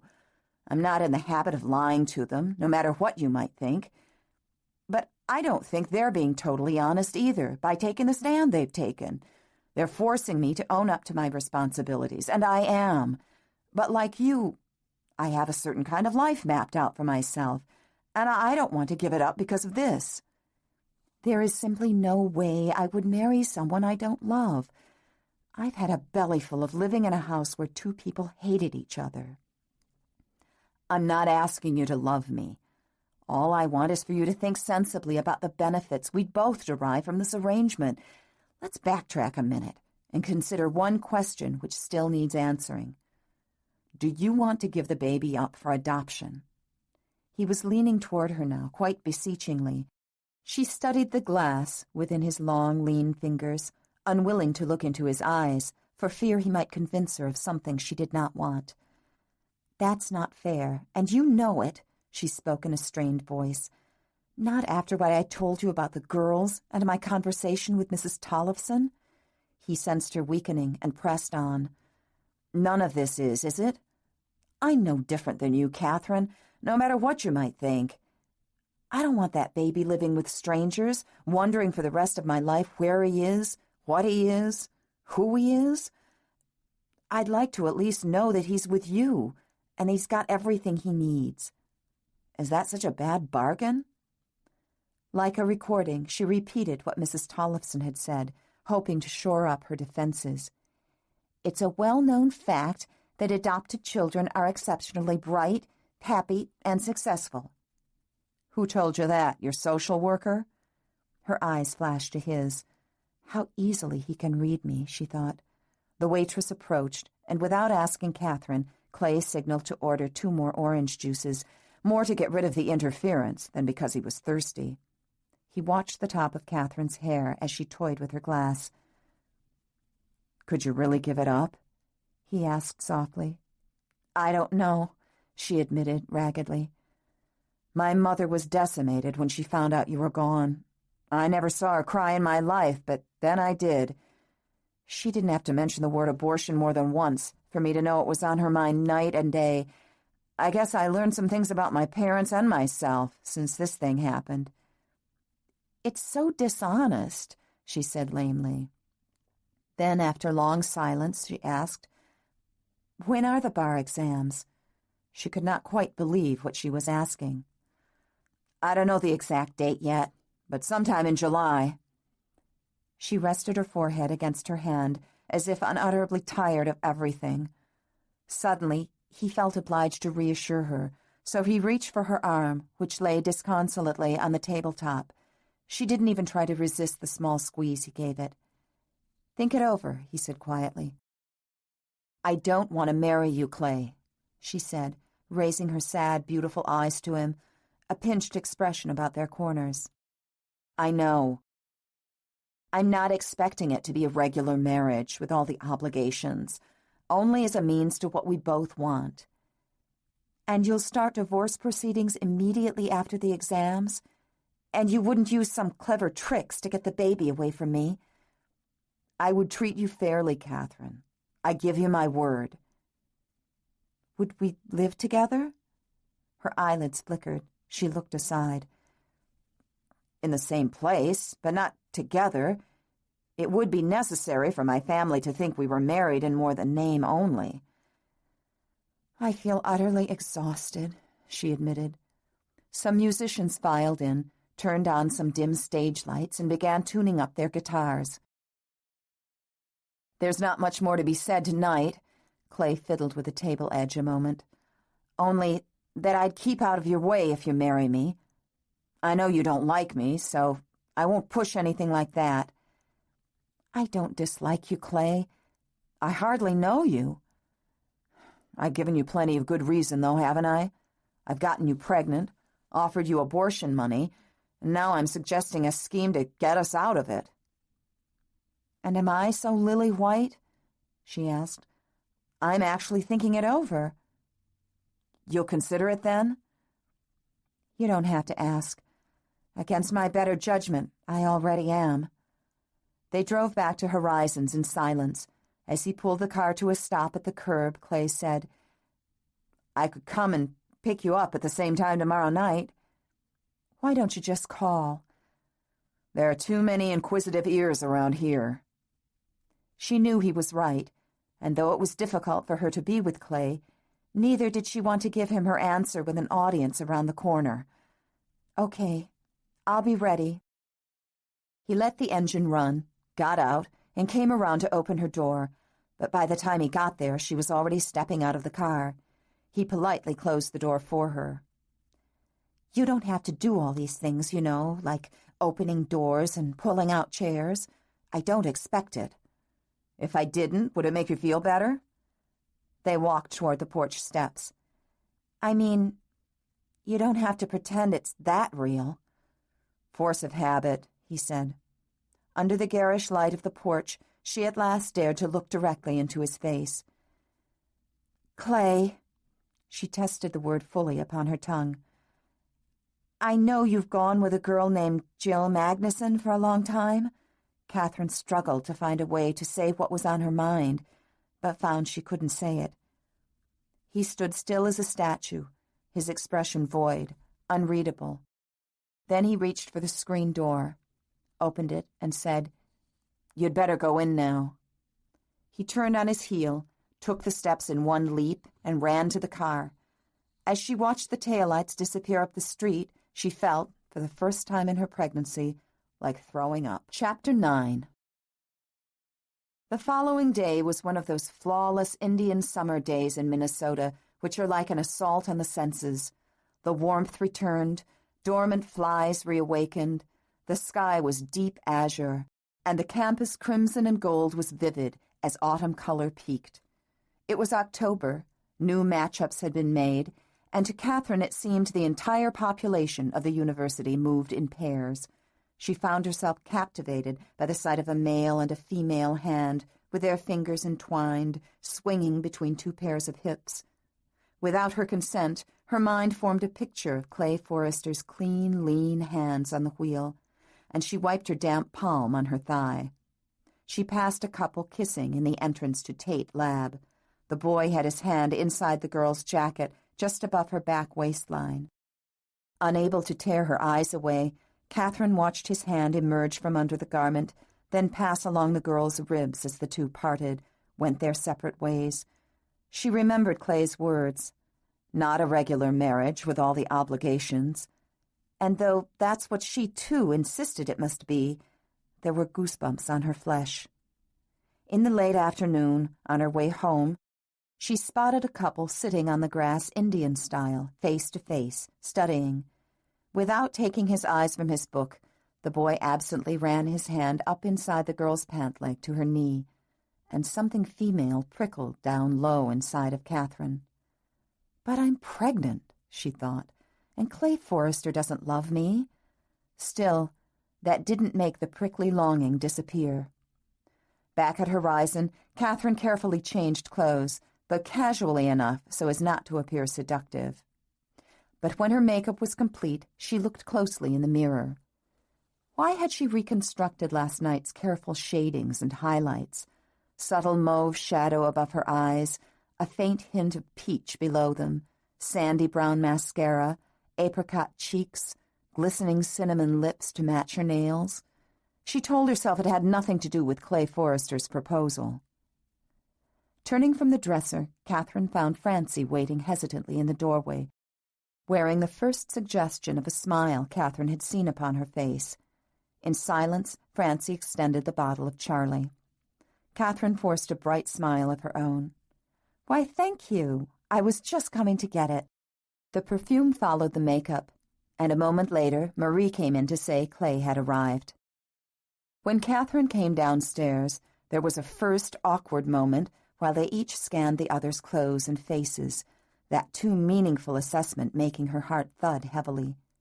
He was wearing navy blue trousers this time, stylishly pleated, and a V-neck sweater of pale blue lambswool.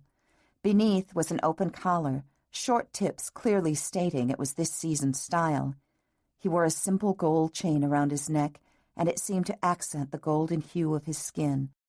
Admitting how utterly in vogue Clay always dressed, and how it pleased her, Catherine wondered for the 100th time that day if she were doing the right thing.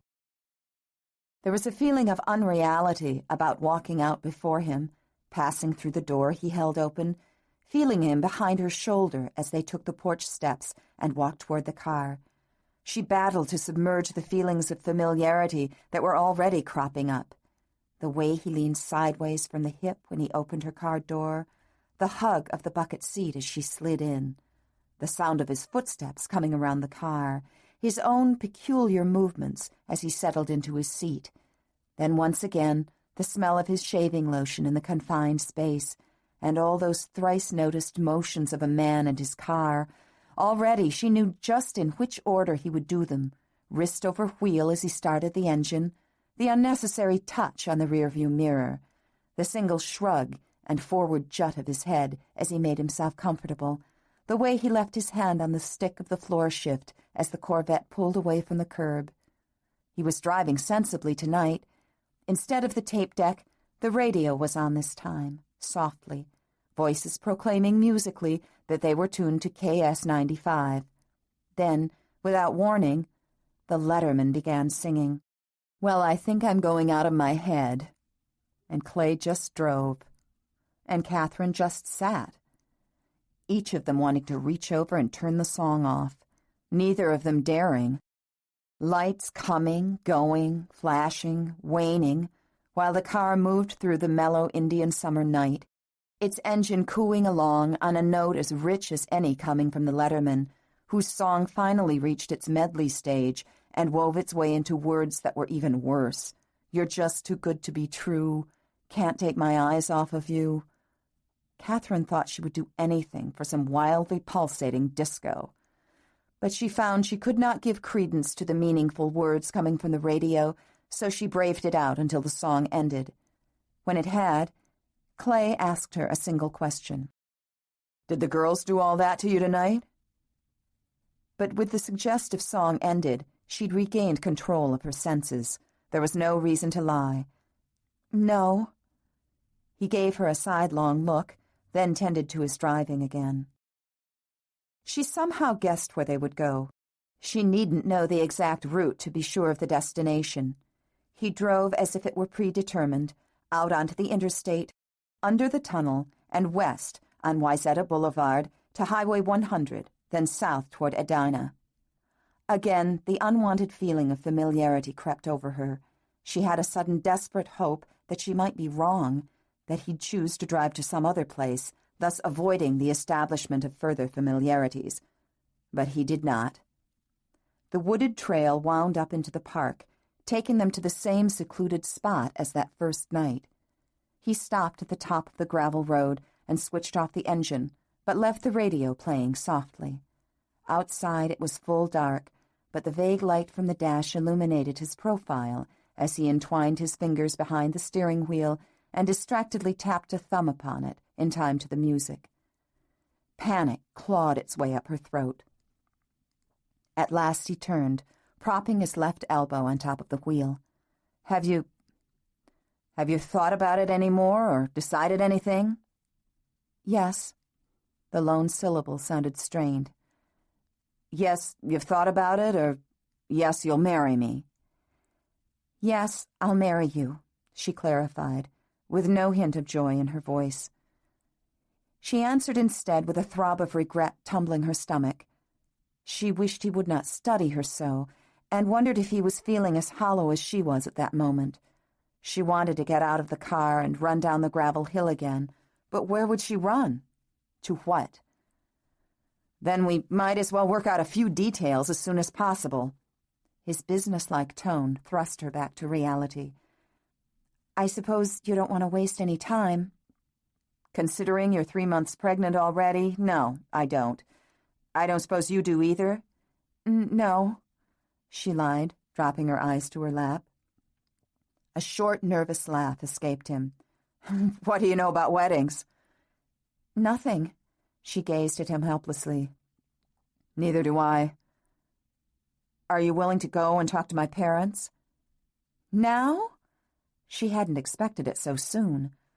"I thought we might." "I'd rather not." In the dim light, she looked panic-stricken. "Well, what do you want to do then, elope?" "I hadn't given it much thought." "I'd like you to talk to them. Do you mind?" What else could she do, she thought. "We'll have to face them sooner or later, I guess." "Listen, Catherine, they're not ogres. I'm sure they'll help us." "I have no illusions about what they must think of me and of my family. They can't be martyrs enough to be willing to forget all that my father has done. Can you blame me for being less than anxious to face them?" "No." They sat there thinking about it for a while, but neither of them knew the first thing about planning a wedding of any kind. My mother will know what to do. Yeah, like throw me out. You don't know her, Catherine. She's going to be happy. Sure, she replied sullenly. Well, relieved then. But still they sat, aware of the sharp contrast between what was happening and what should be happening at a time like this. Finally, Catherine sighed. Well, let's get it over with then. Clay started the car abruptly. He took them back down the twisting streets, through the rolling neighborhoods of elegant lawns whose breadth spoke of estates rather than lots.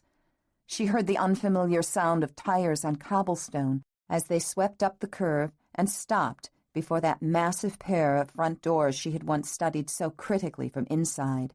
They cowed her now, but she made up her mind not to let it show. Following Catherine to the house, Clay found himself thinking of Jill Magnuson and how it should be her going with him to speak to his parents. The foyer assaulted Catherine with memories of the last time she'd been here, the way Clay had come breezing in, and the scene that had followed.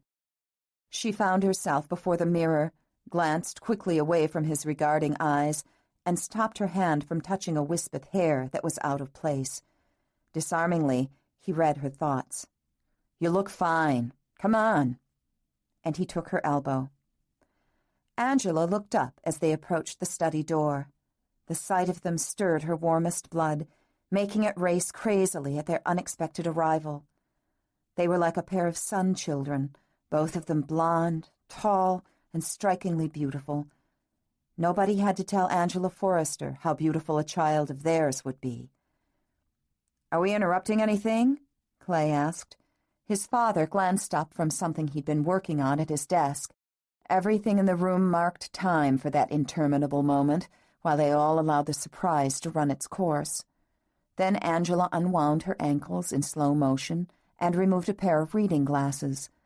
Claiborne rose, halfway at first, as if stunned. He and Angela stared at Catherine, and she felt the blood whipping up her neck and fought the urge to duck behind Clay. At last he spoke. "I think it's time you all met properly. Mother, Father, this is Catherine Anderson. Catherine, my parents." And yet, for a painful moment more, the room remained a still life with parents and children. Then Angela moved. "Hello, Catherine," she said, reaching out a flawless, jeweled hand. Immediately, Catherine sensed that Angela Forrester, like the girls at Horizons, was an ally. This woman wants me to marry her son, she thought, amazed. But when Claiborne Forrester emerged from around his desk, it was with a less welcoming mien, although he extended his hand and greeted Catherine also. But where Angela's touch had been a warm peace offering, there exuded from her husband a coolness, much the same as the other time Catherine had been in this room. "So you found her, Clay," the older man noted unnecessarily. "Yes, several days ago." Angela and Claiborne looked at each other, then quickly away. "Several days ago. Well..." But the word dangled there, leaving everything awkward again. "We're glad you've changed your mind and come back to talk things over a little more sensibly. Our first meeting was, well, shall we say, less than ideal." "Father, could we forego the obvious "No, it's all right," Catherine interrupted. "I think we'd all better sit down." Angela motioned toward the love seat where she'd been sitting. "Catherine, please." Clay followed and sat down beside her. His parents took the chairs beside the fireplace. Although her stomach was twitching, Catherine spoke calmly. "We thought it best to come and talk to you immediately." The eagle's frown was there upon Mr. Forrester's face, just as Catherine remembered it. "Under the circumstances, I should certainly think so," the man said. Clay edged forward as if to respond, but Catherine hurried to speak first.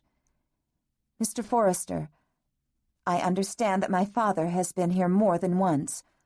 I want to apologize for his behavior, both the night I was with him and any other times when I wasn't. I know how irrational he can be." Clayburn grudgingly found himself admiring the girl's directness. "I assume Clay has told you we have refrained from pressing charges." "Yes, he has." "I'm sorry that's what you decided. I can only say I had nothing to do with his actions, and hope you'll believe me." Again, Clayburn felt an unwanted twitch of admiration at the girl's straightforward manner. "We, of course, know that Clay has offered you money, and that you refused his offer. Have you changed your mind?" "I haven't come here asking for money. Clay told me you haven't paid my father anything he demanded, but I'm not here pleading his case, if that's what you think. I never intended for any of it to happen. That night I came here, I had already made plans to run away from home and make it look like I was headed across the country where he couldn't catch up with me. I thought when I was gone he'd leave you alone.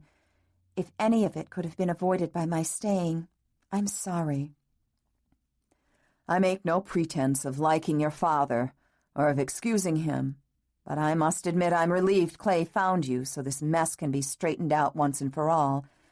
I'm afraid we've all been rather anxious and have been upset with Clay's behavior." "Yes, he told me." Clayburn quirked an eyebrow at his son. "Seems you and Clay have been doing a lot of talking lately." "Yes, we have." Whatever Clay had expected, it wasn't Catherine's cool control. He was pleasantly surprised by the way she was handling his father. If there was one thing Clayburn Forrester admired, it was spunk, and she was displaying an inordinate amount of it. "Have you come to any conclusions?" Clayburn pressed on. "I think that's for Clay to answer." "He didn't bother to tell us that he'd found you, you know." "I made him promise he wouldn't. I'm living in a home for unwed mothers and didn't care to have my whereabouts known." "Because of your father?"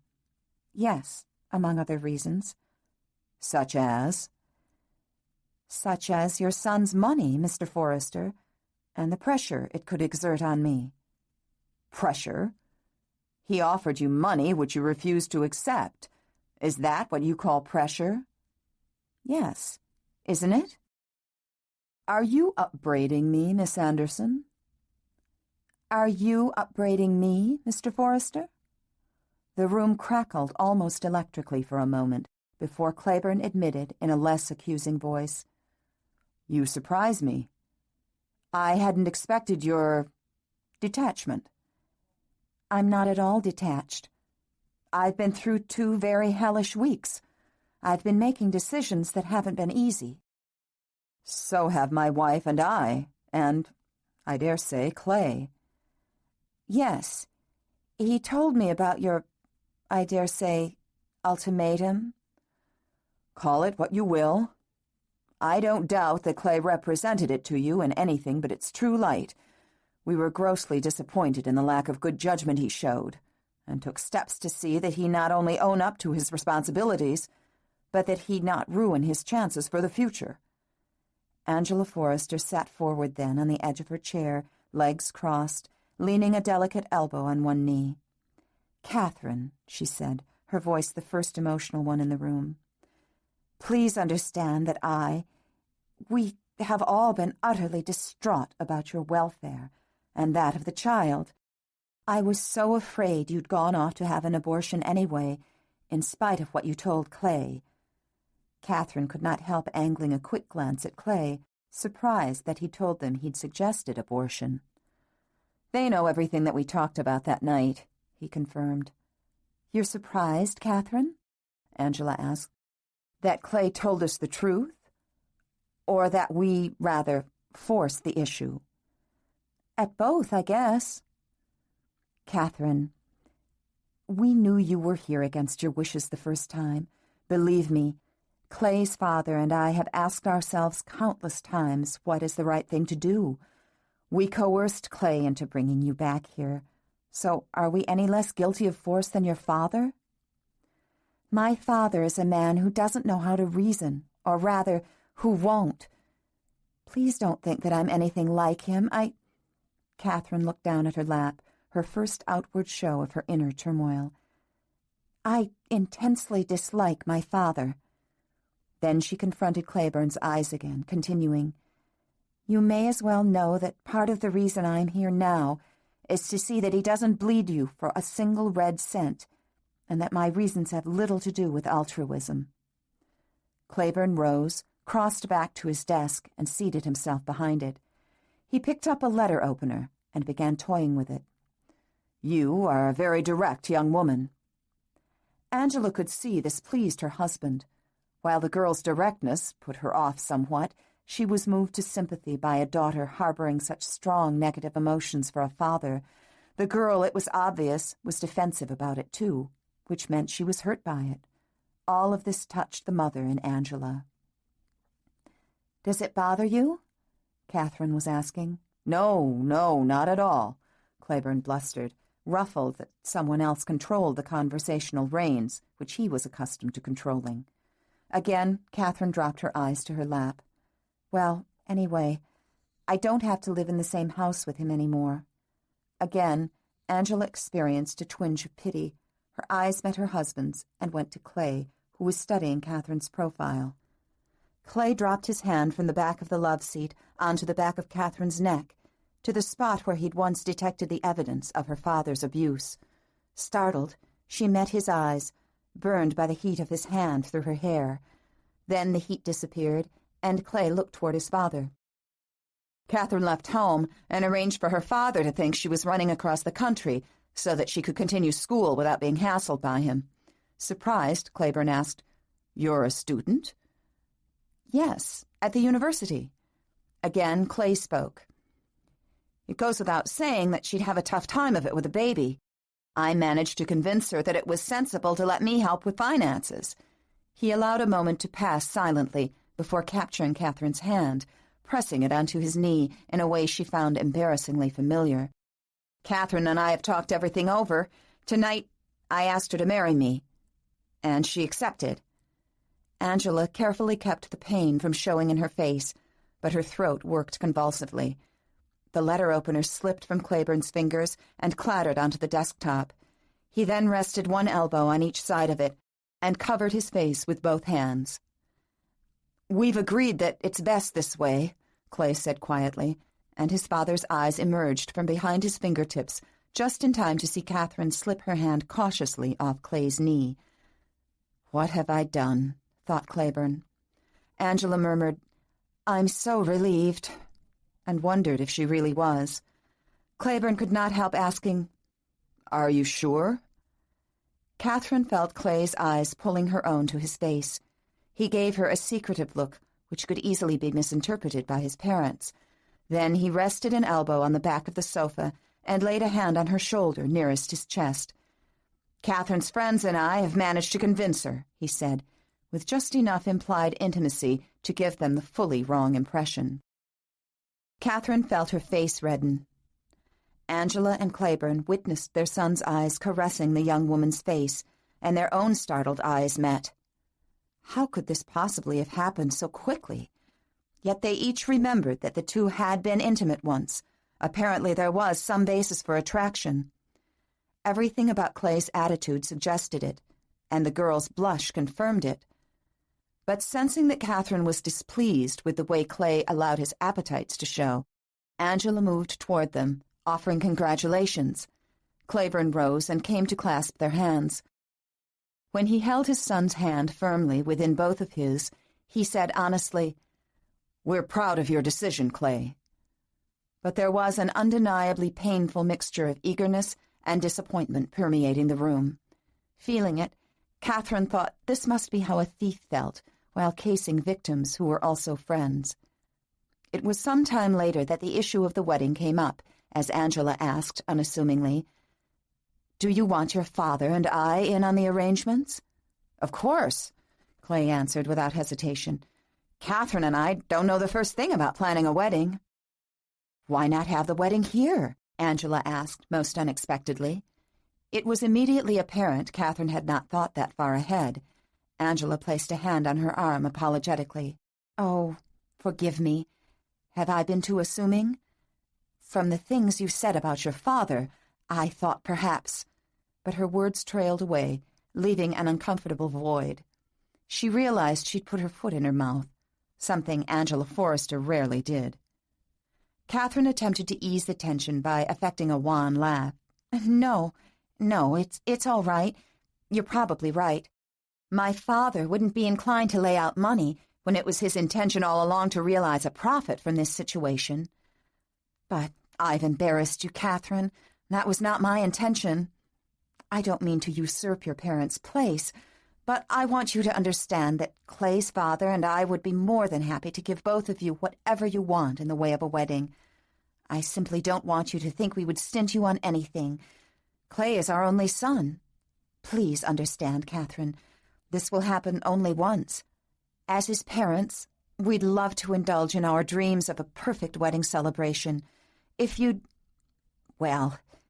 both agree to have the service here at the house, we'd be utterly happy. Wouldn't we, darling? Claiborne, looking rather lost and beleaguered, could only concur. But God damn it, he thought. It should have been Jill. It should have been Jill. What Angela says is true. We certainly are not strapped, and we'd be happy to foot the bill.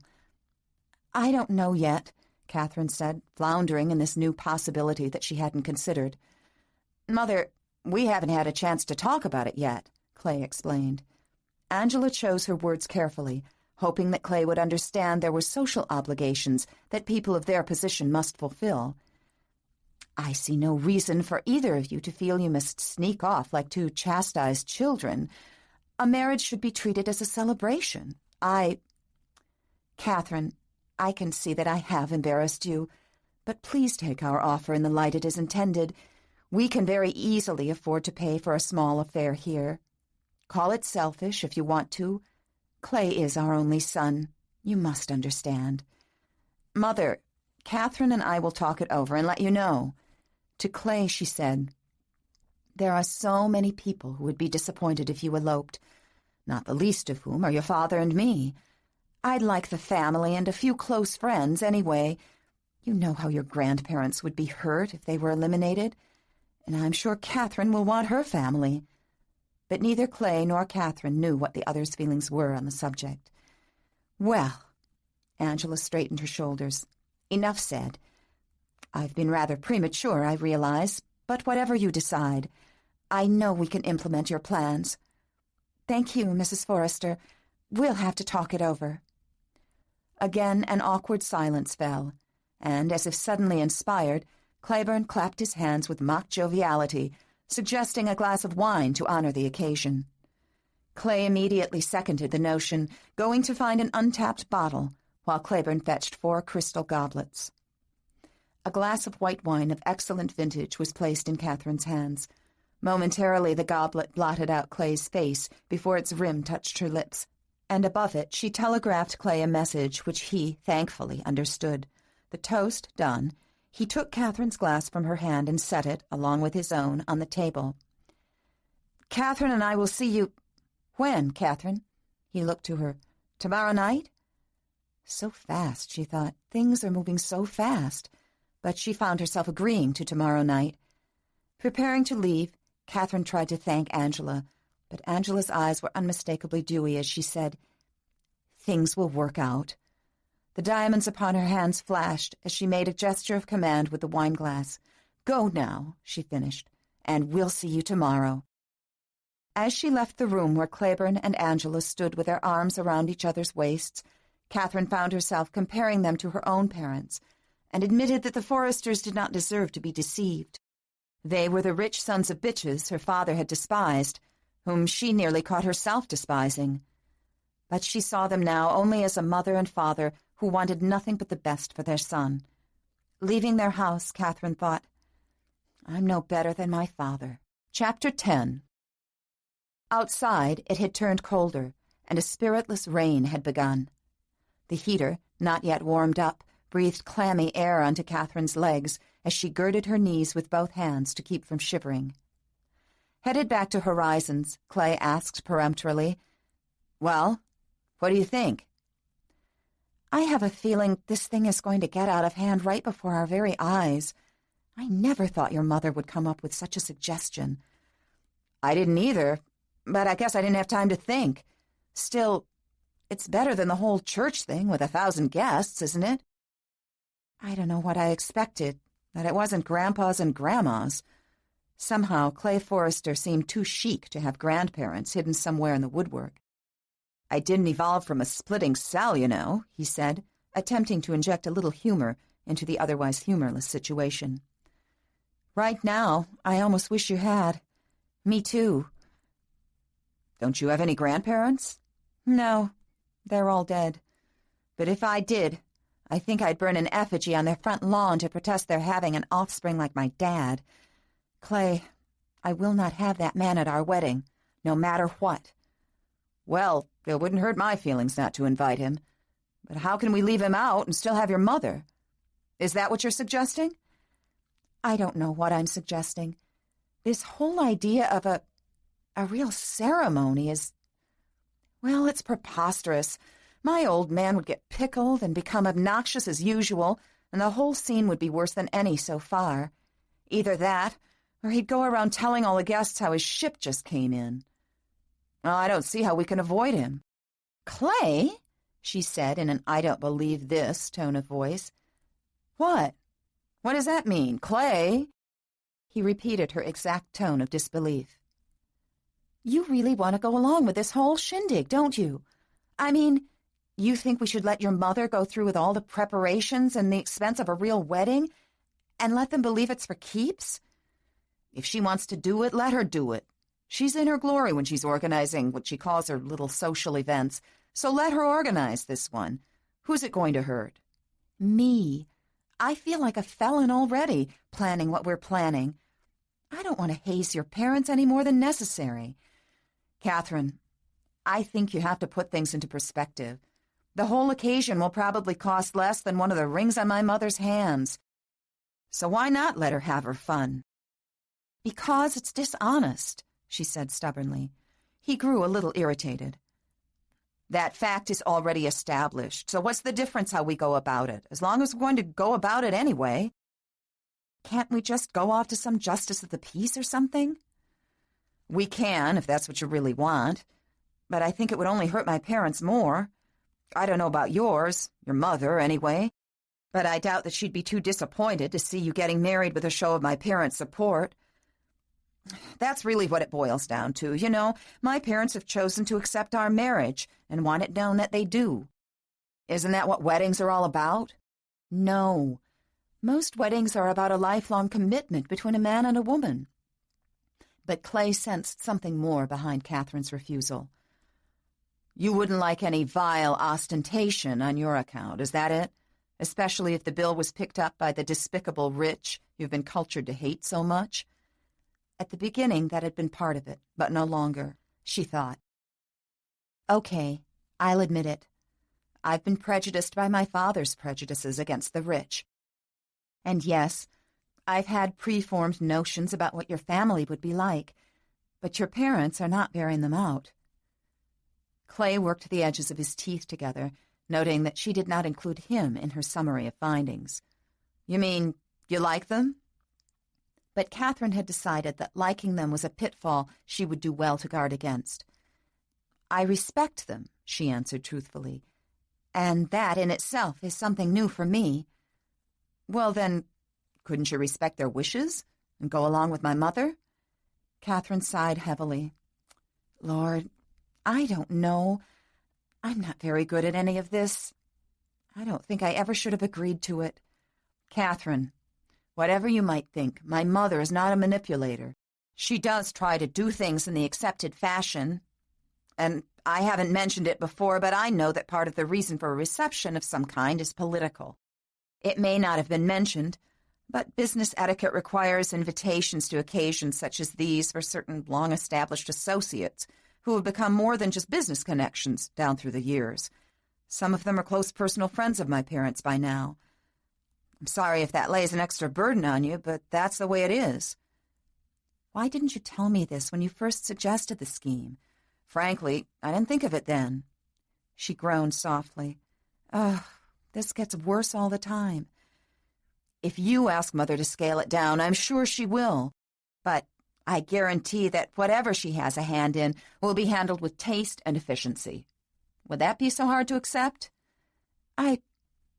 It scares me, that's all. I don't know anything about society weddings. She does. Let her guide you. I have a feeling the two of you could work well together, once you get to know each other. Again, Catherine felt cornered, this time by Clay's obvious wish to please his parents, even if it meant a wedding that was larger than prudent. And again, as she remembered his light touches, the looks of implied intimacy, she decided to take up the subject now, so that he clearly understood her stand on the matter. That was quite a performance you put on back there, and totally unnecessary. I'm sure your parents aren't that gullible. You may have thought it unnecessary. I didn't. Well, spare me in the future, please. It's bad enough as it is. I wanted as few questions as possible, that's all. I think it worked. You have no conscience whatsoever, do you? We've been over this once before, so let's not go over it again. I don't like it any more than you do, but I'm going through with it, okay? If I have to touch you now and then to make it convincing, I'm sorry. Well, that wasn't part of our agreement. Are you that insecure that a touch on the shoulder threatens you? She would not grace him with an answer to such nonsense. But when she sat silently, stewing for some time, he added, Just forget it. It didn't mean anything. It was only an act. Only an act, Catherine thought. Only an act. It was warm in the car as Catherine sighed, leaned back in the comfortable seat, and let the whisper of rain beneath the tires hypnotize her. The purring syllable of the engine, the faint vibration of the road, the gentle sway now and then as they rounded a curve or changed lanes. She let it engulf her in a place halfway between sleep and wakefulness, halfway between worry and security. The swoop of the windshield wipers mesmerized her, and she drifted away, playing the game of pretend, as she and Bobby had done so often in childhood. What happened to the girl who romanticized stories in her diary all her growing years? What happened to those dreams that had been an escape hatch then? What would it be like if this wedding were not some trumped-up scheme? What if it were real, and she and Clay both wanted it? There was a bouquet of sweet-scented flowers in her hands as she drifted through a crowd of people with radiant smiles. She wore a stunning white gown with a skirt so voluminous it filled the width of the stairway from banister to wall.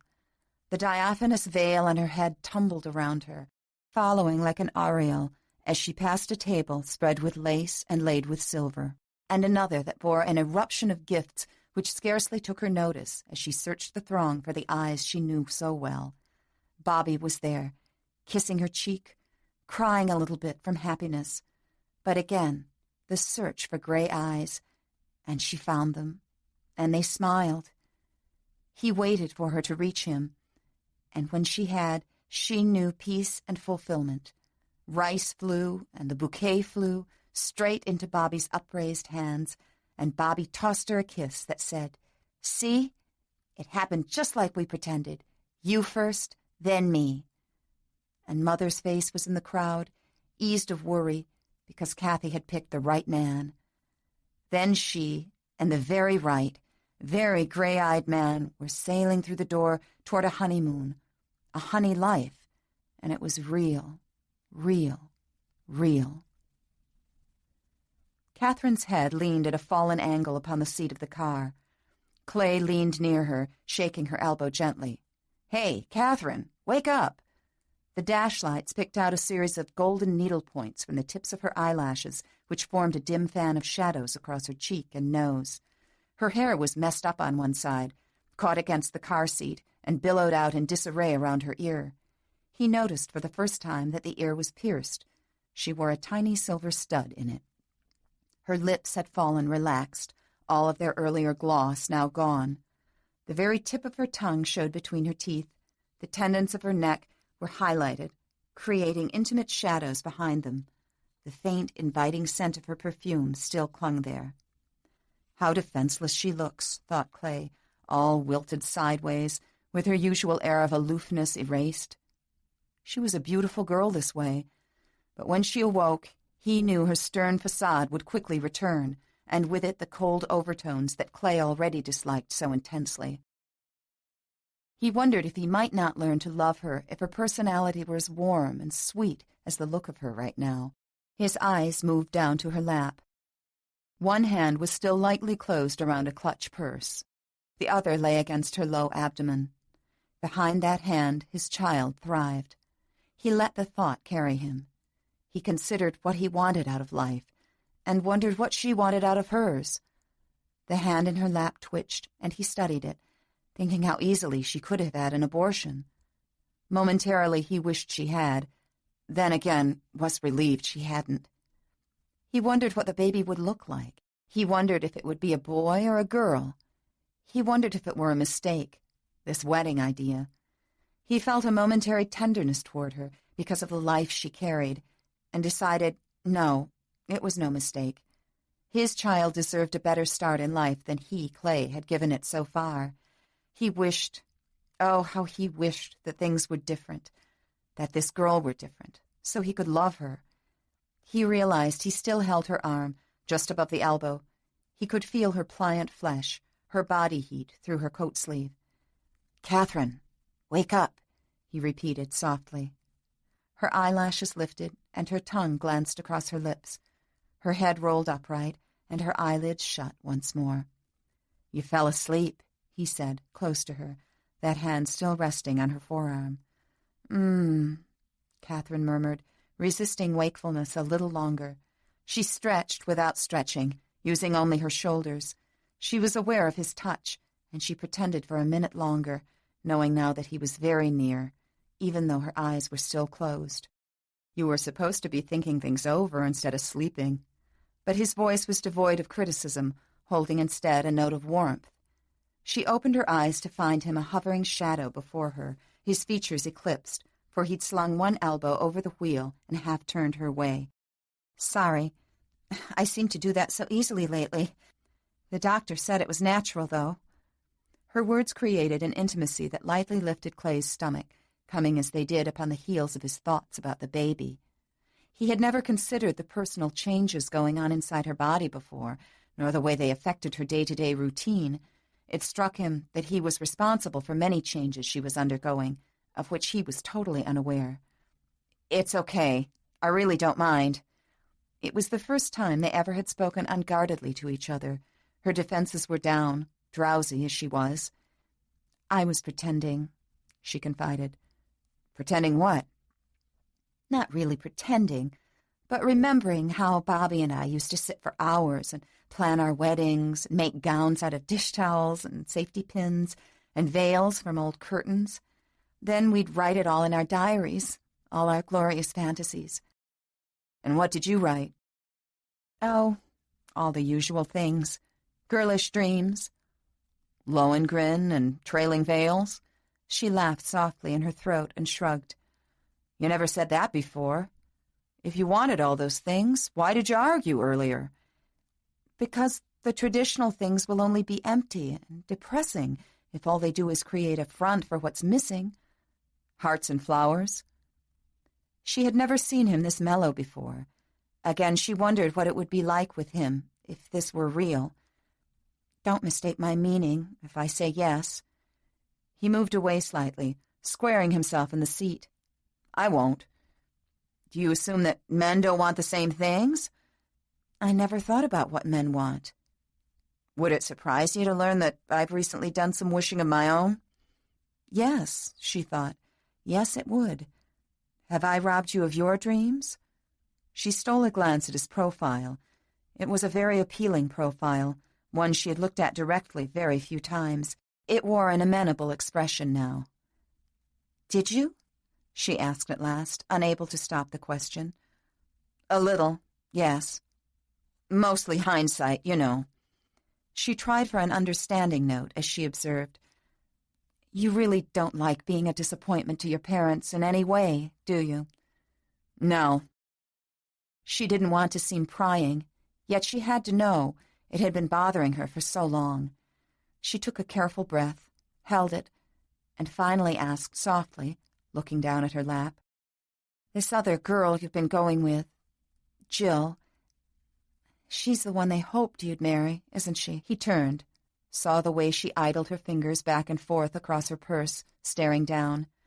She looked up, and their eyes met. Maybe. I don't know. But he squared his shoulders and studied the lights on the dashboard again. A muscle in Catherine's stomach set up a light twitching.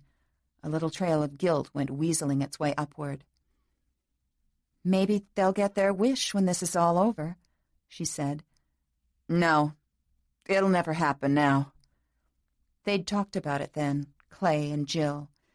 Maybe this wedding would be his only chance to be feted in the recognized style. He seemed to be admitting that it bothered him. But just as Catherine came to that conclusion, he spoke. You make the choice about the wedding, and whatever you want, it'll be okay with me.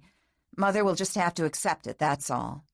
But she'll be making plans in her head, so I'd like to tell her your decision as soon as possible. It's your wedding too, Clay, she said quietly, undone by what she'd guessed about his feelings. Weddings are mostly women's doings. You make the arrangements. Thank you. You know, it seems like every time I drop you off here, it's to give you a limited time to come to some monumental decision. But I've got plenty of helpers inside to help me with this one, he chuckled. The whole house full of pregnant, unmarried teenagers. I can imagine how unbiased their advice will be. They're probably still pinning curtains on their heads for veils. Catherine thought how utterly close to the truth he was. The rain pattered on the roof. The windows had steamed up. It was warm and insular in the car, and for a minute, Catherine did not want to get out. Back to reality again. Whatever you decide is okay, huh? He said. And don't let those kids talk you into anything. He reached for his door handle, but she quickly insisted that he stay in the car. She could make it to the house just fine. When she reached to open her door, he stopped her by saying, Catherine. She turned. It's been, well, I was going to say fun, but maybe I should just say better. It's been better, talking without arguing.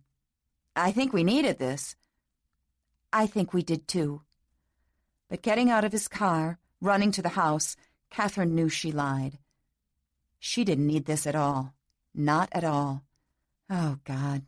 She was beginning to like Clay Forrester. Marie was still awake, waiting when Catherine came inside, and though she hadn't intended to, Catherine found herself admitting, I'm going to marry Clay Forrester. Pandemonium broke loose. Marie leaped up, hit the light switch, bounded to the center of her bed, and bugled, Wake up, everybody! Catherine's getting married! In no time at all, the place was a madhouse, everybody whooping, rejoicing, jumping, and hugging. Mrs. Tollefson called from the bottom of the stairs, What's going on up there? And joined the fracas to congratulate Catherine, then offered to make cocoa for everyone. It took an hour for things to settle down, but during that time some of the girls' undaunted enthusiasm crept into Catherine. Maybe it began while they hugged her, and, for the first time, she found herself unreservedly hugging back. They seemed to have given her some indefinable gift, and even now, lying in bed, wide awake, she was not sure what it was. Marie's voice came quietly from across the way. Hey, you asleep? No. Give me your hand, huh? Catherine reached, and in the dark her fingers were grasped by Marie's. There was silence then, but Catherine knew Marie, the always gay, always cheery Marie, was crying. Chapter 11. The following afternoon, Clay called before Catherine got home and left a message saying his mother had invited her out to the house for dinner, so would Catherine please not eat at Horizons. He'd be there to pick her up around 6:30. Speculation ran rampant among the Horizons residents, who swarmed all over Catherine as she came in the door. When she admitted she was going there to make wedding plans, wide eyes gaped at her from every angle. You mean they want a real wedding? The real McCoy?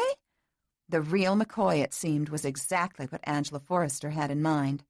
From the moment Catherine put herself into Angela's hands, she sensed what Angela had called an intimate affair was destined to be an extravaganza. Yet it was hard to resist the charming Angela, with her laugh like the song inside a Swiss music box, and her constant striving to make Catherine at ease and her unaffected touches, especially for Claiborne. From the first, Catherine noticed how the two touched, lovingly, without conscious thought, as her parents never had, and how Angela always called him darling, and he called her dear. "Isn't it wonderful, darling? We'll have a wedding here after all," Angela fairly sang. Though the details made Catherine's head swim, she drifted along with Angela's irresistible tide of plans for caterer, florist, photographer, even engraved invitations. There were times during the following days when Claiborne thought his wife guilty of bulldozing. But Catherine gave Angie full sway. Sometimes he met the girl's eyes and read in them a hint of helplessness. Maybe it was this, and the fact that she understood what the wedding meant to Angie, which began to make Claiborne look at the girl differently.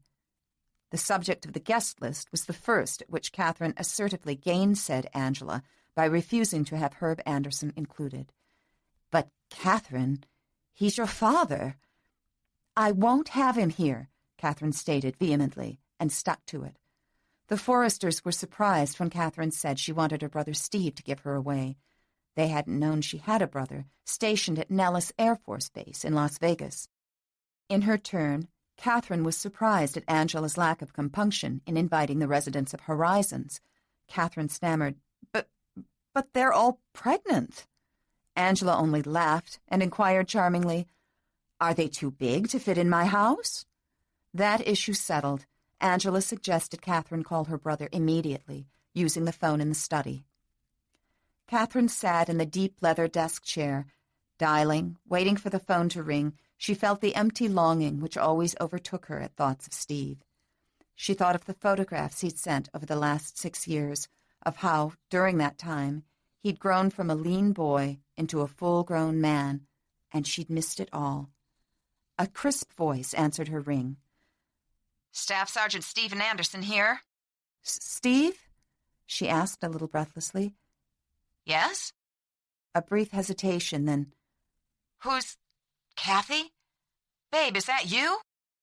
"Yes, it's me, but nobody's called me Babe for a long time." "Kathy, where are you?"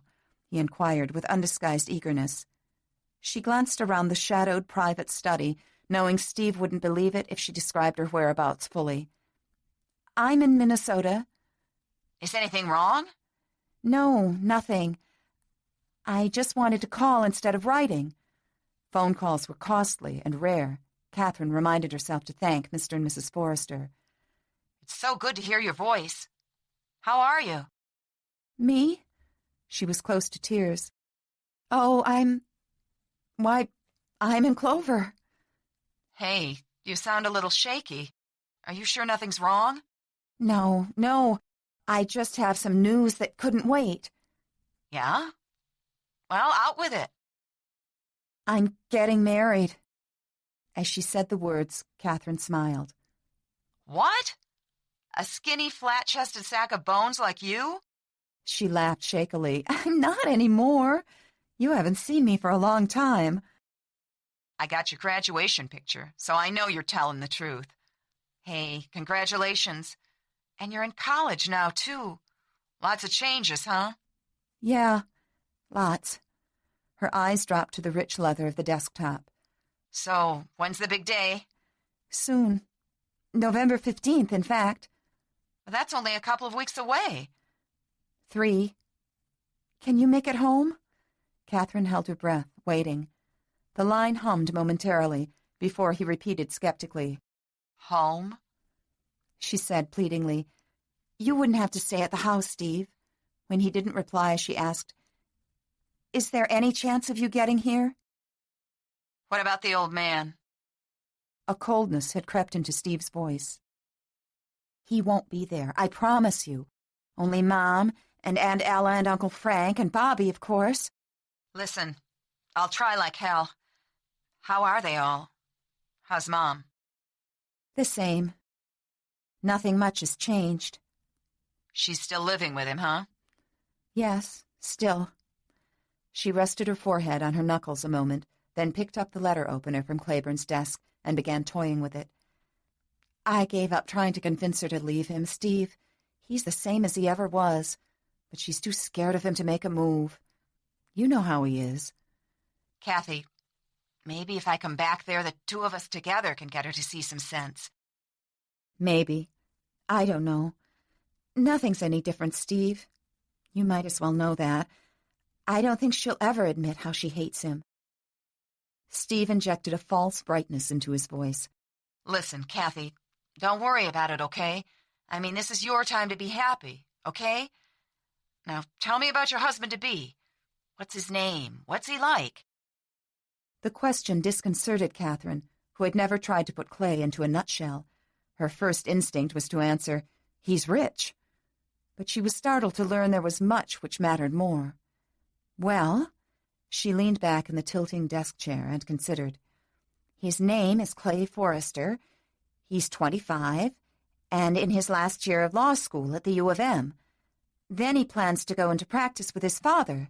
He's, well, smart, polite, well-dressed, and not too hard on the eyes. She smiled a little at this admission. And he has a very proper family, no brothers and sisters, but a father and mother who want to have the wedding at their house. I'm at their house now. Where do they live? In the old neighborhood? No. Catherine tapped the letter opener against the tip of her nose, leaning back and looking at the ceiling. In Edina. There was an expressive pause, then. Well, well, what do you know about that? My kid's sister marrying into old establishment. How did you manage that, babe? I'm afraid I managed that by becoming slightly pregnant. Oh, well, it was none of my business. I didn't mean to. No need to sound so embarrassed, Steve. You'd find out sooner or later anyway. I'll bet the old man had plenty to say about that, huh? Don't mention it. Have they met him yet, the Forresters? Catherine recalled the small scar that still showed above Clay's eyebrow. I'm afraid so. I suppose the old man thinks his ship came in this time, huh?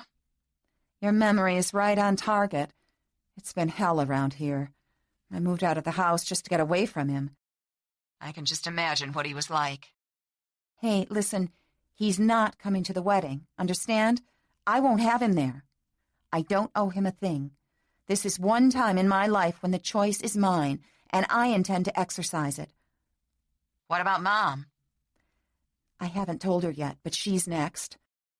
I don't know if she'll budge without him. You know how she is.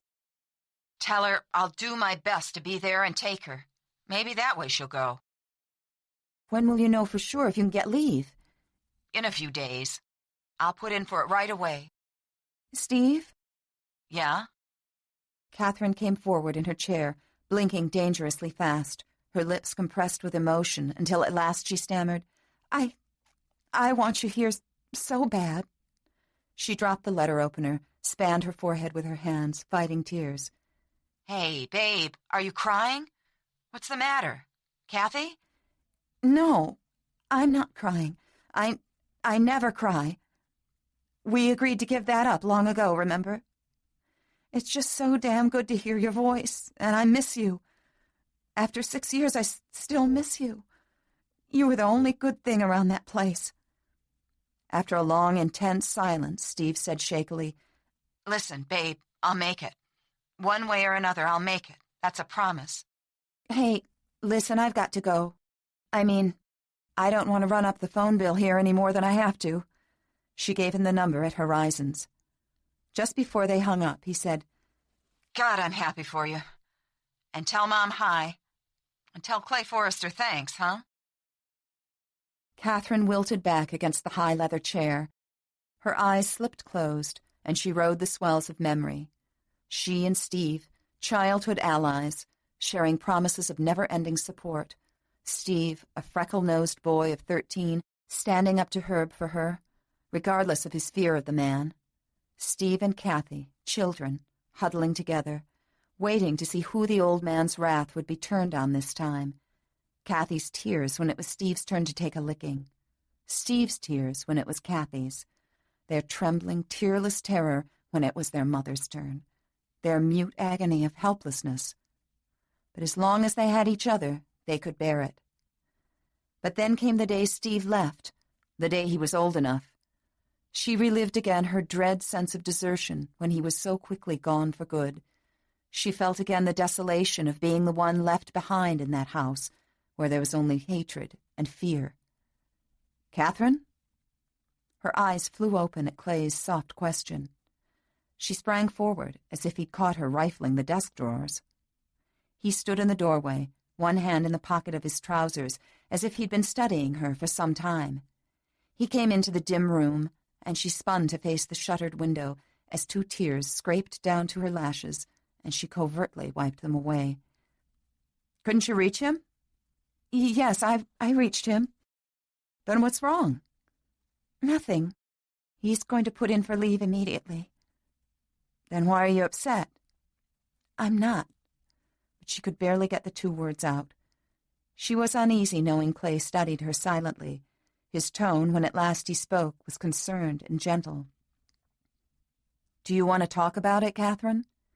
"No," she answered stiffly, wanting nothing so much as to turn to him and spill out all the hurtful memories of the past, to exorcise them at last. But she found she could not, especially not to Clay Forrester, when he was only passing through her life. Clay studied her back, recognizing the defensive stance, squared shoulders, and proud set of head. How unapproachable she could make herself when she wanted to. Still, he wondered, if he crossed the short distance of the room and touched her shoulders, what would she do? For a moment he was tempted to try it, sensing her utter aloneness in whatever it was she was suffering. But before he could move, she spoke. "Clay, I'd like to make my own dress for the wedding. I'd like to provide at least that much." "Have I given you the impression I'd object to anything?" He couldn't help but wonder what had brought on this abrupt defensiveness again. She turned to face him. "No, you haven't. You've been more than compromising. I only want to make sure I don't shame you before your guests in a homemade dress." She saw questions flit through his eyes, knew he was puzzled. But how could she explain to him her need to lash out sometimes, when she didn't fully understand it herself? What was she challenging? His place in society? His safe, secure, loved upbringing? Or the fact that he'd caught her with her defenses down a moment ago? "You don't need my permission," he said quietly, and she suddenly felt sheepish. "Do you need any money to buy things for it?" She felt the red creep up her neck. "No, I have some saved for next quarter's tuition I won't be needing." Now it was his turn to feel slightly uncomfortable. Although the days before the wedding were interrupted by these emotional point-counterpoints, on the whole, Clay and Catherine grew increasingly comfortable with each other.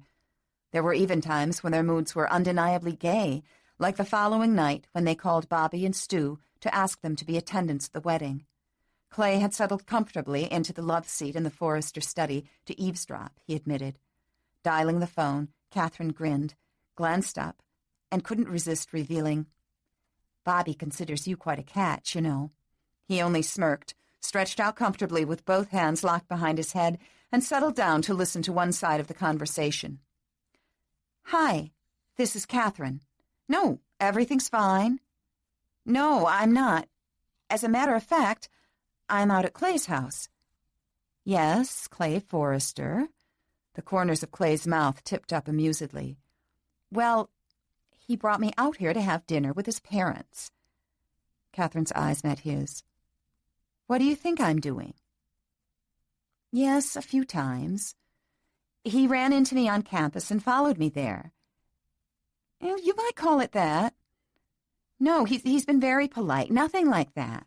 Catherine wanted to wipe the smirk off Clay's face. "Bobby, prepare yourself. You're in for a shock. Clay and I have decided to get married, and I want you to be my maid of honor." Catherine covered the mouthpiece, made silly eyes at Clay, and let Bobby rave on a moment. "Well, I am. I mean, I called as soon as we decided."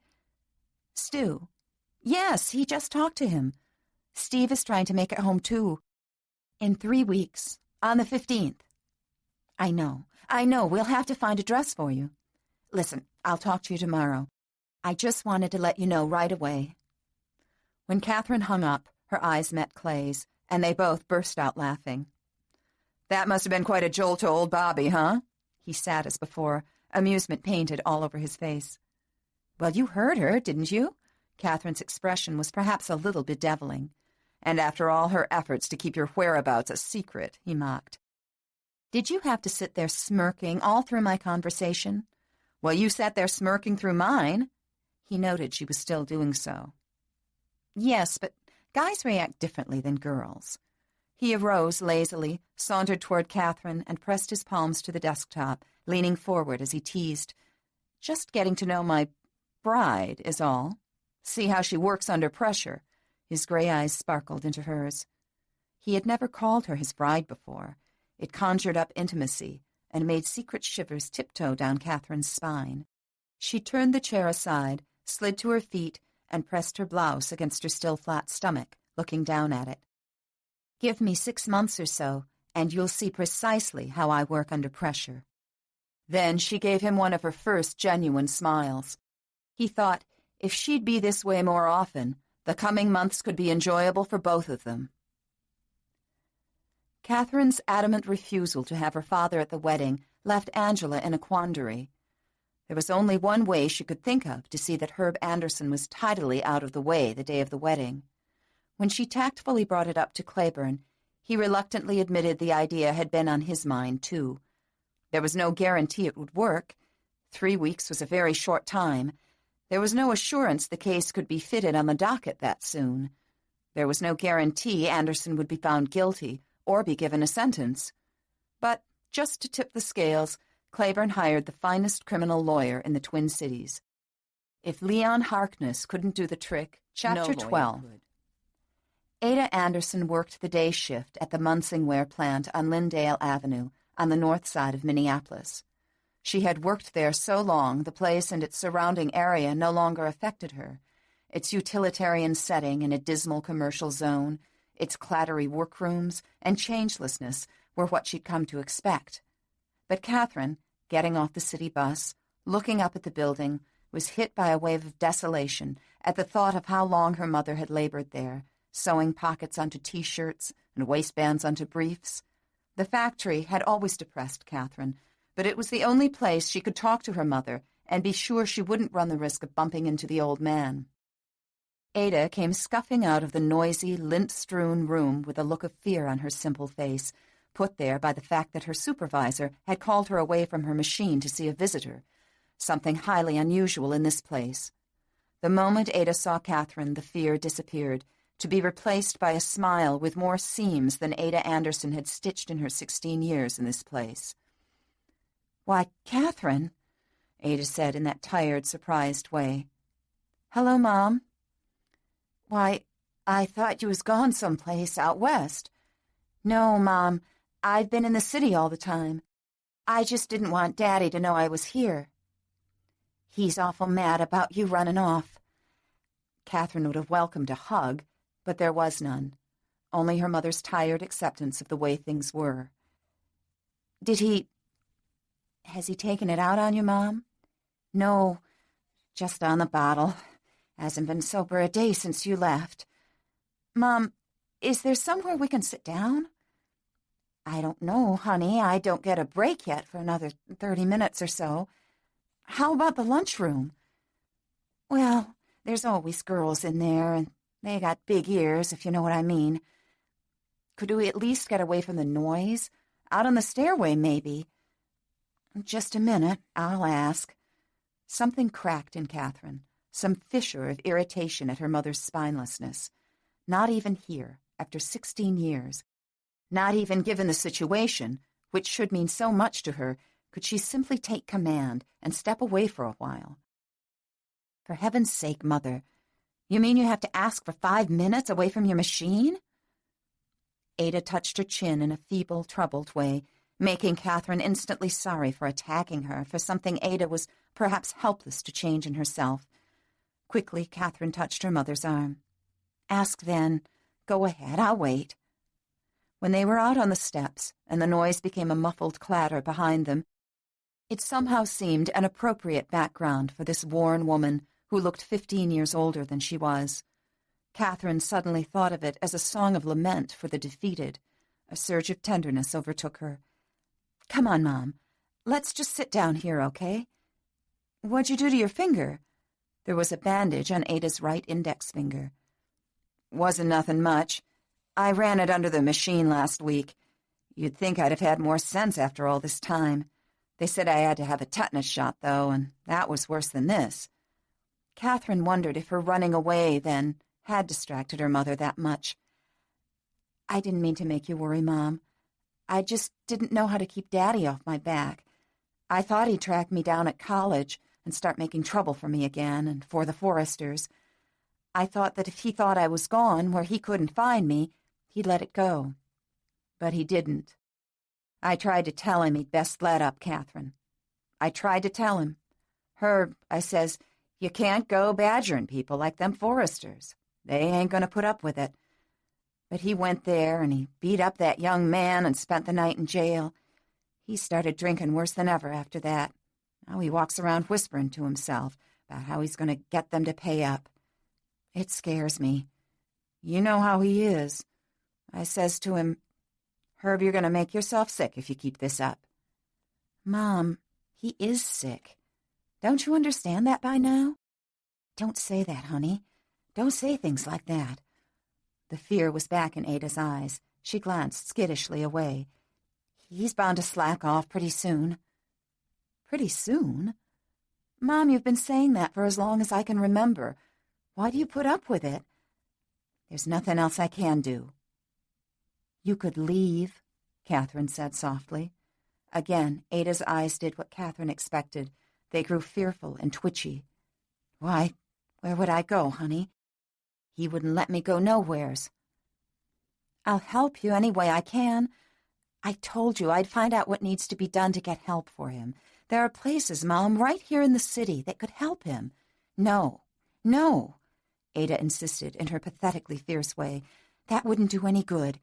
He'd just come out worse, be worse than ever. I know Herb."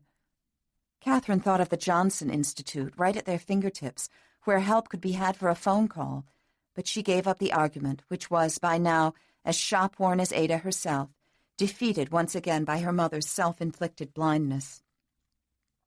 "Listen, Mom, I have some good news." "Some good news?" Even when her eyes registered hope, they looked sad.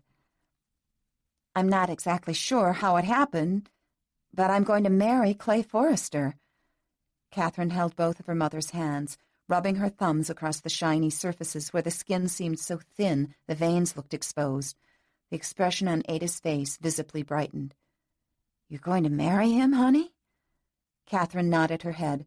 Her mother at last squeezed her hands. "Marry that handsome young man who said he didn't know you? How can that be?" "I've been seeing him, Mom, and I've been back to his house several times and have talked with his parents, and they're really quite nice. They've been very understanding and helpful. Can you believe it, Mom? I'm going to have a real wedding in that beautiful house of theirs." "A real wedding?" Ada touched Catherine's cheek while her own eyes turned glossy. "Why, honey." Again she squeezed Catherine's hand. "So that's where you run off to that young man of yours. Well, isn't that something?" "No, Mom, I've been living out near the campus, and I've made lots of new friends, and I've seen Bobby, and she's been letting me know how you've been all along." "You don't have to worry about me, honey. You know I always end up on my feet. But you, look at you. Ain't you something? A real wedding." Ada reached into her pocket and found a tissue and dabbed at her rheumy eyes. "Listen, honey, I got a little money saved. Not much, but—" "Shh, Mom. You don't have to worry about paying for anything. It's all taken care of. But you're my baby, my own little girl. Should be me that— Mother, the Forresters want to take care of it. Honest. I could have eloped if I'd wanted to, but Mrs. Forrester, oh, she's really on our side, Mom. I've never met anyone like her. Oh, she's a fine lady, all right. Mom, I want you there at the wedding." Startled eyes were raised to meet Catherine's. "Oh, no, honey. Why, I would never fit in that place. I couldn't." "Listen, Mom, Steve's coming." Surprise held Ada's tongue for a moment before she repeated disbelievingly, "Steve?" Her eyes turned alight with that inextinguishable flicker of mother love. "You talked to Steve?" "Yes, and he's going to try to come home." "Come home?" Together they counted back 6 years. "Yes, Mom. He said to tell you he'll take you to the wedding with him. That's what I came to tell you." "Steve coming home?" But at the thought, Ada raised those tentative fingers to her lips again. "Oh, but there'll be trouble. Herb and Steve." Her eyes dropped down to her lap. "Daddy's never going to know. Steve and you are coming to the wedding, but not Daddy." Determinedly, Catherine squeezed her mother's hands. "But I don't see how." "Please, Mom, please listen. You can tell him you're going to play Saturday bingo like you do sometimes. I want you at my wedding, but I can see that if he came too, it would only mean trouble, can't you?" "But he'll know, honey. He'll guess. You know how he is." "He won't know if you don't tell him. If you just walk out like you're meeting Mrs. Murphy for bingo, like you've done 100 Saturdays before." "But he's got that sixth sense. He's always had it." "Mama, Steve's not coming to the house. You know that, don't you? He swore when he left that he'd never set foot in it again, and he hasn't changed his mind. If you want to see Steve, you'll have to see him at my wedding." "Is he all right?" "He's just fine. He sounded really happy and asked how you are and said to give you his love." "Steve's 22 now." Ada's mind seemed to drift away into the racket of the machines from the workroom. The rhythmic clack and thump accompanied her lost thoughts while she hovered on the steps with her knees almost touching her daughter's.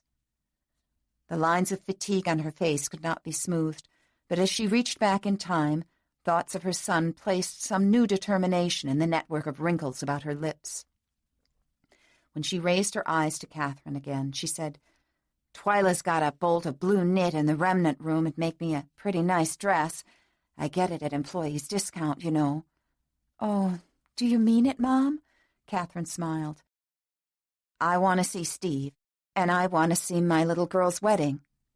Why, stitching up a dress ain't nothing to me after all the years I put in here." "Thank you." Impulsively, Catherine leaned forward to hug her mother briefly around the thin shoulders. "I'd best get back now, or my daily quota will be low." Catherine nodded. "I won't say a word to Herb this time. You'll see." "Good.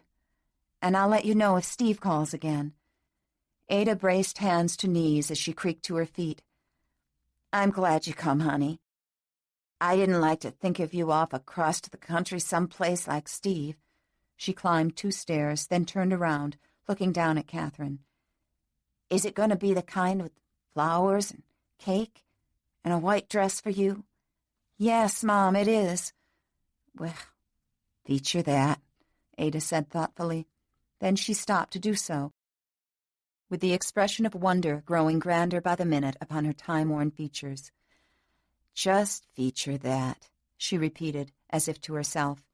And for the first time, Catherine was fully, totally, 100% happy that she'd gone along with all of Angela Forrester's wishes. The invitations were ice blue, embossed with rich ivory letters of finest English roundhand that pirouetted across the marbled parchment like the steps of a dancer. As she lifted a card from the box, it crackled like the dancer's crinoline beneath Catherine's fingers.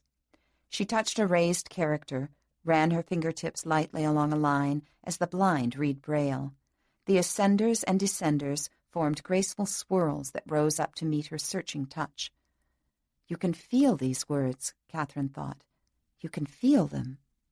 Awe-filled, she studied the invitation, not quite accustomed yet to everything that was happening so fast.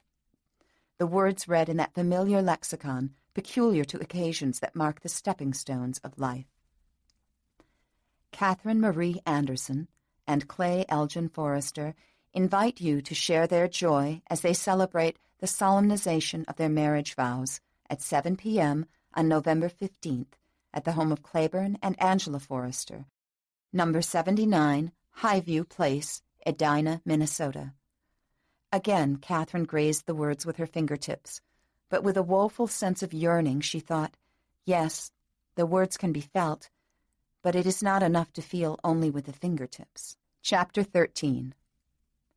By now, Catherine and Clay could meet in the front hall of Horizons and display a friendly familiarity that lacked the edginess of those first couple of meetings. Catherine invariably found herself scanning his clothing, invariably, too, found herself pleased by what greeted her. Likewise, Clay found himself approving of her appearance. Her clothes were neat, if unostentatious, and she wore them well. He watched for a first sign of roundness on her, but so far none was showing. "Hi," he said now, while his eyes performed that first perusal which she'd come to expect. "How are you holding up?" She struck a pose. "How does it look like I'm holding up?" He glanced once again over the plum wool dress, loose-belted, trimmed with top-stitched pockets at hip and chest. "Looks like you're doing fine. Nice dress."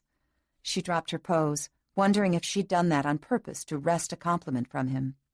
She found his approval pleasing, but since that night she'd fallen asleep on the way home, they had each made a conscious effort to be nicer to each other.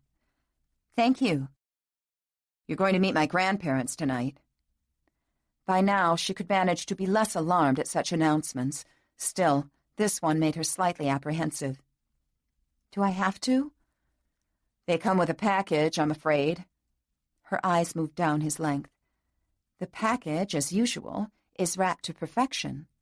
And so it was, in bone-colored pleated trousers and a complimentary Harris tweed sport coat with suede elbow patches.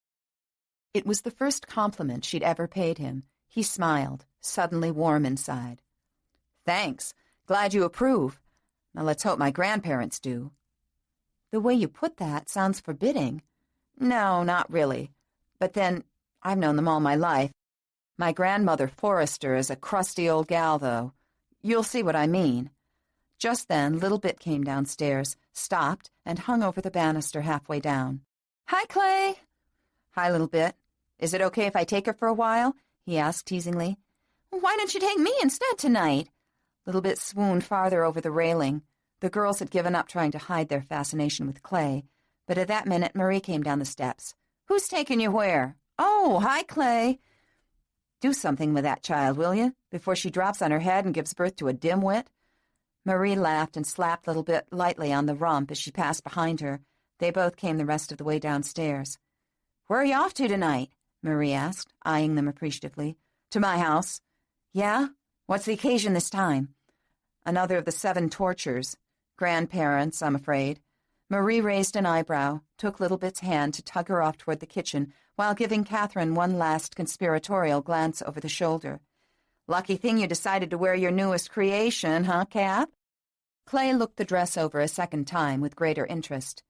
"We do have nimble fingers, don't we?" he asked, and without winking gave the impression he had. "Yes, we do, of necessity," and Catherine laid a hand lightly upon her stomach. Smiling with Clay, she felt a little happy, a little venturesome.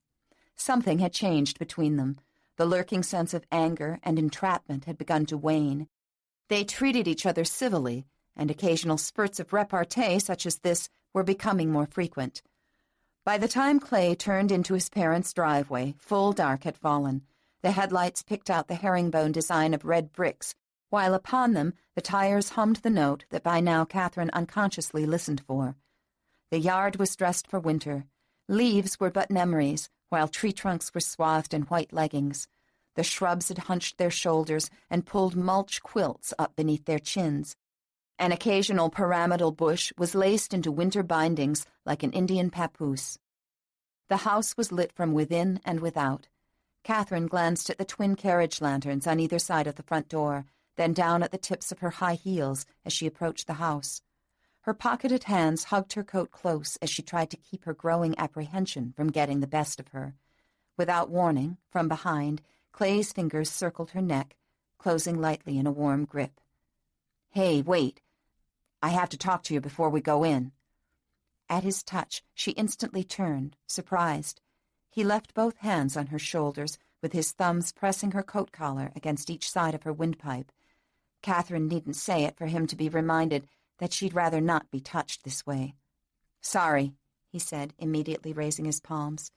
"What is it?" "Just a technicality."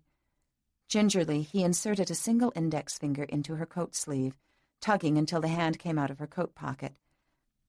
"There's no ring on this." Her bare hand dangled out of the sleeve. While he looked at it, the finger suddenly clenched protectively, shutting the thumb inside. "Grandmothers tend to become suspicious when they don't see what they expect to see," he noted wryly. "And what do they expect to see?" "This." Still holding her coat sleeve, he lifted his other hand to reveal a jeweled ring riding the first knuckle of his little finger. In the meager light from the carriage lanterns, it wasn't at first evident exactly what it looked like. Clay wiggled the finger a little, and the gems glittered. Catherine's eyes were drawn to it as if he were a hypnotist, using it to mesmerize her. Her mouth went dry. "It's so big," she thought, horrified. "Do I have to?" she said. He commanded her hand, sliding the ring onto the proper finger. "I'm afraid so. It's family tradition. You'll be the 4th generation to wear it." With the ring not quite on, she gripped his fingers, stopping them, feeling the ring cut into her.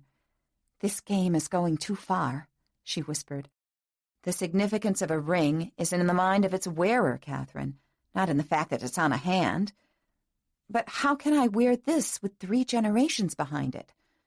"Just pretend you got it out of a box of Cracker Jacks," he said, unconcernedly, completing the adornment of her 3rd finger, pushing the ring all the way on. Then he dropped her cold fingers. "Clay, this ring is worth thousands of dollars. You know it, and I know it, and it is not right that I'm wearing it." "But you'll have to anyway. If it helps to relieve your mind, remember that the Forrester side of the family made a business of gems before my father broke the tradition and went into law. Grandmother Forrester still owns a thriving business, which she refused to relinquish when Grandfather died. There are hundreds more where this came from." "But not with this one's significance." "So, humor an old lady." Clay smiled and shrugged. She had no choice. Neither did she have a choice when, in the entry after he'd taken her coat, Clay returned and laced his hand halfway around her neck in that careless way of his. That was how they entered the living room, with him affectionately herding her along, and Catherine doing her best to keep resilient under his touch. They approached first a withered little pair of people who were dressed formally and sat side by side on a velveteen sofa. The man wore a black suit and looked like an aged orchestra conductor. The woman, in mauve lace, wore a little twinkling smile that looked as if she'd donned it 70 years ago and hadn't taken it off since. Approaching the pair, Catherine felt Clay's hand slide down her back, linger at her waist, then depart as he bent to take the woman's cheeks in both hands and plop a direct, noisy kiss on her mouth. "Hi, sweetheart," he said irreverently. Catherine could have sworn the old girl actually blushed as she looked up at Clay. Then she twinkled as she shook a crooked, arthritic finger at him, her only greeting. "Hello, Sonny," the grandfather greeted him. "You get your grandmother more excited with that word than I can anymore." Clay's hearty laugh swept the two. "So, Granddad, are you jealous?" He put an arm around the shoulders of the bald man who might have been stepping up to a podium with his aging slump. To Catherine's surprise, the two embraced unabashedly, chuckling together. "I want you both to meet Catherine." Clay turned back, reached out a palm, and drew her forward. "Catherine, this is Grandma and Grandpa Elgin. Better known around here as Sophie and Granddad." "Hello," Catherine said, smiling easily, squeezing each parchment hand in turn. Sophie's and Granddad's smiles were so alike, it was like seeing double.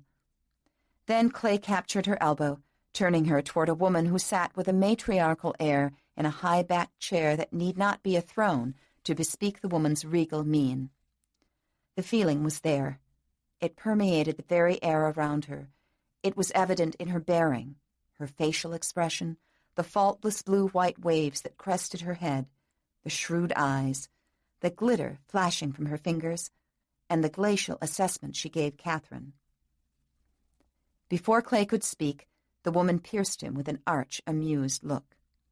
"Don't try those flirtatious tactics on me, young man. I'm not the blushing fool your grandmother Sophie might be." "Never, grandmother," assured Clay, wearing a devilish grin as he lifted one of her bejeweled hands and bent over it quite correctly. He made as if to kiss its blue-veined back, but at the last minute turned it over and kissed the base of her thumb. Catherine found herself amused at these cat-and-mouse goings-on. The old lady's mouth pursed to keep from smiling outright. "I brought Catherine to meet you," Clay said, dropping the hand, but not the half-smile. Again he urged Catherine near with a slight touch on her elbow.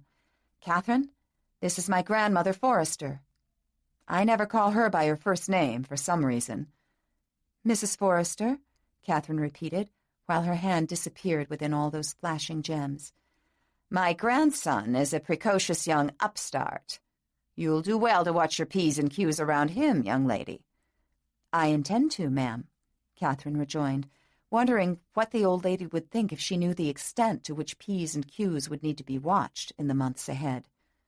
Mrs. Forrester raised an ivory-headed cane and tapped Catherine's shoulder lightly, perusing her with gray irises from beneath one straight eyebrow and one that was cocked in an aristocratic arc. "I like that. I might have answered in just that way myself." She rested the cane on the floor again, crossed her hands upon the ivory elephant with its sapphire eyes, and angled a bemused expression again at her grandson, asking, "Where did you find this perceptive young lady?" Clay moved a hand lingeringly up and down the inner side of Catherine's elbow while he searched her face and answered his grandmother. "I didn't. She found me." Then his hand trailed down, enclosing hers. Elizabeth Forrester's eyes followed it and registered the way the girl's fingers failed to clasp Clay's.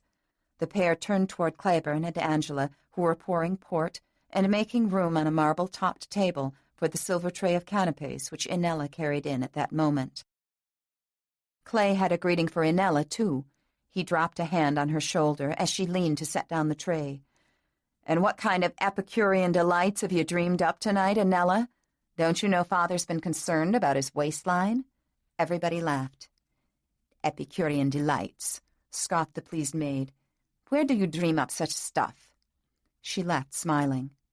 There followed a full-fledged hug between Clay and his mother and a clasp of hands with his father. Catherine had never seen so much touching in her life, nor had she seen Clay in this element before, warm, humorous, obviously loved and loving everyone in the place.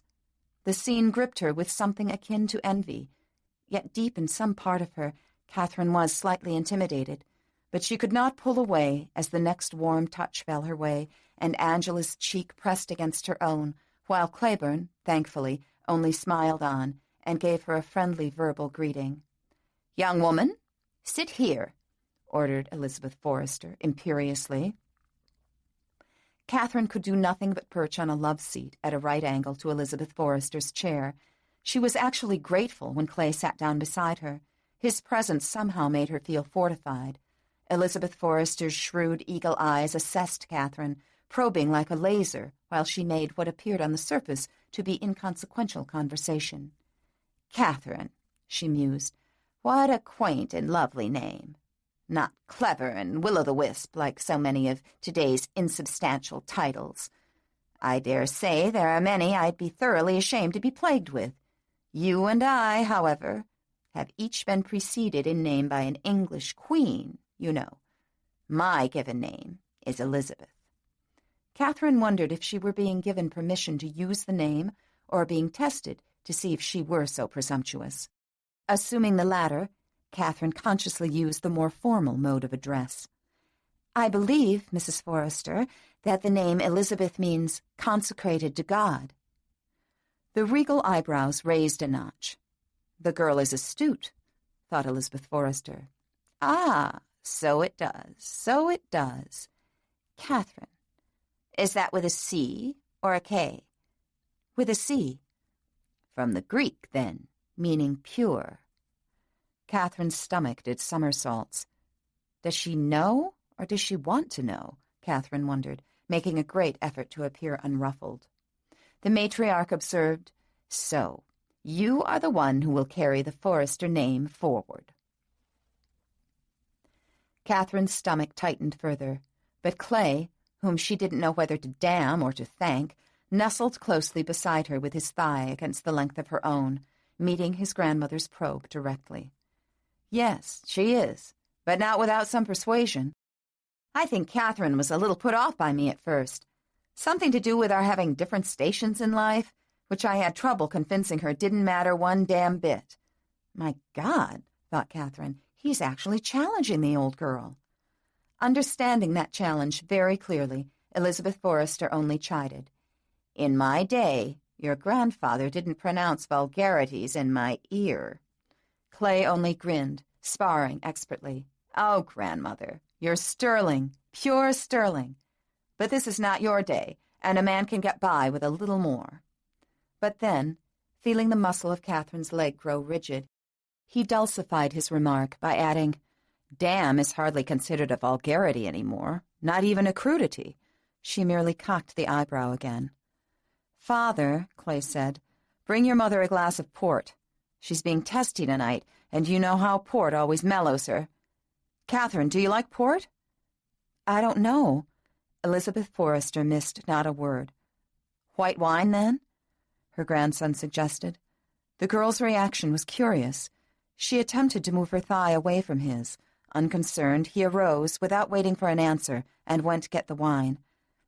"How long have you known Clay?" his Grandma Sophie asked then, leaning forward with bird-like tentativeness. "We met this summer." "Angela says you're sewing your own dress for the wedding." "Yes, but I have lots of help," Catherine answered, realizing too late that she'd left herself open for further questioning. "Why, how nice. I never could sew a stitch, could I, Angela? Is your mother helping you?" Sophie's manner of speech was exactly the opposite of her counterparts. Where Elizabeth Forrester was audacious and quizzing, this woman was shy and unassuming. Still, her innocent line of questioning made Catherine again feel boxed into a corner. "No, some friends of mine are helping me with the dress. I do some sewing to help out with college expenses." "My, Clay didn't tell us you're in college." He came to her rescue then, returning with a stem glass of imported German Liebfra milk. As Catherine reached for it, the gems in her ring glittered like the lead crystal glass which held the wine. Before she sipped, she changed hands, resting her left knuckles down on her lap. Yes, she is. She's a clever girl, too. She made the dress she's wearing tonight, Grandma. She's very good with her hands, isn't she?" Catherine almost choked. Quickly she added, "I also type theses and manuscripts." "You do? My, Grandma Sophie remarked inanely. "You see, Grandma, now I won't have to pay to have my papers typed this year. That's really why I'm marrying her." He grinned mischievously and laid his hand along the back of the love seat as he said it, making Sophie's eyes soften in approval. "Mother," Angela put in, "Clay is up to his usual teasing again. Don't pay any attention to him." The talk moved on, interspersed with the nibbling of crab-stuffed petit choux and marinated mushroom caps. Clay relaxed beside Catherine, his knees lolling wide so there was the ever-present intrusion of his thigh against hers. He kept up the small talk, asked once, close to Catherine's ear, if she didn't like crab, confirmed that that's what it was she was eating, murmured just loud enough that the elder Mrs. Forrester overheard him tell his fiancée there were lots of things he'd teach her to like. He bantered with Elizabeth, teased Sophie, agreed to play racquetball with his father one evening soon, and through it all managed to act as if he doted on Catherine. By the time they went to dinner, she was nearly undone. She wasn't used to sitting so close to him, nor being wooed in so obvious a manner for the benefit of others. At the table it went on, for Clay was seated directly beside her, and now and then during the meal he rested his elbow on the back of her chair and spoke trumped-up confidences into her ear in a highly convincing way. He could laugh just softly enough, glance at her just beguilingly enough, to make his grandmothers smile at each other over their salmon steaks a la Inella. But long before the meal ended, either the steaks or Clay, or both, had caused Catherine's stomach to begin to churn. Add to that the fact that Elizabeth Forrester brought up the ring, and Catherine wondered if she'd make it through the meal. "I see Angela has given you the radiant. How wonderful, Angela, to see it on Catherine's hand. What does your family think of it, dear?" Catherine forced herself to continue cutting a cheese-encrusted Irish potato. "They haven't seen it yet," she answered truthfully, learning the game quickly, determined not to give the hawk-eyed woman an edge. "It looks beautiful on such long, slim fingers. Don't you think so, Clay?" Clay picked up Catherine's hand, took the fork from it, kissed it, replaced the fork, and said, "Beautiful." "Would you like to prick my grandson with that fork, Catherine? Just to let a little of that self-satisfied hot air out of him?" "Your fondling seems to distract Catherine from her eating, Clay." But it was as much the ring as everything else that was distracting Catherine. Clay only laughed and delved into his food again. "Grandmother, I think I detect a note of testiness again. Nobody told you had to pass the ring on to Mother. Would you like it back?" "Don't be cheeky, Clay. As your bride, Catherine should and will wear the ring. Your grandfather would be thrilled to distraction if he could see it on a girl as beautiful as she." "I give up. For once you've left me speechless because you're right." Elizabeth Forrester was left to wonder if her suspicion was correct. The boy seemed incapable of stopping himself from fawning over the girl. Well, time would tell soon enough. In the car on the way home, Catherine laid her head back against the seat, struggling with each passing mile to control her roiling insides. But halfway there, Catherine ordered, "Stop the car." Clay turned to find her eyes closed, one hand convulsively gripping the console. "What is it?" "Stop the car, please." But they were on the freeway, where controlled accesses made it difficult to stop. "Hey, are you all right?" "I have to throw up."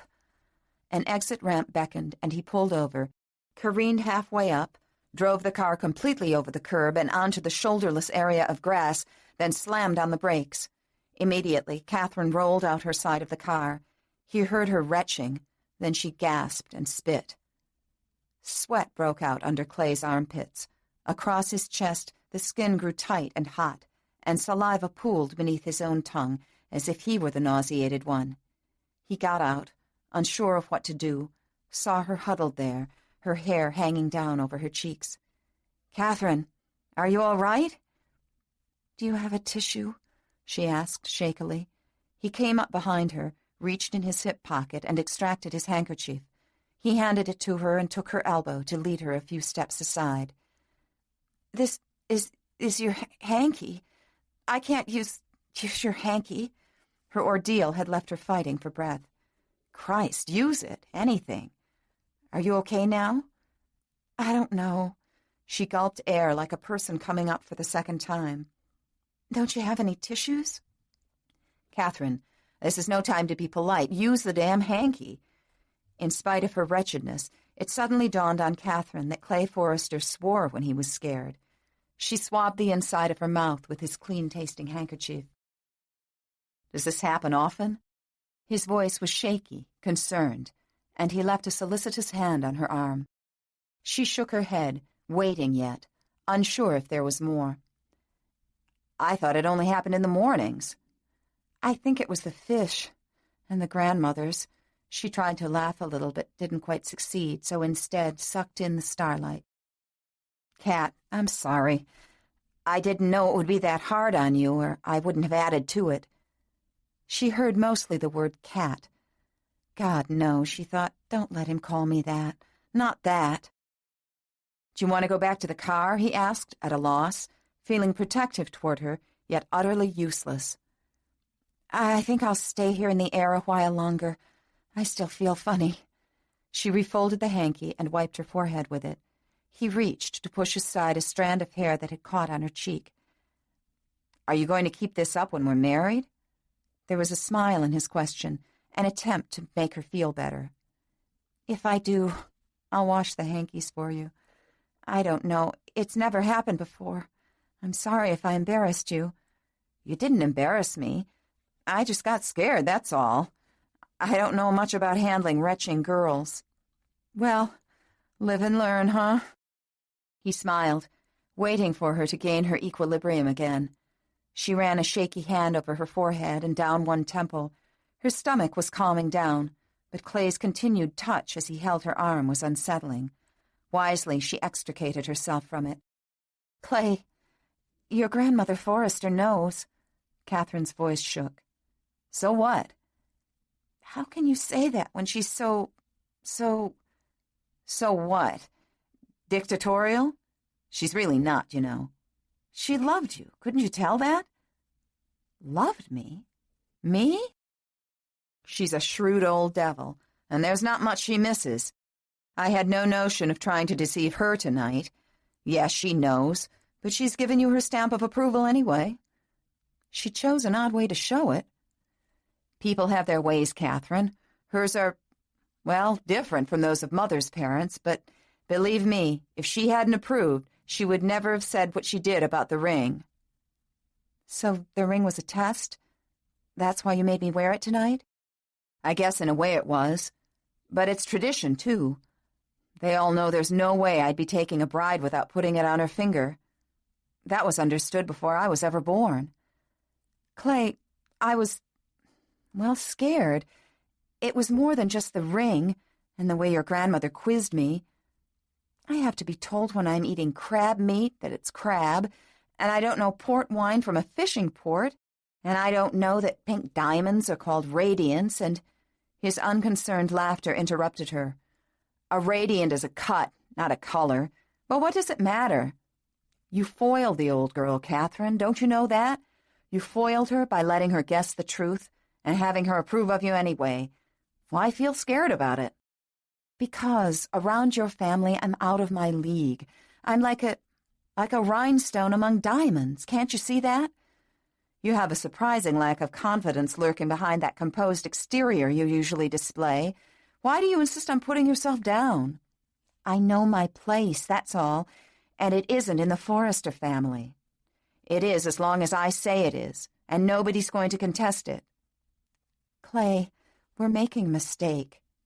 "The only mistake made tonight was when you ate Inella's salmon." He touched her shoulder. "Do you think you finished with your revenge on her?" She couldn't help smiling. "What is it with you that you can be so casual about all this?" "Catherine, it's only temporary. I made up my mind to enjoy what I can of it and not let the rest bother me, that's all. And I'm even learning in the process, so there." "Learning?" "Like you said, how to handle a pregnant lady." He turned her toward the car. "Come on, I think you're okay now. Get in, and I'll drive like a good boy." Farther down the road, Clay began talking about Sophie and Granddad. Reminiscing about them and the stories he told made Catherine understand where Angela got all her loving ways. Riding with Clay, listening to stories about his youth, she found herself enjoying his company fully. She laughed once, saying, "I had all I could do to keep from bursting out laughing when Granddad called you Sonny." She turned a skeptical grin toward Clay and repeated, "Sonny?" Clay himself laughed. "Well, I guess that's how he'll always think of me. You know, I really love that old dude. When I was little, he used to take me to see the ore boats on Lake Superior. Just him and me. Once he took me up on the train, because he said trains would soon be gone. I shouldn't miss the chance to ride on one while I could. Saturday afternoons, he'd take me to see Disney movies, to museums, all kinds of places. And I go to the ballet with both Granddad and Sophie." "The ballet?" She was genuinely surprised. "Uh-huh. How lucky." "You've never been to one?" "No, only dreamed about it." "I assumed you had from what you said once about being a ballerina." "No, you assumed wrong." And for the first time, Catherine opened up a portion of her secret regret to him. Not much, but a little, an important little. Like wiping off a tiny peek-through from a dirt-filmed window, she gave him a first glimpse of what was inside. "My dad drank a lot, so there was never any money for the ballet." Suddenly afraid she should not have said it, she waited for Clay's reaction. She did not want him to think she was eliciting his sympathy. She could feel his gaze on her for a moment before his words made her heart dance against her ribcage. "There is now," Chapter 14. The short trio of weeks before the wedding, coupled with the countless necessary arrangements, saw Catherine and Clay together almost as much as they were apart. The thing Catherine feared most began to happen. She grew familiar with Clay. She began expecting things before they happened. To have her car door opened, her coat held, her fast food paid for. Personal things about Clay intruded, too. The way he always took time to kid the girls at Horizons before snatching Catherine away again. The continuing sense of closeness he displayed with his family. The endless touching about which none of them felt inhibited. His laugh. He laughed easily, she discovered, and seemed to accept what was happening far more readily than Catherine herself was able to. She grew familiar with the incidental things, the way his eyes were drawn to the vapor trails of jets, the way he removed the pickles from his hamburgers but added extra ketchup, the fact that most of his clothes were brown, that he was slightly colorblind between browns and greens, and sometimes mistakenly chose socks of the wrong color. She came to know his wardrobe and the scent of him that lingered in the car, until one evening, when it changed, it came as a shock that she'd even detected the change. She learned which of his tapes were favorites, then the particular songs on those tapes that were even more favored. Then one day, he offered her the use of his car to complete all her errands. Her wide blue eyes flew from the keys, dangling off his index finger, to his grinning eyes. She was speechless. "What the hell, it's only a car," he said offhandedly. But it wasn't. Not to Clay. He took care of it the way a trainer takes care of a Kentucky Derby winner, and with equally as much pride. His trusting her to drive it was another stitch in the seam of familiarity binding Clay and Catherine ever closer. She saw all this clearly as she stared at the keys. To accept them was to break down another of the barriers between them, this barrier so much more significant than any which had fallen before, for it had delineated their separate rights. Accepting the keys would only meld the two, which was something Catherine sought to avoid. Yet she took the keys anyway, tempted by the luxury they represented, the freedom, the thrill, telling herself, "One time, just this once, because there's so much running to do, and it'll be so much easier by car than by bus." Driving the Corvette, she felt she had usurped Clay's world. The car was so much a part of him. There was a sense of willful intrusion that made her heart race when she placed her hands on the wheel in the precise spot where his usually rested. The feel of her flesh on his spot was decidedly intimate, so she quickly reverted to the more cavalier pose, with one wrist draped indolently over the wheel, put the machine in motion, and turned on the radio, experiencing a heady jolt of freedom when the music poured from the speakers. She even used the horn once, unnecessarily, and laughed aloud at her precociousness. She adjusted the rearview mirror, amazed at how suddenly exotic Minneapolis, Minnesota looked when viewed in reverse from a white leather bucket seat inside a sleek silver Bullet. She watched men's heads snap around and women's faces affect expressions of disdain, and allowed herself to feel temporarily superior. She smiled at drivers of other cars while sitting at stop signs. The Corvette was superficial, ostentatious, and somebody else's, but she didn't care. She smiled anyway. And she took first Marie, then Bobby, out shopping in it. And for one day, one magic day, Catherine allowed herself to pretend it was all real, and somehow, for that one day, it was. For that single day, Catherine had a taste of the full flush of joy wedding preparations can bring. The making of Catherine's wedding dress became a family project, with almost every girl at Horizons sharing the work in some way.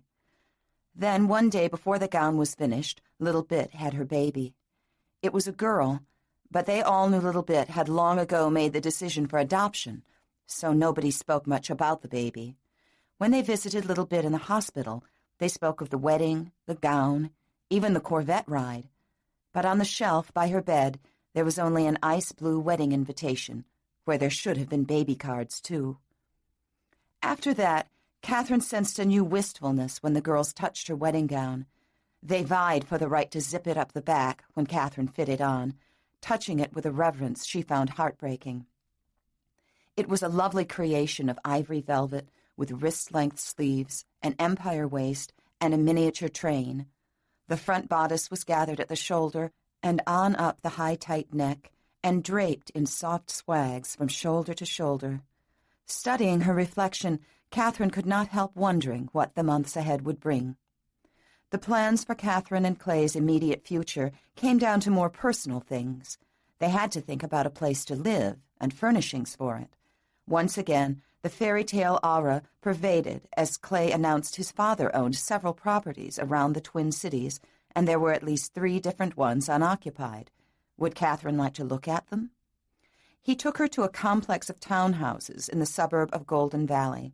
Catherine stood back, watching Clay fit the key into the lock with an odd thrill of expectation. The door swung open, and she stepped inside, hearing the door close behind her. She stood in the foyer of a split-level house. It was disconcertingly silent. Before her, chocolate-carpeted stairs led up one level and down one. Clay touched her arm, and she jumped. They walked up the steps, unspeaking, to be greeted by a great open expanse of space which ended in sliding glass doors on the far side of the living room. To her left was a kitchen. To her right, steps leading to the sleeping level. She hadn't expected such luxury, such newness. "Oh, Clay," was all Catherine said, sweeping the living room with her eyes. "I know what you're thinking." "But I'm right. It's too much." "Don't you like it? We can look at others." She swung to face him in the middle of the bright, vast room. "I can't live in this with you. It would be like cheating on my income tax." "Okay, let's go. Where else did you have in mind?" "Wait a minute." She reached out to detain him, for he'd turned impatiently toward the foyer. "I'm not the only one who has a say." He paused, but she could tell his teeth were clenched. "Clay, what are we going to fill all this up with?" "Furniture, but it won't be filled. We'll just get what we need." "Just get?" "Well, we'll go out and buy it, damn it. We have to have furniture. That's the usual way of getting it." It was unlike him to speak in such a brittle manner. She could tell that he was disappointed, and not a little angry. "You want it, don't you?" "I've always liked this place, but it doesn't matter. There are others." "Yes, so you said before." She paused, met his displeased eyes, and said quietly, "Show me the rest of it." She followed him up the short flight of stairs. He switched on a light, and a spacious bathroom was revealed. It had a long vanity, topped with gold-veined black marble, sporting 2 sinks and a mirror the size of a bedsheet. The fixtures were almond-colored, and the walls papered in a bold geometric of beige and brown, with touches of silver foil adding a richness for which she was not prepared. She quickly glanced from the vanity stool to the shower stall, separate from the tub, with its opaque glass walls. "Any of the paper can be changed," he said. "That won't be necessary. I can see why you like it as it is, all these browns." He switched off the light, and she followed him to the small bedroom on the opposite side of the hall. Here again was a room papered in brown and tan geometric, very masculine, evidently decorated as a den or study. Silently, they moved on to the other bedroom. It was massive, and could easily have been divided into 2 rooms. It, too, was papered in shades of brown, but this time a cool, restful, dusty blue had been added. Clay walked over and opened a door, revealing a generous walk-in closet with built-in drawers, shoe shelves, and luggage racks up above. "Clay, how much is this going to cost, anyway?" "What difference does it make?" It just does, that's all." "I can afford it." "That's not the point, and you know it." "What is the point then, Catherine?" But for answer, her eyes slid to the spot where the bed so obviously belonged. His eyes did the same, then they quickly looked away from each other. She turned from the room and abruptly went back downstairs to check the kitchen. It was compact, efficient, had a dishwasher, disposal, side-by-side refrigerator, freezer, glossy flooring of rich vinyl, almond-colored appliances, everything. She thought of the kitchen at home, of her father slinging coffee grounds in the sink without bothering to wash them down, of the dirty dishes that were forever piled in the sink unless she herself washed them. Catherine thought about what it would be like working in this clean kitchen with its gleaming appliances, its wood-grained formica countertops. She turned to eye the peninsula and imagined a pair of stools on the other side of it, a cozy, informal eating spot. She pictured Clay sitting there in the morning, drinking coffee while she fried eggs. But she'd never been with him early in the morning and didn't know if he liked coffee or fried eggs. And furthermore, she had no business imagining such things in such a wishful way. Catherine. She jumped and whirled to find him leaning in the doorway, one elbow braced high against it. He was dressed in a rust-colored corduroy jacket with a matching vest beneath. The way he stood, the jacket flared away from his body, creating inviting shadows around his torso. It struck her again how flawless his appearance was, how his trousers never seemed to wrinkle, his hair never to be out of place. She felt her mouth go dry and wondered what she was letting herself in for. "There's only a week left," he said sensibly. "I know." She turned toward the stove, walked over and switched on the light above it, because it gave her a reason to turn her back to him, and because she'd been wondering if he drank coffee in the morning, and because she'd been thinking of the shadows within his corduroy jacket. "If it's what you want, Clay, we'll take it. I know the colors suit you." "Do you want to look at something else?" He was no longer angry, not at all. Instead, his voice was mellow. "I love this, Clay. I just don't think that I deserve it," he finished as she faltered. "Something like that." "Would it make things more fair if we lived in a hovel someplace? Is that what you think?" "Yes." She spun to face him. "No. Oh, God, I don't know. This is more than I ever imagined I'd live in, that's all. I'm trying very hard not to be overcome." He smiled, raised his other hand so both were now braced against the doorframe above his head, then shook his head at the vinyl floor. "You know, sometimes I don't believe you." "Well, sometimes I don't believe you either." She threw her hands wide, indicating the whole place in one gesture. "Now furniture, too." "I said we'd only get the necessities." "But I'm fast learning what you consider necessities." "Well, I'll do my damnedest to hunt up some stick furniture if it'll make you happy, and I'll string some thongs from the bedroom wall and haul in a fresh load of straw for on top of them. How's that?" His face wore the most engaging grin. It was irresistible. He was teasing her. Standing there, leaning against their future kitchen doorway, looking good enough to serve for dinner, Clay Forrester was teasing. His laughter started as a soft bubble of mirth deep in his throat, but when it erupted into full, uninhibited sound, all she could do was laugh back. He chose an enormously long Davenport because, he said, his mother drove him nuts with all her love seats that a man couldn't even stretch out on, and 2 armchairs of tweed, and a pecan coffee table and end tables, and a lamp that cost as much as one of the chairs, although Catherine could not convince him this was utterly spendthrift and silly. He said he liked it, expensive or not, and that was that. They chose 2 stools for the kitchen peninsula, but Catherine adamantly refused to furnish the formal dining room. They really wouldn't need it, she said. She won on that point, but the bedroom set she said was good enough, wasn't good enough for Clay. He picked out one that cost nearly double that of her choice, and a triple dresser, and a chest of drawers, which she said were unnecessary because the closet had built-in drawers. They were standing in the aisle arguing about nightstands and lamps when their salesman returned to them. "But why do we need more lamps? There are ceiling fixtures, that's good enough." "Because I like to read in bed," Clay exclaimed. The salesman began to clear his throat, thought better of it, and withdrew discreetly to let them argue it out. But Catherine knew he'd overheard Clay's last comment and was left beat-faced, feeling like a complete fool, standing there in the aisle of a furniture store, arguing with a fiancé who exclaimed he liked to read in bed. Things started happening so fast. Steve called to say he'd be arriving on Thursday, the 13th. Ada called to say she'd finished making her dress. The store called to make arrangements for delivery of the furniture. Bobby called to say the Magnusons would definitely be at the wedding. The doctor's office called to say Catherine's blood count was low. Angela called and apologetically explained that Claiborne had pressed charges against Herb Anderson and successfully managed to have him convicted to 90 days in the workhouse for assault and battery. And then one evening, Catherine walked into Horizons to find a surprise bridal shower awaiting her. And not only were all the girls there, but seated side by side on the sofa were her mother and Angela.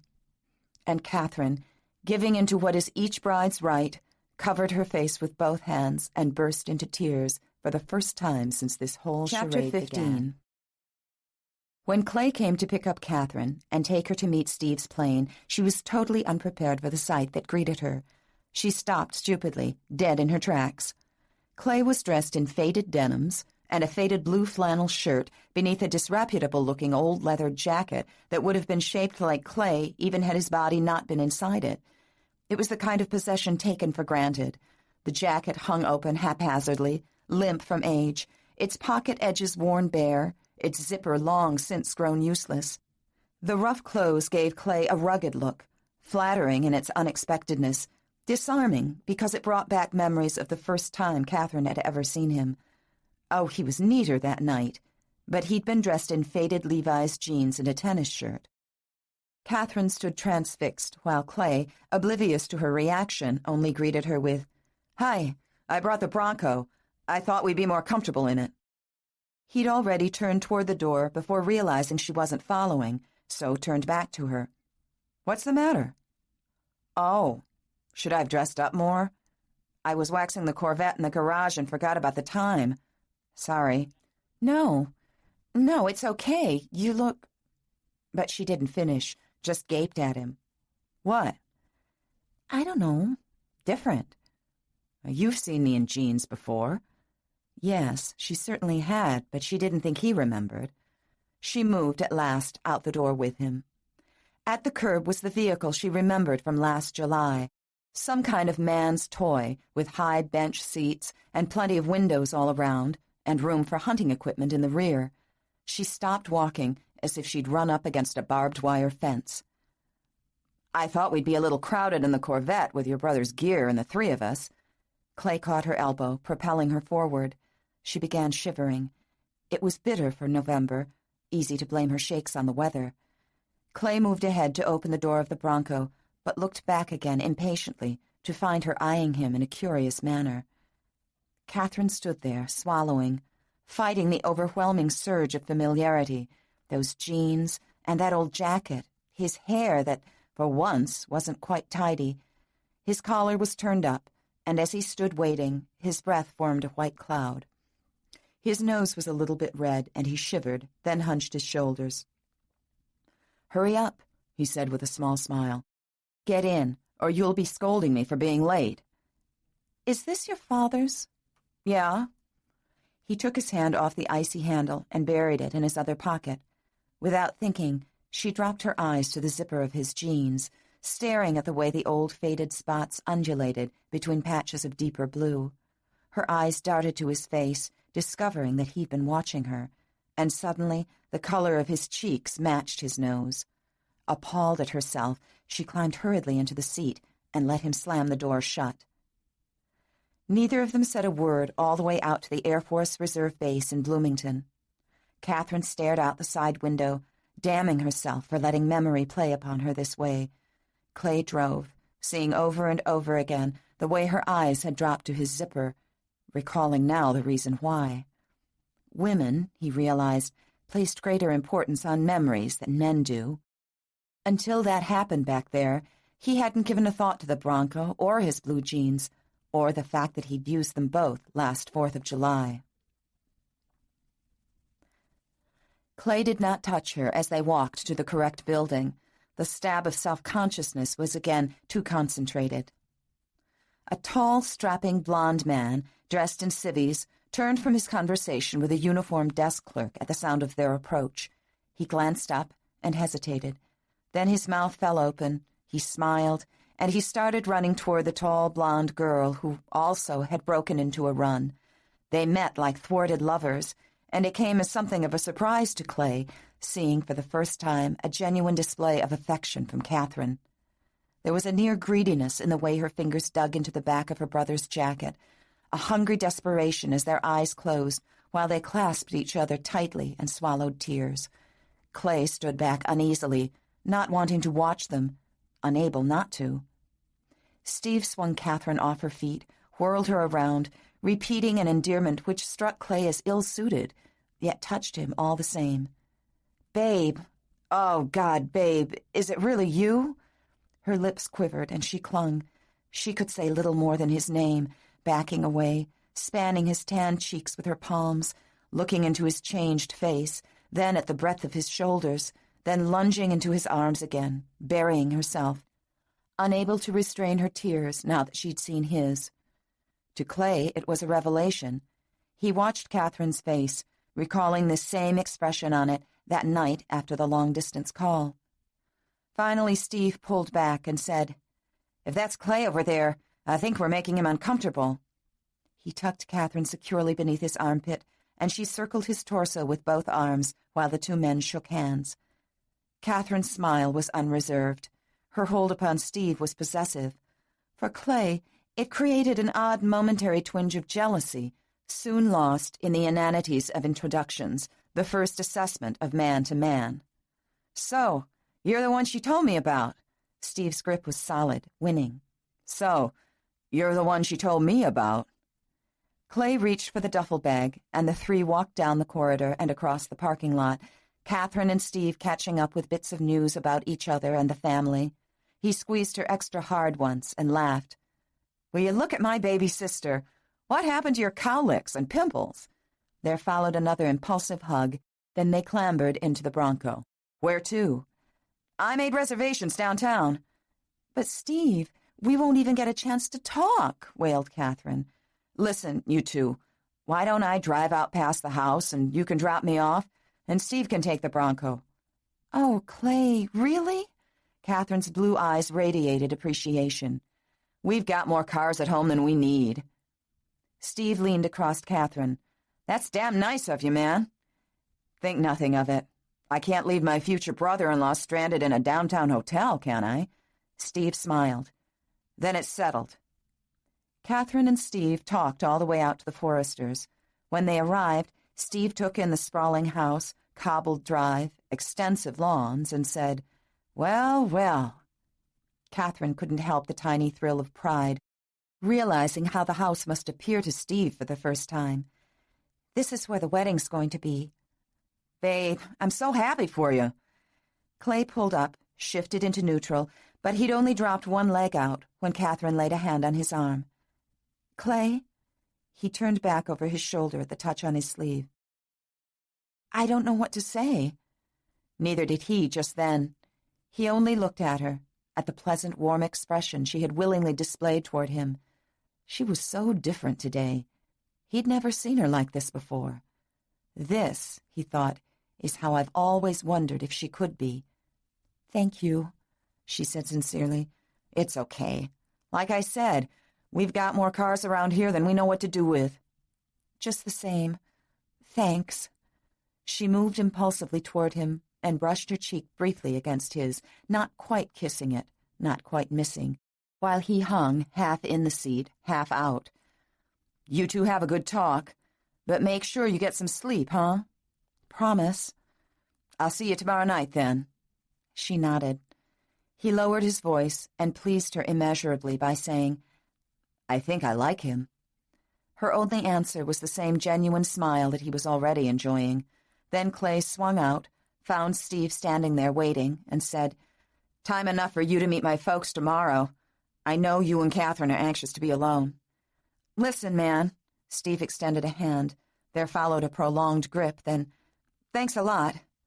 Steve then glanced up at the house and back once again at Clay. His tone changed. Then he added quietly, "For both of us." There was an instantaneous sense of rapport between Clay and Steve, the inexplicable thing that happens only rarely when strangers meet. It had nothing to do with Catherine or her relationship to either of them. Neither had anything to do with gratitude. It was simply there, some compelling invitation coursing between the clasped hands. Here, it seemed to say, is a man I feel good with. Odd, thought Clay, but of all Catherine's family, this is the first person I have felt drawn to, and that includes Catherine herself. He'd been expecting someone like Catherine's father, some harsh, forbidding, younger version of Herb Anderson. Instead, he found a genuine smile, intelligent eyes, and a face much like Catherine's, only warmer. He thought perhaps the years away from home had given Steve Anderson the ability to smile at life again, which Catherine could not yet readily do. In her brother's face, Clay found the possibility of what Catherine could be should she ever stop carrying that chip on her shoulder and that shield of armor over her emotions. Perhaps, after all, Clay liked Steve because he alone seemed able to move Catherine, to make her feel, and make it show. When the noon break came and Ada Anderson left her machine, there was a sparkle of life in her eyes that had been missing for years. The skin about them was as corrugated as ever, but the eyes themselves were alive with expectancy. Her usual lifeless shuffle was replaced by a brisk step. Ada had even put a touch of lipstick on. "Ada?" She turned at the sound of her supervisor's voice, impatient to be out the door. "I'm kind of in a hurry, Gladys. My boy is home, you know." "Yes, I know. I checked on your output, and the week's been good. The whole line had a good week, as a matter of fact. Why don't you just take the rest of the afternoon off, Ada?" Ada stopped fussing with her coat collar. "Why, Gladys, do you mean it?" "Of course I do. It's not every day a boy comes home from the Air Force." Ada smiled, slid the handle of her vinyl purse onto her arm, casting one eye at the door, then back at Gladys Merkins. "That's awful nice of you. If you ever get in a bind when the girls get behind on their quotas, I'll put in extra." "Get going, Ada. The quotas we'll worry about some other time." "Thanks a lot, Gladys." Gladys Merkins watched Ada hurry out the door, wondering how a person becomes so downtrodden, so stolid and unassuming that she doesn't even ask for a day off when she hasn't seen her son for 6 years. If word hadn't been passed around the shop, Gladys herself wouldn't have known. It did her heart good to see the pitiful woman with a smile on her face for once. Outside, Ada scanned the street, clutching her coat at her throat, where her heart beat in wild expectancy. The wind caught at the hem of the garment, lifting it, tugging at Ada's gray-streaked hair.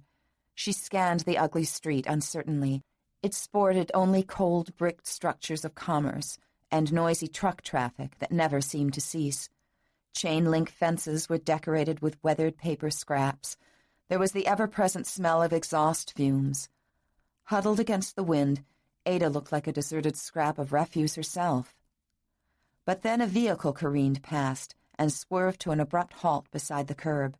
A young man burst from it, forgetting to shut the door, waving, smiling, running, calling, "Mom! Mom!" And the little scrap of refuse was transformed into vibrant life. Ada ran, her arms outstretched, her face tear-streaked. As her arms clung at last to her son's neck, she wondered how it could possibly be him, so big, so broad, so real at last. "Oh, Mom! Jesus! Mom! Steve! Steve, let me go so I can look at you." He did, but then he saw her better, too. She appeared infinitely older, sadder. He could only hug her again, guilty because he knew some of that age, some of that sadness had been caused by his leaving. She was crying, but he saw past the tears to a much more profound sorrow, hopeful that somehow he could help erase it before he had to leave her once more. "Come on, Mom. Kathy's in the car, and we're all going out for lunch." Chapter 16. It was Catherine's wedding day, the last day she would share with the girls at Horizons. So she allowed their suffocating attentions, feeling at times like she was smothering in their overcaring midst. The expressions on their faces, those doe-eyed looks, were etched on her conscience. She thought they would be her penance forever, long after she gave up her place as Mrs. Clay Forrester. The saga she had brought to Horizons would remain legend within its walls, rivaling any Hans Christian Andersen tale, but its ending, which none of them yet knew, would be her own private hair shirt. She swallowed the knowledge of it while the girls played Wedding Day with her, dressing her up as they had their dolls as children, humming Lohengrin as they had for their dolls, pretending that the doll was themselves. For Catherine, it was an ordeal. Keeping the smile on her lips, the lilt in her voice, the eagerness in her pose became a task of sheer love. She realized it as the late hour neared, that she loved, genuinely loved, so many of these girls. She sat before a mirror, her face flushed and framed by an appealing aureole of soft blonde curls, slung high and held by a winter gardenia set in baby's breath, trailing a thin white ribbon down the back. They had bought her a garter and were putting it on her calf, laughing, making silly jokes. Catherine was dressed in the sexiest undergarments she'd ever owned. Her mother had bought them from the employees' store at Munsingware, surprising everyone at the shower.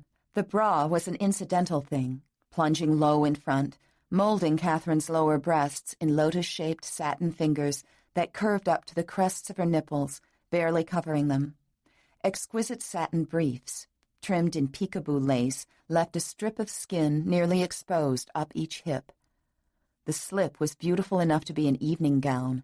It followed closely the low décolletage of the bra, flowing and clinging to her thighs and the perceptible bulge of her tummy. She placed her hands on it now, looking at the garter, at all the faces around her. Her eyes filled. She took a deep breath, fluttered a fingertip beneath her lashes, knowing the girl's eyes followed the twinkle of the diamond.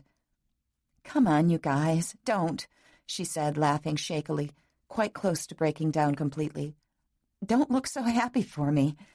It should be every single one of you, not me." She widened her eyes to make room for the tears. "Don't you dare cry, Catherine Anderson," Marie scolded. "Not after all the work that's gone into that makeup. If you get one single tear on it, we're all going to disown you." Another fragile, borderline laugh, and Catherine sputtered, "Oh, no, you won't. You can't disown me any more than I can disown you. Not any more. We're all in this together." But Catherine compressed her lips. A tear had its own way, hovered, then splashed over the edge of her lashes, and she laughed shakily, flapped her hands, and demanded a tissue. Somebody quipped, "Hey, Anderson, dry up or else." It relieved the tension. The makeup passed inspection, and somebody brought the plain dress Catherine would wear in the car, her gown carefully sheathed in plastic, her purse, and the small bag she'd packed. "Have you got your perfume in there?" "Yes, thank you for reminding me, Francie." "How about your Dramamine pills?" "Dramamine pills?" "You'll need them for flying high." "Clay's the one that'll need them when he gets a load of that underwear. Be careful of that gardenia when you get in the car now." "Your brother's here. He just pulled up." They thronged downstairs. Steve was at the door. He carried Catherine's things outside, came back for a second load, and for her. Then there was nothing left to do but go. It was so hard to do, suddenly, to turn away from all the warmth and love. Mrs. Tollefson was there, hovering near the colonnade, then coming forward to be the voice of the entire group. "Catherine, we're all so happy for you.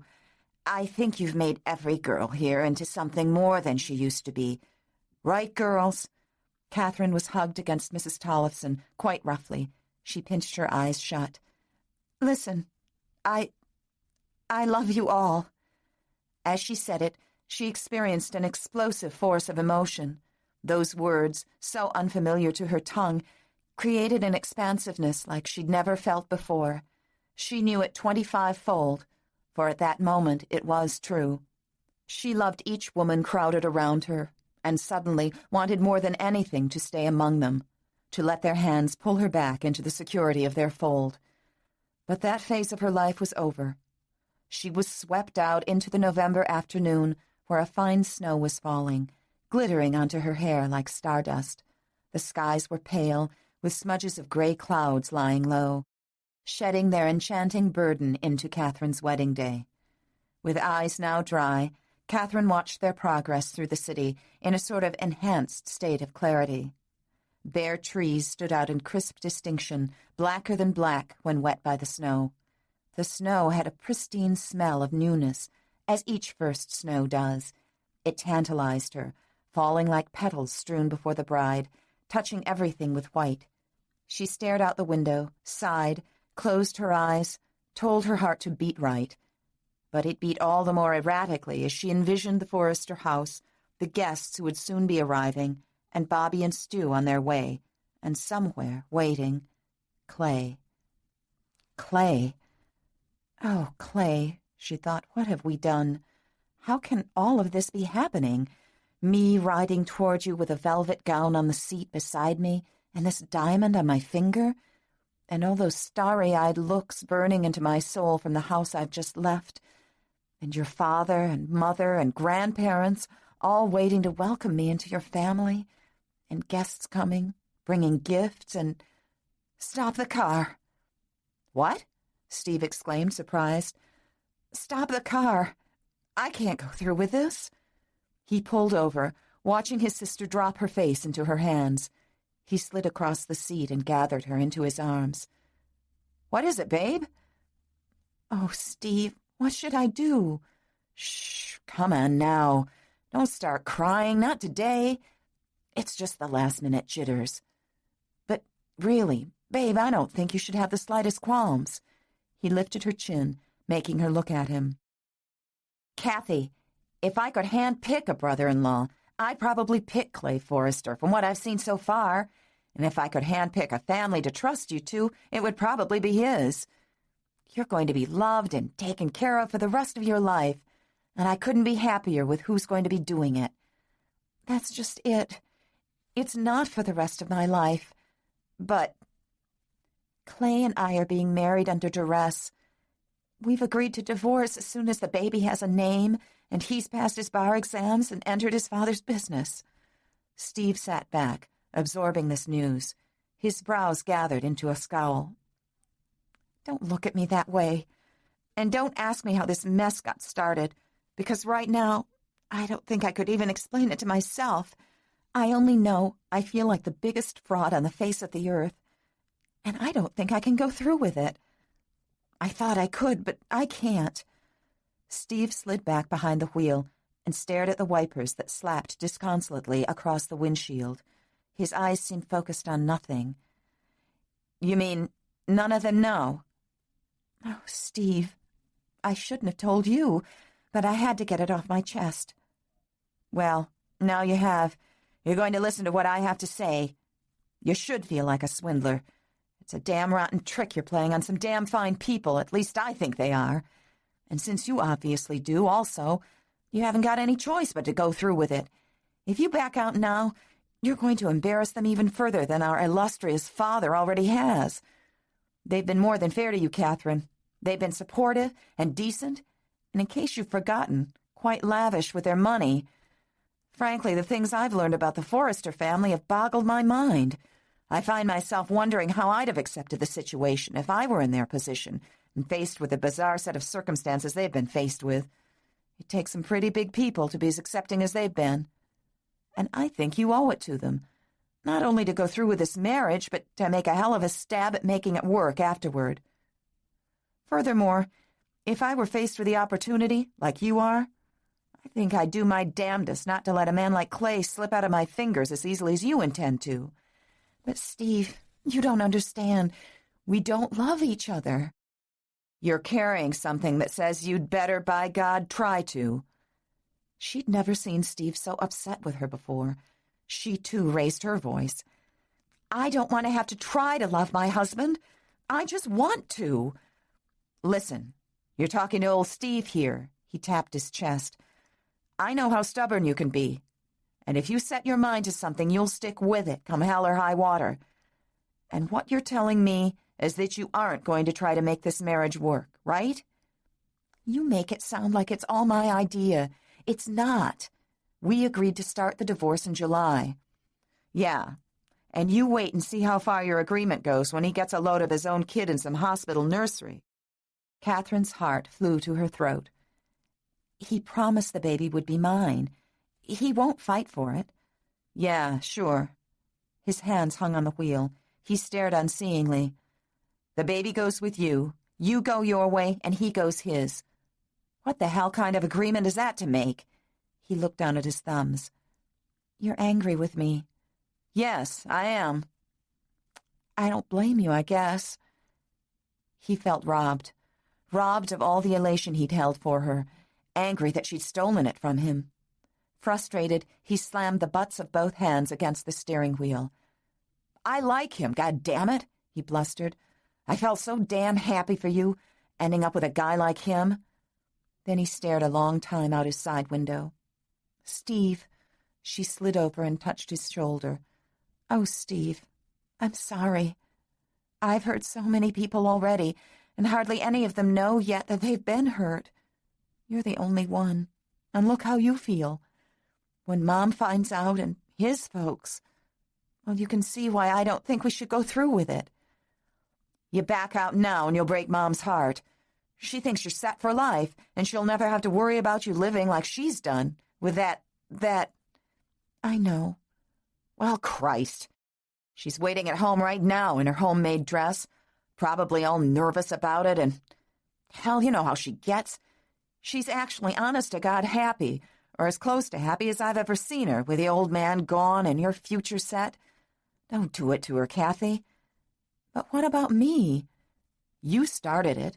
All those people heading for your wedding, all the preparations made, and you ask, what about me? I think you'd better think it over and consider what happens if you back out now. Count the number of people involved. I have. Every day I have. Facing all those pregnant teenagers at Horizons while they treated me like I was Snow White and they were dwarfs. Stitching on my wedding dress all starry-eyed. Do you think that's been easy? He sat stiff and silent. She slid back to her own side. The snow fell in flat plops while she stared at it unseeingly. Finally she quoted, as if to herself, "Oh, what a tangled web we weave, when first we practice to deceive." The silence was broken only by the sweep of the windshield wipers, which were still slapping away. Catherine spoke to the snow. I had no idea at the beginning how many lives would be touched by this wedding. It seemed like a decision that would mainly affect Clay and I and the baby, but things got out of hand somehow. Angela said he's their only son and wanted to have at least a few of the family, an intimate little affair, she called it. And then all the girls at Horizons got into it, helping me make the dress. Then Mom sees me heading for what she thinks is the good life.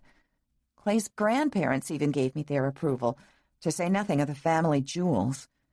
She turned to Steve at last. And you, my God, it even brought you home. Do you know what it means to me to have you here, and how I hated telling you the truth? I'm getting in deeper than I wanted, though. Steve, please understand. I understand what it would do to a lot of people if you say no at the 11th hour. And even after what I told you, you think I should go through with it? I don't know. What a mess. But then he turned to her with a look of appeal on his face. Kathy, can't you try to give it a chance? You mean me and Clay? Yes, you and Clay. What are your feelings for him? That was a tough one. She thought for a minute before answering. I honestly don't know. He's able to accept all of this far more easily than I can. And the funny thing is, once he got over the first shock, he never blamed me in any way. I mean, most men would be throwing it up to a woman all the time how their plans were ruined. But he's not that way. He says he's going to make the best of it. Takes me out and introduces me to his family, just as if I'm his real choice. Gives me this huge old ring that's been in the family forever, and treats me like a lady. Yet at the same time, I know it's all a hoax.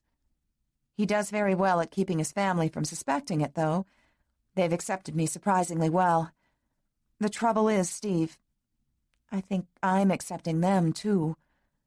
Oh, Steve, it's awful. Don't you think I realize all those things you felt about them?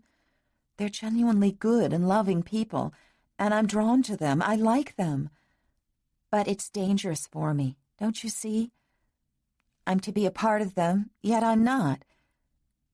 Giving them up in a few months will be tougher than leaving Horizons was today.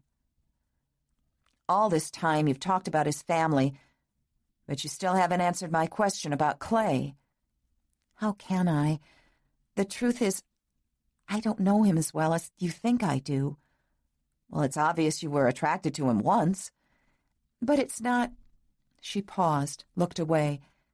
I met him on a blind date. He was going with another girl at the time, and they'd had a fight or something.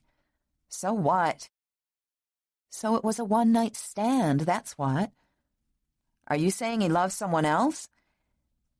He never mentions her. Hey. Steve's voice was as gentle as his touch upon her arm. Babe, I don't know what to say, except maybe, just maybe, Clay is worth fighting for. Steve, you above all people should understand that I don't want a marriage like Mom and Dad's. If there's one thing I learned in that house, it's that I will not merely survive a marriage. I want to live. Hey, give it a chance. Had you considered that you kind of fell into the pot here and could come out smelling like a rose? She couldn't help smiling. If it'll put your mind at ease, the baby will be taken care of for the rest of his life. That's part of the arrangement. After Clay graduates, he'll help me with tuition so I can go back to school. So the deal's made, huh? I guess we both know you can't back out of it now, don't we? She sighed. You're right. I can't. And I knew it all the time, even when I told you to stop the car. He studied her a moment before saying, You know, little sister, I'll give you odds you won't come out of this feeling quite as platonic about him as you claim to be now. How much you want to bet? That's wishful thinking, and you know it. And I'm going to be late for my own wedding if you don't get this thing into gear. Okay. He shifted into drive and they pulled back into traffic. After a few minutes, she touched his arm and smiled at Steve. Thanks for letting me unload on you. I feel better now. He winked at her. You really are a babe, in lots of ways, he said, covering her hand with his own, hoping Clay Forrester recognized that fact.